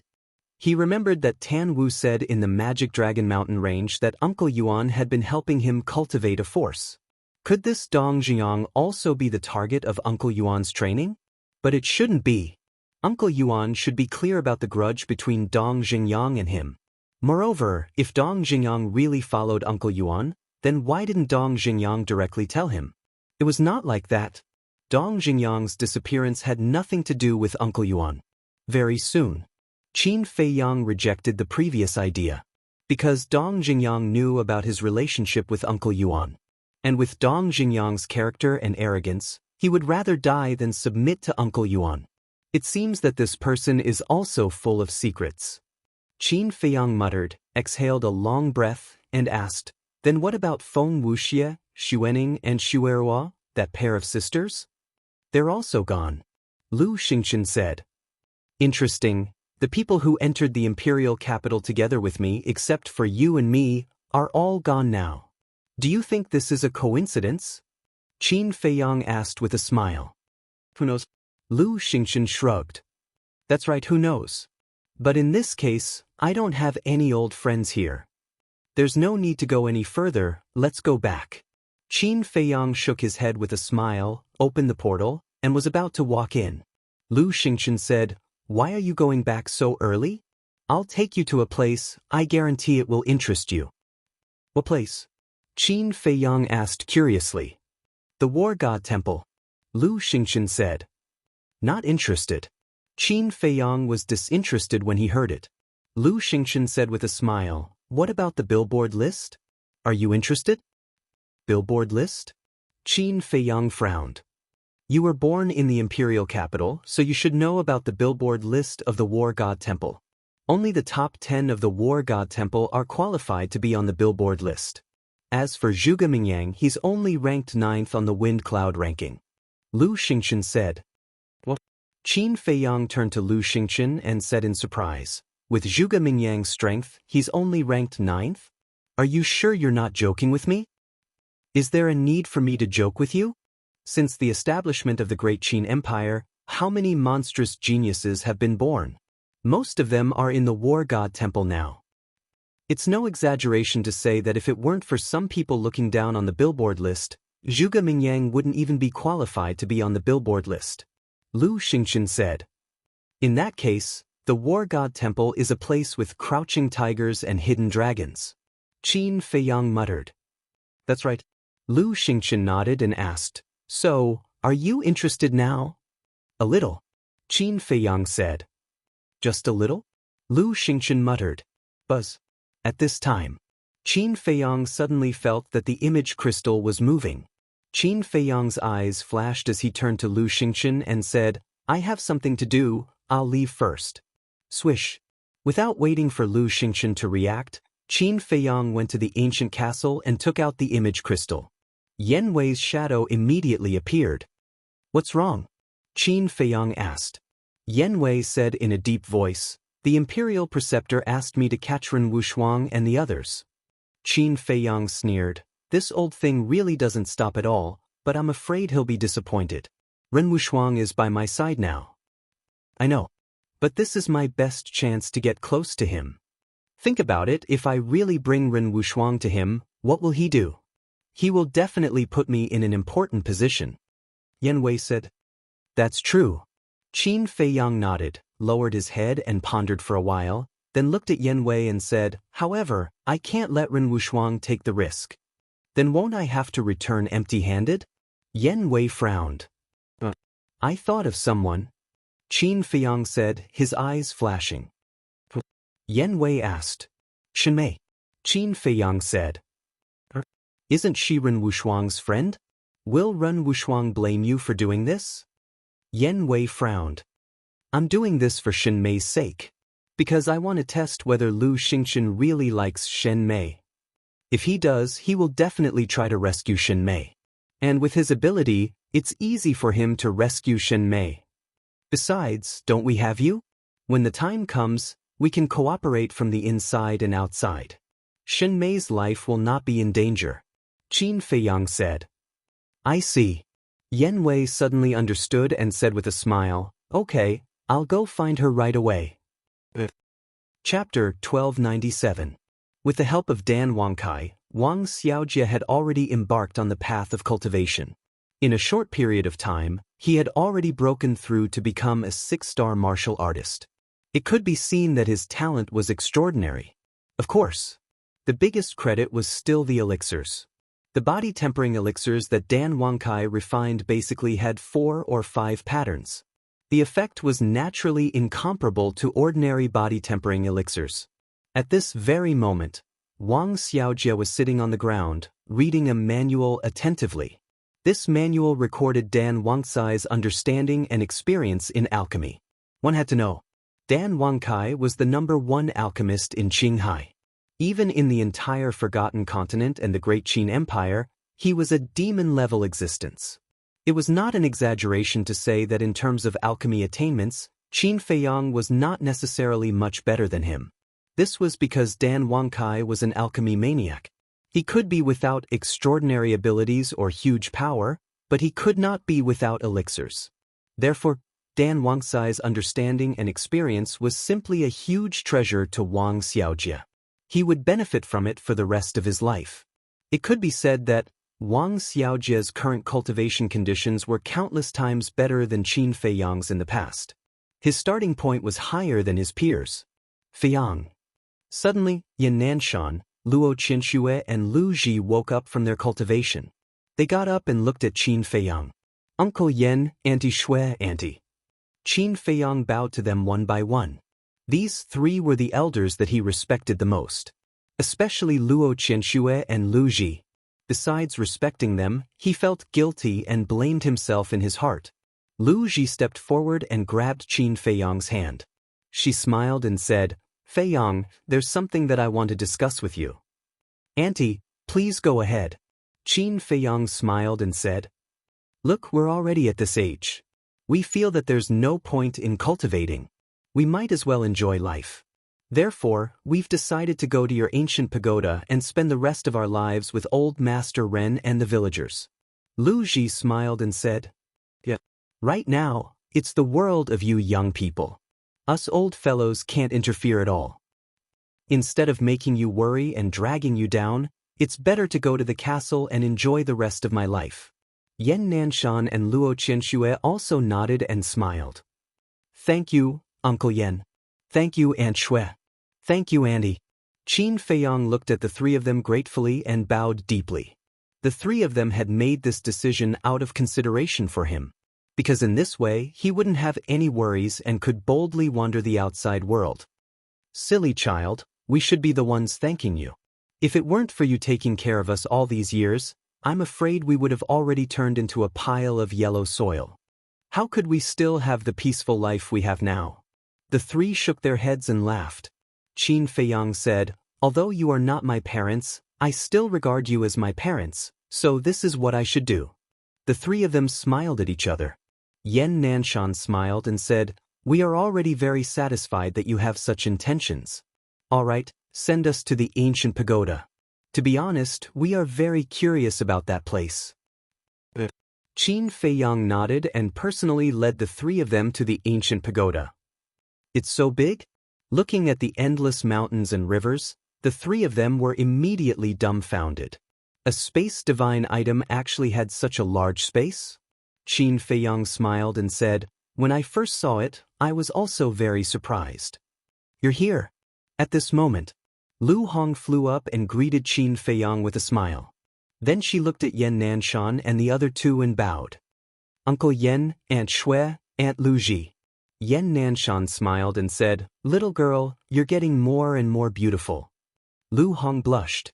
Yan Nanshan shook his head and smiled. "It must be very tiring to build the herb field. Later, we will all stay to help you." Lu Hong was stunned and looked at Qin Feiyang.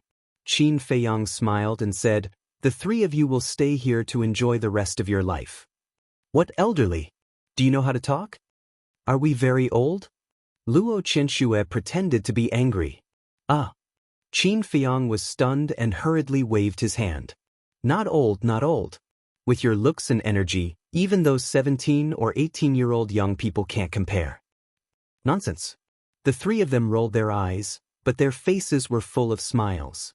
Yan Nanshan waved his hand and said, "Okay, go to your work. We will help to take care of the herb field." "Then I'll have to trouble you." Qin Feiyang smiled and looked at Lu Hong.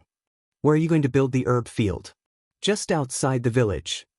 I'm mainly thinking about the people in the village. It will be more convenient for them when they need herbs." Lu Hong said. Qin Feiyang nodded and took out the tree of creation and the divine infant tree. He said, I originally planned to plant the tree of creation in the village, but since you built the herb field outside the village, then I will plant it in the herb field. As long as the tree of creation was not sealed, the energy it emitted was enough to radiate tens of thousands of miles away. Moreover, as the tree of creation continued to grow, the area it radiated would also increase. Therefore, even if it was not planted in the village, the people in the village could also enjoy the benefits of the tree of creation. He was also looking forward to how many geniuses would be born here in the future. Lu Hong took the tree of creation and the divine infant tree. Right, there's also this. Qin Feiyang waved his hand and an ice sculpture appeared. It was Zhuge Shenfeng. Why did you bring him here? Even if Zhuge Shenfeng was in a self-sealing state, Lu Hong could not help but feel nervous. Qin Feiyang said, the space in the ancient castle is too small. It takes up space. Then where are we going to put him now? In the village? Of course not. There are so many children in the village. What if we accidentally wake him up? Lu Hong was worried. Definitely not in the village. Qin Feiyang shook his head and pondered for a while. He said, later, take him to the forbidden area of the cemetery. There is a black panther guarding it. The children in the village can't get close. Lu Hong nodded. Okay then, you guys go ahead. Qin Feiyang smiled and left the ancient tower, appearing in the sky above the temple. He has appeared again. Although he used to be a disciple of the temple, he is no longer one. But he still dares to do whatever he wants in the temple. This guy's courage is really not something ordinary people can compare to. Don't worry, he won't be proud for long. Because Zhuge Mingyang will not let this go. Although Zhuge Mingyang is not his opponent, don't forget that there are many people in the War God Temple who have a close relationship with Zhuge Mingyang. The disciples below whispered, their eyes full of sneers. Where is Lu Xingchen? At the same time, Qin Feiyang scanned the void suspiciously. Why was Lu Xingchen missing? He couldn't have received the news that Shen Mei had been kidnapped so quickly, right? Just as he was about to open the portal and leave, Lu Xingchen appeared out of thin air and frowned. What are you busy with? I've been waiting for you for so long. Qin Feiyang said calmly, I want to ask you the same thing. Where did you go just now? Lu Xingchen's eyes flashed slightly and he smiled faintly. I had something to do, so I went back to the alchemy room. I see. Qin Feiyang smiled and said, let's go, we haven't drunk together in a long time. Let's go to the fragrant moon pavilion and have a few drinks. Lu Xingchen was stunned and asked, aren't we going to the War God Temple? Why are we going to the War God Temple? Qin Feiyang was puzzled. Lu Xingchen frowned and said, there are so many experts in the War God Temple. Aren't you interested at all? It's their business if they are strong. As long as they don't provoke me, why should I care about them? Wait. Why do I feel that something is wrong? From the beginning, you've been urging me to go to the War God Temple. Tell me honestly, are you plotting something again? Qin Feiyang looked coldly at Lu Xingchen. Am I? Lu Xingchen asked calmly. Stop pretending. How many years have we known each other? Do you think I don't know what you're thinking? Qin Feiyang looked at him with disdain. Then tell me, what am I thinking right now? Lu Xingchen joked. The War God Temple is filled with experts and can be considered the cornerstone of the great Qin Empire. If I'm not wrong, you're urging me to go to the War God Temple because you want me to find out how deep the War God Temple's waters are. There's a good saying, know yourself and know your enemy, and you'll be victorious in 100 battles. Knowing the true foundation of the War God Temple, you'll be able to make sufficient preparations in advance when you want to destroy the great Qin Empire. Qin Feiyang said. Brother Qin, you're really smart. Lu Xingchen shook his head and smiled. That's right, that's what I'm thinking. It would be best if you can kill some monsters while you're at it. Qin Feiyang said, so tell me, why should I do something that harms others without benefiting myself? How can this be called harming others without benefiting yourself? You and the Emperor will meet on the battlefield sooner or later. At that time, these people will be your biggest obstacles. So, if you can get rid of some of them now, It will definitely be beneficial for you in the future. Lu Xingchen said. That seems to make sense. Qin Feiyang nodded. Then, shall we go now? Lu Xingchen was overjoyed and asked with a smile. Qin Feiyang shook his head. If it makes sense, then why not? The smile on Lu Xingchen's face froze as he asked in confusion. Qin Feiyang smiled playfully and asked, Who said that I have to go if it makes sense? Lu Xingchen's face twitched fiercely. This bastard, why doesn't he play by the rules? There's still a long way to go. We'll talk about the War God Temple later. It's rare that I'm in the mood today. Let's go and have a few drinks. Qin Feiyang opened the portal and dragged Lu Xingchen toward it.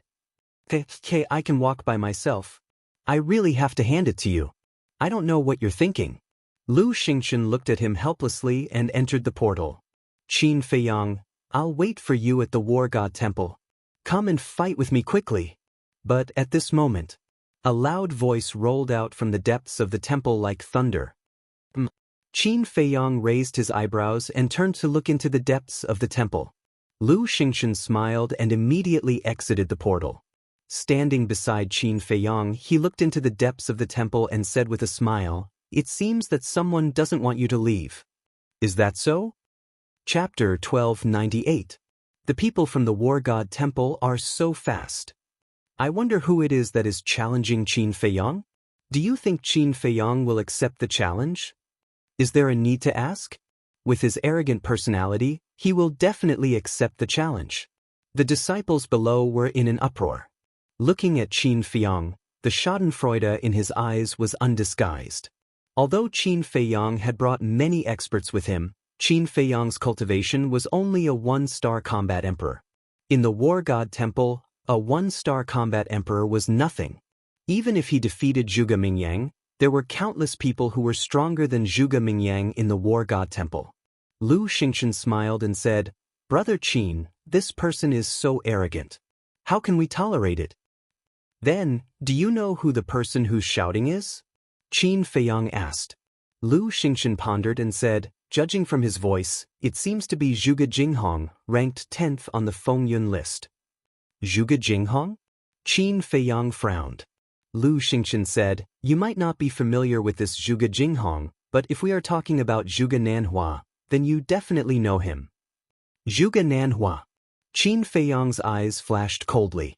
Of course, he knew this Zhuge Nanhua.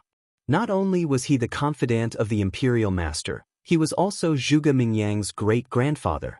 Now, he was guarding the pagoda on behalf of Old Man Qin, guarding the teleportation altar. Qin Feiyang asked suspiciously, What is the relationship between Zhuge Jinghong and Zhuge Nanhua? Zhuge Jinghong is Zhuge Nanhua's adopted son. It is said that his background is very miserable, but he is very talented. Under Zhuge Nanhua's nurturing, he is now an 8-star combat emperor. Lu Xingchen said. 8-star combat emperor. Qin Feiyang's eyes trembled as he frowned and said, Since he is an 8-star combat emperor, he must be stronger than Zhuge Mingyang. However, why is he ranked behind Zhuge Mingyang? Do you still need to ask? Of course it's to take care of Zhuge Mingyang. After all, he is the genius of the Zhuge family. Lu Xingchen said. Will the others agree to Zhuge Mingyang dominating the billboard? Qin Feiyang frowned. You still don't know, right? Half of the people on the billboard are from the Zhuge clan. Zhuge Xingfeng, who is ranked number 1, has even reached the 9-star combat emperor realm. It is said that he is the number 1 person in the War God Temple. Say, with Zhuge Xingfeng here, who would dare to touch Zhuge Mingyang? Lu Xingchen sneered. Zhuge Xingfeng, Qin Feiyang murmured. He did not expect the Zhuge family to be so powerful. What do you think? Are you interested now? Lu Xingchen asked. Qin Feiyang smiled and said, Being interested is one thing, going or not is another. Come drink with me first. Drink? Lu Xingchen raised his eyebrows. Zhuge Xingfeng had openly issued a challenge, yet he did not accept it? Has this guy changed his personality? Qin Feiyang, don't be a coward. I will wait for you at the fighting arena. Zhuge Jinghong's voice boomed once again, filled with an insufferably arrogant tone. Brother Qin, he has already said so. Can you still bear it? Lu Xingchen said. Qin Feyang sighed helplessly and said, even if I can't bear it, I have to. After all, you said that he is an 8-star combat emperor. How can I, a mere 1-star combat emperor, be his opponent? Brother Qin, it's meaningless to pretend like this. Lu Xingchen frowned and said, how am I pretending? This is the truth. Bear with it for a while and the wind will be calm. Take a step back and the sky will be clear. Let's go drink. Qin Feiyang opened another teleportation door and forcefully dragged Lu Xingchen in. Actually, his thoughts were very simple. Lu Xingchen wanted him to go, so he would not go. As for Zhuge Jinghong's clamor, he did not take it to heart at all. If you want to shout, then shout. Who has the ability to ignore you? This was actually a change in his state of mind. If it was in the past, in the face of such aggressive clamor, he would definitely not let it go. But now, he already had an indifferent attitude. Because in his eyes, his current opponents were the imperial tutor, the emperor, Mu Tianyang, the chief pagoda master, these supreme rulers. To put it in an arrogant way. Now, only these people could enter his eyes and make him treat them seriously. He left just like that? What the hell is this? I thought he was very powerful, but it turns out that he is just a weakling. It seems that we have all overestimated him. If not for those 9-star combat emperors helping him, what is he? When the disciples below saw Qin Feiyang open the teleportation door and leave, they could not help but mock him. War God Shrine. In the sky above a battle arena, a black-clothed youth stood proudly. His hands were behind his back, his long hair draped over his shoulders as he looked disdainfully at the sky. His 2 thick eyebrows were like sharp swords, emitting a shocking sharpness. That's right. This person was Zhuge Jinghong. The battle arena below was also filled with a sea of people. They were also disciples of the War God Shrine, and the lowest cultivation was a battle sage. There were even a bunch of combat emperors. Do you guys think that Qin Feiyang will come? Don't worry, this person is arrogant. Facing senior brother Jinghong's challenge, he will definitely come. When he comes, there will be a good show to watch. Everyone was discussing, their eyes filled with playfulness and anticipation. Suddenly, a ray of light streaked across the sky and landed in front of Zhuge Jinghong. It was a short black-clothed man. Looking at Zhuge Jinghong, his face was full of respect. Xia Changjin, is Qin Feiyang here? Someone below immediately asked loudly. Zhuge Jinghong also retracted his gaze and looked at the short man. Xia Changjin glanced at the people below, looked at Zhuge Jinghong and shook his head. He didn't come. He didn't come? Everyone was shocked. This was really out of his expectations. Why didn't he come? Is he looking down on me? Zhuge Jinghong's face darkened as he asked. He is just a 1-star combat emperor. How dare he look down on you, senior brother Jinghong? Xia Changjin smiled disdainfully and said, he knows that he is not your opponent, so he doesn't dare to accept the challenge. He knows his own limits. Zhuge Jinghong smiled proudly and asked, then where is he now? Xia Changjin said, he went to the fragrant moon brothel with Lu Xingchen. I think they went to drink. What a good-for-nothing. Zhuge Jinghong sneered, and the disdain on his face became even stronger. He said, does he think that he can escape this calamity by going to the fragrant moon brothel? Get me a brush and ink. Xia Changjin hurriedly took out a brush, ink, paper, and inkstone, and placed them in the air. Zhuge Jinghong waved his hand, and the brush landed in his hand. Then he quickly wrote, and 2 bold words appeared on the paper. Trash. Senior brother Jinghong is really domineering. He directly sent the 2 words Qin Feiyang. When he sees these 2 words, his expression will definitely be very interesting. The people below all laughed loudly. Zhuge Jinghong's face was also full of ridicule. He looked at Xia Changjin and said, immediately send this to Qin Feiyang. You must send it into his hands. Also, tell him that if he is not convinced, he can challenge me. I, Zhuge Jinghong, will always respect him. Understood. Xia Changjin smiled, folded the paper, and opened the portal and left. At the same time, in front of a courtyard, Yen Wei appeared out of thin air while holding a girl. The girl was Shin Mei. After all these years, she had become more mature and charming. However, she was currently unconscious. Lord, I have returned. Yen Wei looked at the pavilion in the courtyard and said respectfully, "Come in." The imperial tutor's voice came from inside. Yen Wei pushed open the door and entered. He walked to the front of the pavilion and pushed open the door. He saw the imperial tutor sitting alone beside the tea table in the hall. Yen Wei walked in with Shin Mei in his arms. "Well done." The imperial tutor smiled. Then he looked at Shin Mei and frowned. He asked suspiciously, "Who is she? Didn't I ask you to capture Ren Wushuang? Why is she an unrelated person?" "I am incompetent. I couldn't find Ren Wushuang." Yen Wei's gaze trembled. He quickly put down Shin Mei and said in fear, "Why couldn't you find her?" The imperial tutor raised his eyebrows. "According to my investigation, Ren Wushuang went missing a few days ago. Her grandfather also went missing. This subordinate is thinking that it might be because Milord kidnapped Qin Feiyang's mother last time, causing Qin Feiyang to become alert and take them away."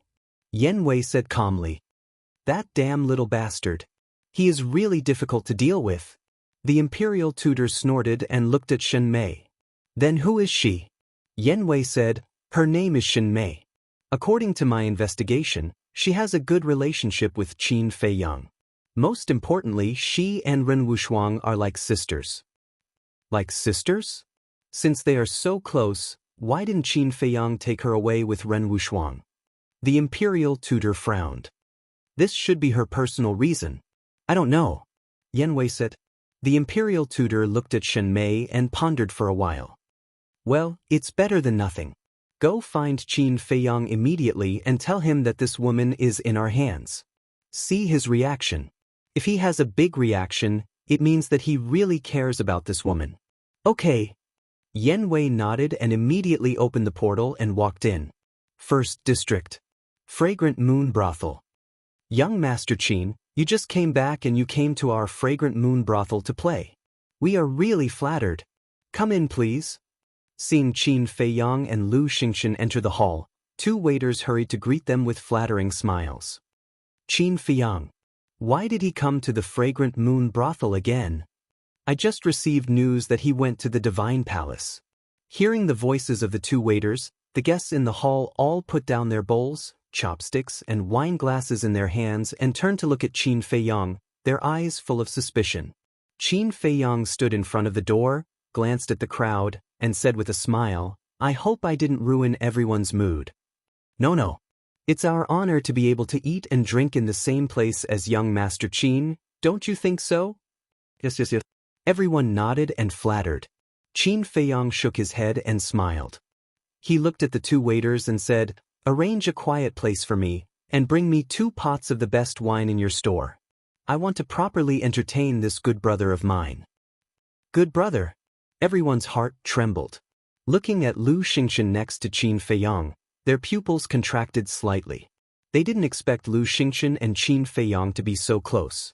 Some people even had envy in their eyes. Chapter 1299. A quiet place can only be the private rooms upstairs. I will arrange one for the 2 young masters. A waiter smiled. Qin Feiyang hurriedly waved his hand and said, No, we'll just sit in the hall. It's a little quiet." The two waiters looked at each other. Although the cost of the private room was higher than that of the hall, was Qin Feiyang a person short of money? Obviously not. Then why did he have to sit in the hall? But the two didn't dare to ask. Glancing around the hall, they found an empty table in the left corner. "Let's sit there." "It's in the corner. It's relatively quiet. What do you think, young Master Qin?" The two waiters looked at Qin Feiyang and asked. Qin Feiyang nodded. "Then please." One of the waiters led Qin Feiyang to the table and said with a smile, "I'll bring the food and wine to you right away. Please wait a moment." Qin Feiyang said. The waiter smiled, turned around and ran away. "Let's continue. Don't be so reserved." Qin Feiyang looked at the people in the hall and said with a smile. Then he sat down on a chair, pointed to the chair opposite him, and said with a smile, "Brother Lu, please sit down." Lu Xingxin glanced at Qin Feiyang, walked to the opposite of Qin Feiyang, and sat down, glancing at the people around. Although those people were minding their own business and eating and drinking, they would glance at him from time to time. That kind of strange look made him very uncomfortable. Phew. He took a deep breath, looked up at Qin Feiyang, and said with a rather gloomy face, "Is this the purpose of you bringing me to Fragrant Moon House?" Purpose? Qin Feiyang was stunned and puzzled. What do you mean? I just asked you to accompany me to drink. What purpose can I have? Pretend, keep pretending. Lu Xingxin snorted coldly. Why should I pretend? Qin Feiyang became more and more puzzled. Lu Xingxin said angrily, Then let me ask you, why did you say that I'm your good brother in front of everyone? Are we not on good terms? Qin Feiyang asked. Do you think we're close enough to call each other brothers? Lu Xingxin was getting angrier and angrier. It's not that good, but what's wrong with me saying that? Qin Feiyang was suspicious. Nonsense. Of course not. What's your situation now? The imperial advisor, the emperor, and the Zhuge family are all trying to deal with you. But they can't do anything to you because you have someone protecting you. What about them? You can only start with those who are close to you. And now, you're publicly declaring that I'm your good brother. Aren't you clearly trying to drag me down with you? Lu Xingxin was furious. This guy was really insidious and cunning. If he was not careful, he would be tricked to death by him. Qin Feiyang's eyes flashed with a smile. He shook his head and said, Your imagination is too rich. In fact, it's not as complicated as you think. I just want to treat you to a few drinks. Don't talk nonsense. You think I don't know who Qin Feiyang is? You're not having a good time now, and you don't want me to have a good time either. Lu Xingxin snorted coldly. Young masters, the dishes are here. At this time, the waiter ran over with a few dishes, 2 pots of wine, and 2 wine glasses. After putting them on the table, he hurriedly ran away. Qin Feiyang chuckled, picked up the wine pot, and filled the 2 wine glasses. He put down the wine pot, grabbed a wine glass, and handed it to Lu Xingxin. He said with a smile, Don't be like this. Even if the imperial advisor wants to deal with you, with your ability, what are you afraid of? So you admit it? Lu Xingxin sneered. If you insist on thinking like this, then wouldn't it be the same if I didn't admit it? Qin Feiyang said. Phew. Lu Xingxin let out a long breath, took the wine glass and said, This time you're better, I admit defeat. Look at what you're saying, it's as if I've taken advantage of you. Qin Feiyang shook his head and smiled helplessly. He picked up the wine glass on the table and said, How about this? If you really can't let it go, then I'll solemnly apologize to you and punish myself with 3 cups. After that, he raised his head and drank it all. Lu Xingxin rolled his eyes. He held the wine glass to the tip of his nose and sniffed it. He was about to drink it. But at this moment, a cold shout sounded at the entrance. Where is Qin Feiyang? He saw a short man in black standing at the entrance, arrogantly scanning the hall. It was Xia Changjin. Lu Xingxin frowned. He put down the wine glass and turned his head. When he saw Xia Changjin, his eyes immediately became playful. Qin Feiyang and the other guests in the hall also looked at Xia Changjin with a trace of suspicion in their eyes. Young master, what brings you here? A waiter ran in front of Xia Changjin and asked. Xia Changjin said proudly, I'm Xia Changjin, a disciple of the War God Temple. I'm here to find Qin Feiyang. Where is he? A disciple of the War God Temple. The waiter's pupils shrank. His expression immediately became respectful. He pointed at the corner where Qin Feiyang was and said, Young Master Qin is there. Xia Changjin looked at Qin Feiyang with a trace of disdain in his eyes. Then he strode towards Qin Feiyang. Why is a disciple of the War God Temple looking for Qin Feiyang? Everyone muttered in their hearts. As for Qin Feiyang, when he heard that this person was from the War God Temple, he immediately looked away. He poured himself a glass of wine and leisurely savored it. This person was only a 1-star combat emperor. He was not worthy of his attention. Xia Changjin walked in front of Qin Feiyang. When he saw Qin Feiyang's calm and leisurely appearance, the disdain on his face became even stronger. Is he really so calm that he doesn't dare to accept the challenge? He took out the folded paper from his bosom and slapped it on the table. He sneered, "This is a big gift from senior brother Zhuge Jinghong." Qin Feiyang suddenly smiled. He looked at Lu Xingchen and said, "I was wondering who it was. Turns out it's just a lackey who ran away." Lu Xingchen also laughed. From the beginning to the end, the two of them did not even look at Xia Changjin properly. That disdainful attitude and those sarcastic words made Xia Changjin furious. He shouted, "You better watch your words." Qin Feiyang still ignored him. He looked at Lu Xingchen and said with a smile, "Brother Lu, whose kitten and puppy did not tie up properly and came to disturb us while we were drinking? Didn't he say that he came to deliver the gift on behalf of Zhuge Jinghong? Then he must be from the Zhuge family." Lu Xingchen said with a smile. "I see. Birds of a feather flock together."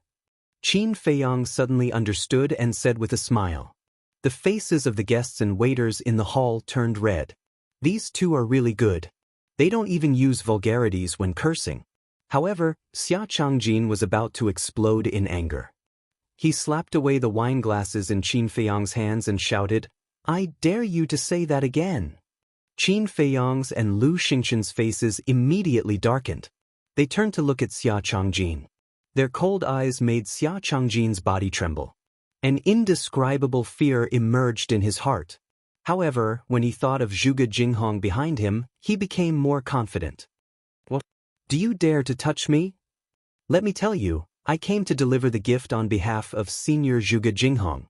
If you dare to touch a single hair on my head, Senior Zhuge Jinghong will not let you off. I think that with Senior Zhuge Jinghong's status in the War God Shrine, I should tell you. His ranking on the War God Shrine's Wind God ranking list is..." Xia Changjin was full of himself.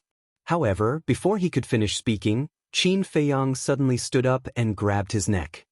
He said with a smile, "I really don't know what gave you the courage to bare your fangs and brandish your claws in front of me." After he finished speaking, he waved his hand. The two of them released their battle chi and directly cut off Xia Changjin's arms. The piercing pain made Xia Changjin howl in pain. Blood spurted out from his shoulder like a fountain. "Since you want to be a dog, then you should have the awareness of being a dog. Don't provoke someone you can't afford to provoke." Qin Feiyang waved his hand again.